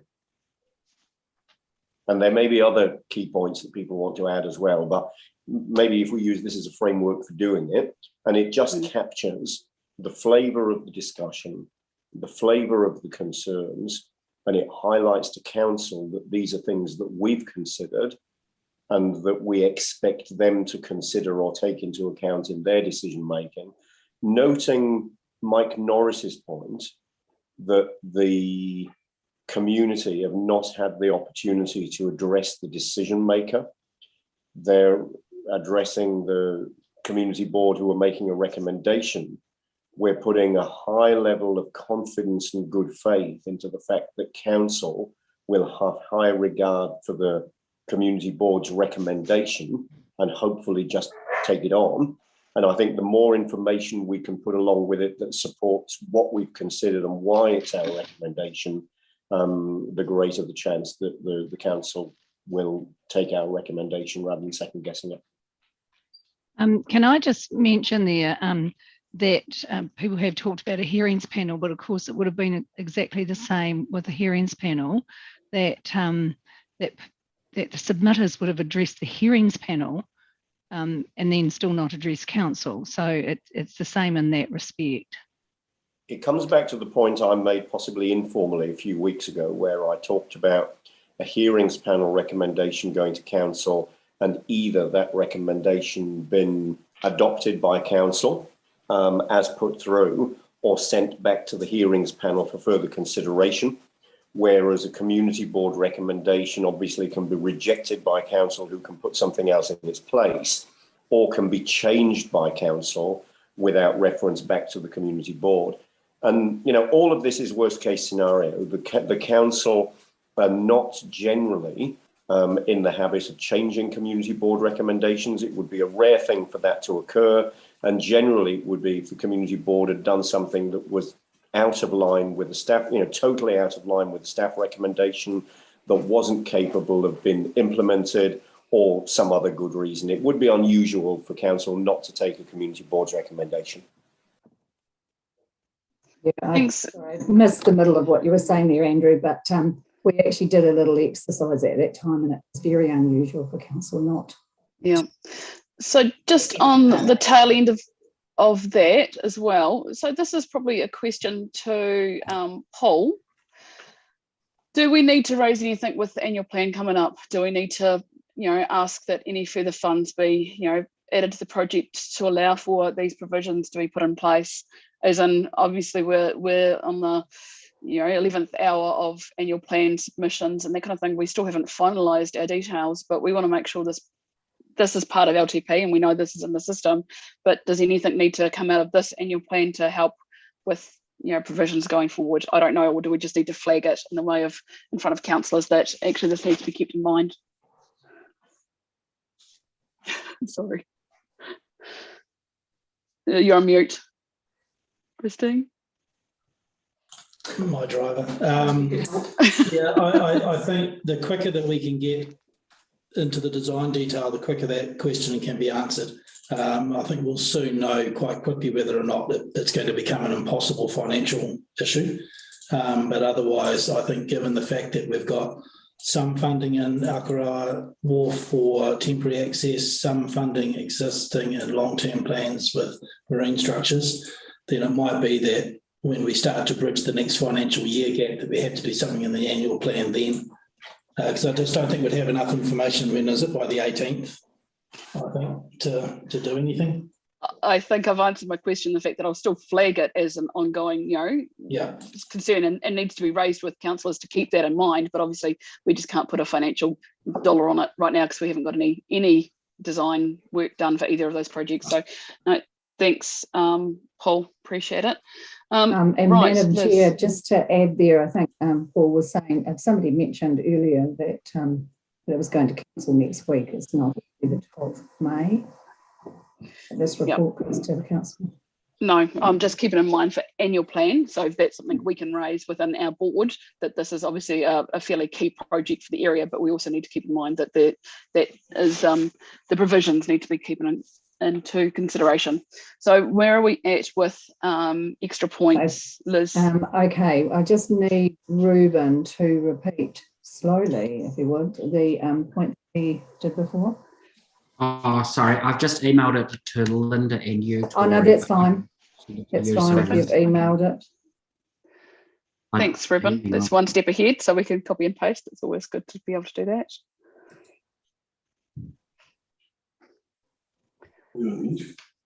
Yes. Right.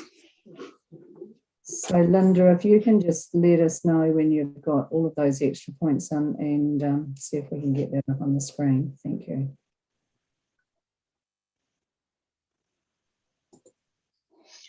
I've got a feeling we're all kind of heading in the same direction, and it is a tricky one, but I think a lot of us are generally in agreement with where we're going.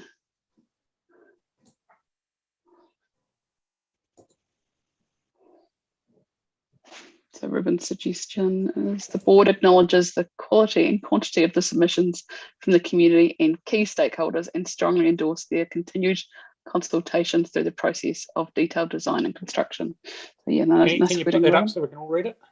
Yep, no, Linda's just adding that to her list of things, so we'll give it. I'm kind of killing time here, Howard. Here we go. Wait one moment. Okay. Andrew, I did just change that. It's under number 3. I changed and just added or other facilities into that first part so that it doesn't rule out anything else. Okay. Can everyone see that? Dailies in Wainui, and I added or other facilities.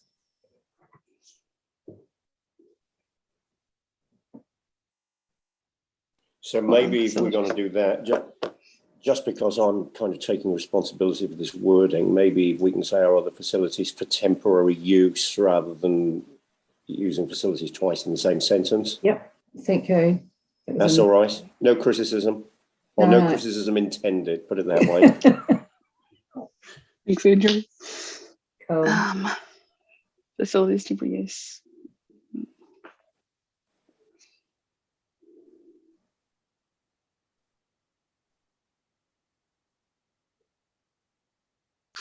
Hey, I'm not sure if it's appropriate, if I can have a quick question on that resolution, or am I not allowed Go to? for it, Paul. No, Paul, I'm going to unit, obviously. There was a question I was about to ask of staff, which is, if we pass this, are staff happy with the wording and is it capable of being implemented? Have we reflected what we've been told correctly? And I get the impression Paul might be about to answer that question. Yeah, just one little one, and the intent is genuine, but the wording there on that second bullet point in 3, that will avoid any temporary closures of business, is that's a relatively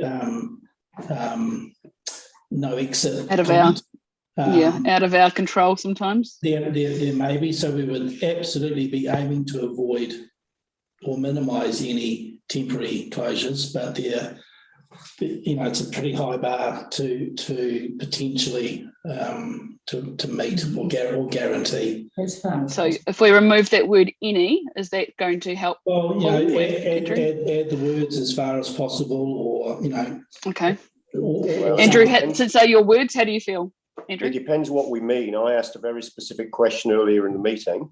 Yeah. And I think what we've got there reflects the answer. It's one of the reasons I'm keen to put it in writing. Yeah. I mean, I remember what happened when we had the main street in Littleton dug up for 2 whole months. And we were renewing, water mains and sewers and everything else all at the same time. And what we got there as a business association was a guarantee that no business would have to, or an undertaking that no business would have to close and temporary access would be provided at all times. I realised that that was a different project than this, but I also remember the point we got to with council in the beginning was there may be times when your business just needs to close because we can't provide access. And in the end, we got to, we will provide access. I think this is the same. I don't think we should be doing this in a way that any business has got to stop operating. I think it should be a bottom line that we're providing the ability, even if it's temporary, even if it's inconvenient, even if it's something that you wouldn't naturally think of to keep these businesses up and running, we should be doing that. I mean, maybe I'd be happy with adding the words as far as is practically possible or something like that. I don't know what the view of other board members are. I mean, if I'm the only one that's excited about this, then, you know, we'll water it down. But, you know, I asked a question earlier and I thought the answer was, as this line reflects, that we would be avoiding temporary closure of any businesses by working with them and coming up with alternatives. Yeah, I think the comment as far as reasonably practical is absolutely acceptable in my head. Yeah, it's absolutely our intent. I'm just trying to think about what random stuff may come and impact us. So why don't we actually put that then and note that the intent is to avoid any temporary closure of any business as far as is practical, as far as is reasonably practical.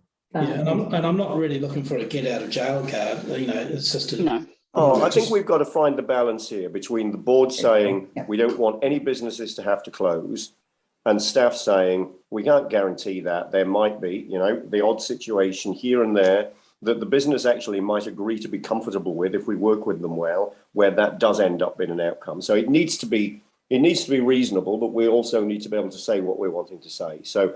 And I think I was going to add there, and that the intent is to avoid any, and that actually reflects what Paul just told us: minimise disruption, and that the intent is to avoid any temporary closure of any business as far as is reasonably practical. Paul, you're happy with that? Yeah, it's pretty direct. All right, I think I can be as well.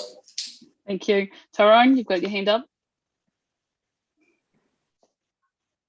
Yep, thank you.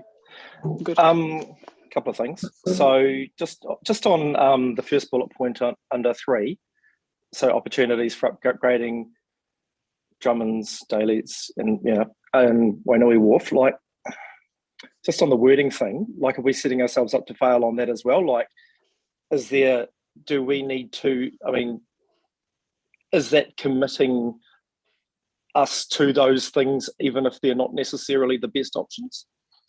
Hence the investigate. That's why we put the other words in there, Tyrone. Okay. Wainui Wharf or other facilities. Yeah. Okay. So that's fishing trips could I think it'll be up to Robinson's Bay or. Yeah, and the thing that's almost up to Paul and Kay and a few others to decide what could be the best opportunity. You know, what could be the best options, and that's this keyword for me is investigate. So I think the next thing is to come back with, after they've investigated, to see what looks best for the options that we need to provide. Okay, just follow up or a second question. So given really the impassioned deputations around heritage values and personal feeling and all of those things that, you know, it's more than just a structure, it's, you know, part of people's lives and, you know, their history. We haven't used the word heritage once in this resolution. Unless my eyes deceive me, and I'm just wondering if we should specifically endorse the retention, or, you know, whatever it is that we need to, that preserves the heritage value of the space. And but I think without me, that's what Victoria was saying before. It's not necessarily the items in which are used, but it's in the same place and the same feel and the same style. Okay, albeit new, but it's hard to say heritage, and we're not dictating what materials have been used. I mean, I may have got that wrong from Victoria before, but that to her is what heritage means, is the feel, is the layout, is the look, is in the same place. Yeah, I hear what you're saying. How do we capture that without, you know, forcing? I mean, with respect, Tori, like, I mean, I get that. It's more that this is a resolution that's going to council, and only of the council, only Andrew is in this conversation. So how are we? And yet, so how are we to the other 15 councillors plus the mayor?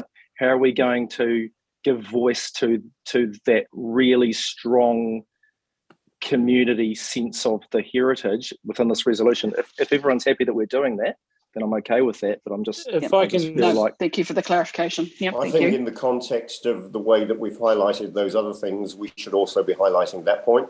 You know, the whole reason for Resolution 3 is to put in front of council all the stuff that we're concerned about and that we've considered. And I think what Tyrone has raised is another version of that we want highlighted to council so that they're aware of it. But more to the point, they know that we've responded to the concerns that submitters have raised by actually putting something in writing that shows some degree of commitment. Yes, thank you. And thank you, Tyrone. Yeah, sorry, Helen. If carry on from what Tyrone was saying, wouldn't the heritage be more the wood and look at the recycling? The council look at the ability to recycle the heritage wood into carvings or bench seats or something like that through local craftsmen. I've got a suggestion from the cheap seats here. Can we go for it, Christine? Sorry. Well, I know myself, when I was manufacturing, I would have loved to get hold of that wood. And I was just running a small manufacturer, so I would have just cut it up by hand.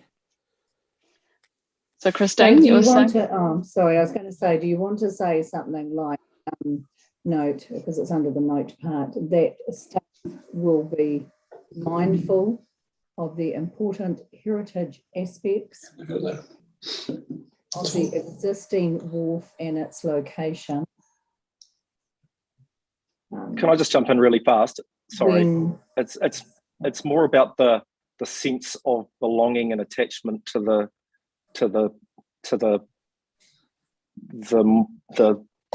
space rather than the actual thing.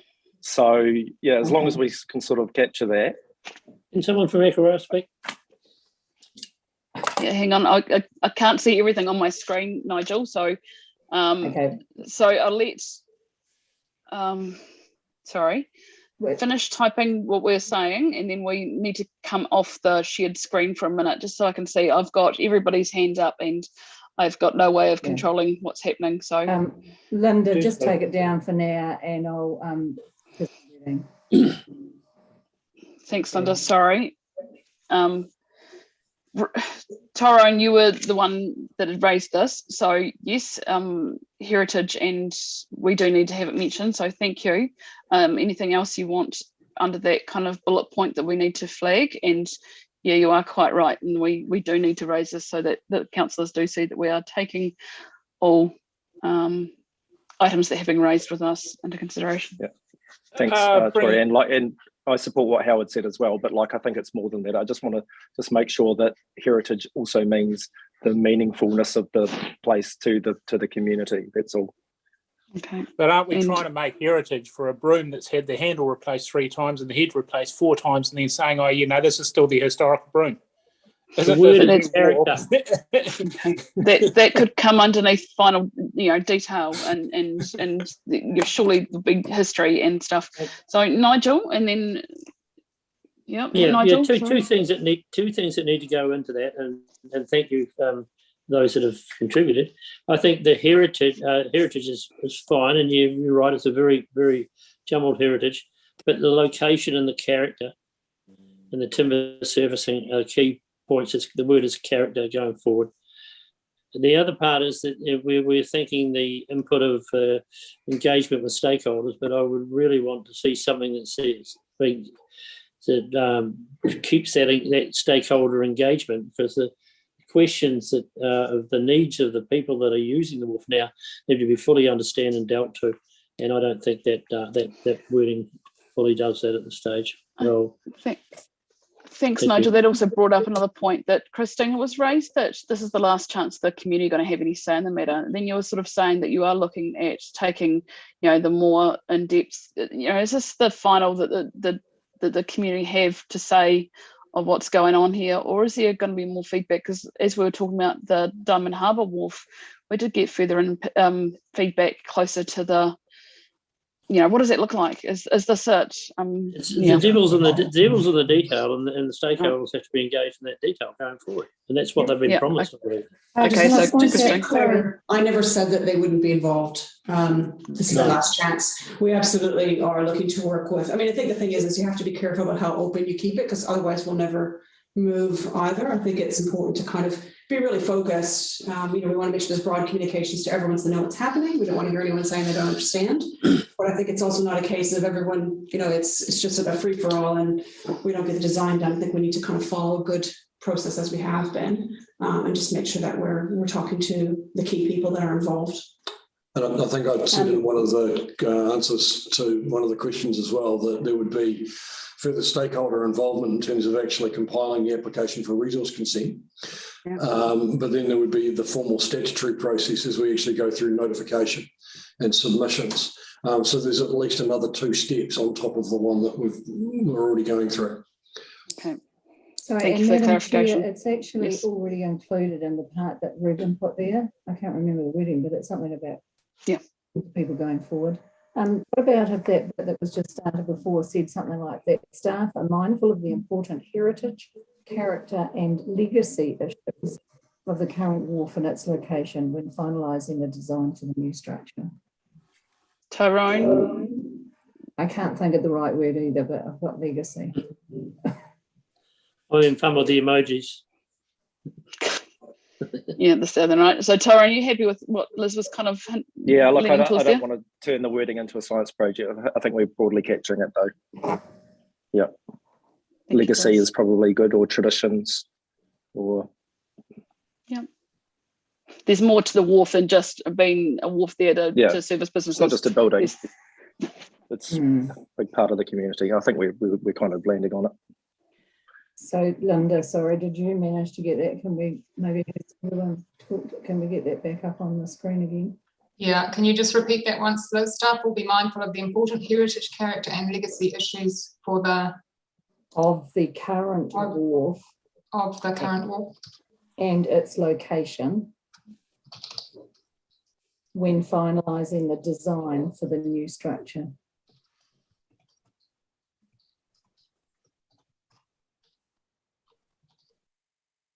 If I just make a follow-up comment, Madam Chair. I mean, and that ties in with that desire for consultation with the community along the way. And I mean, we're listening. We want people to be listened to, and we want them to know that we really care about the stuff that they care about as well.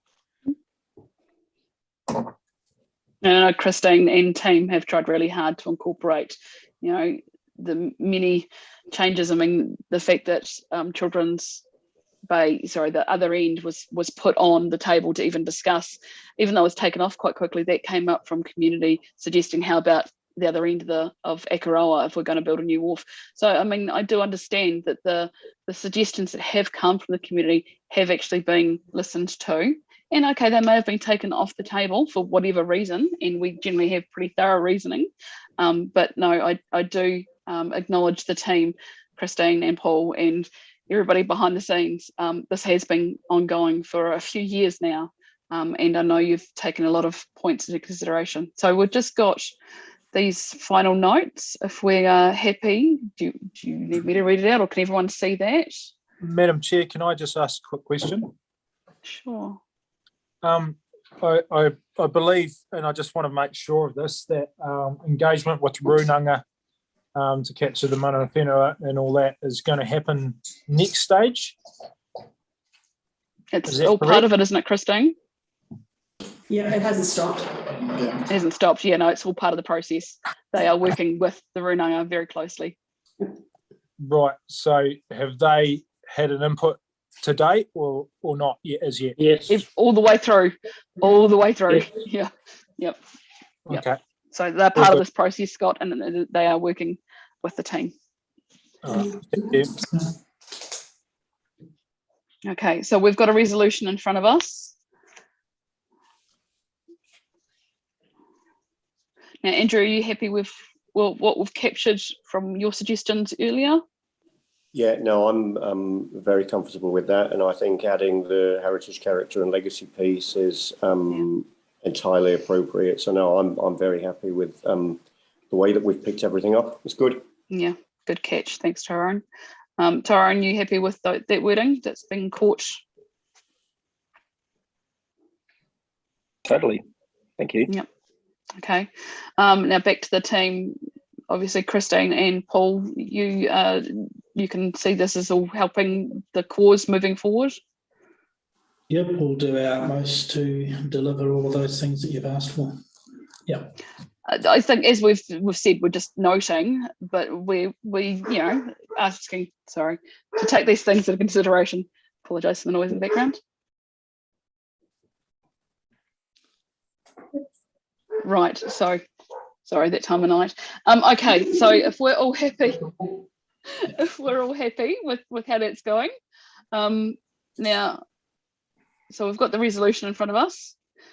Ask for a mover and seconder. I guess we're all going to have hands up. Jesus Christ. I can't actually see anything on my screen in front of me. Right, so mover is. Okay, can I just ask a question? Sorry, before you go any further. Yeah. Can I say, Jamie, are you still there? Yep, I'm still here. Okay, do you want to add anything to that, or are you comfortable? No, I'm comfortable with that. Absolutely. How about you? Right.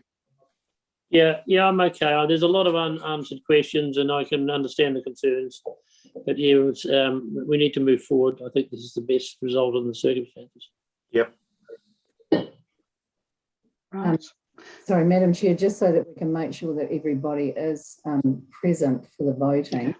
Linda, can you just take that down for now if everybody is clear on what it's and then we can actually see when people are voting. Thank you.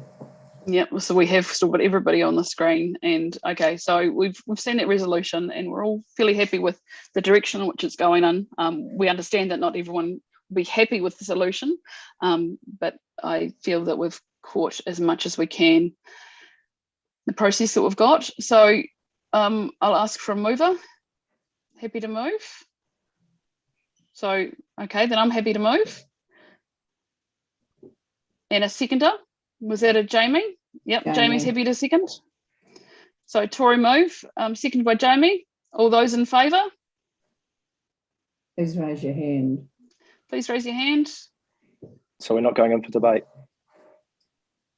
No, I think we've done all that. Sorry, Tyrone. Okay, that's fine. Okay, so yep, all those in favour? That's carried. So thank you, everyone. I understand it's been a long evening.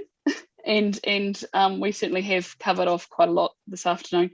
Thank you to all the submitters again.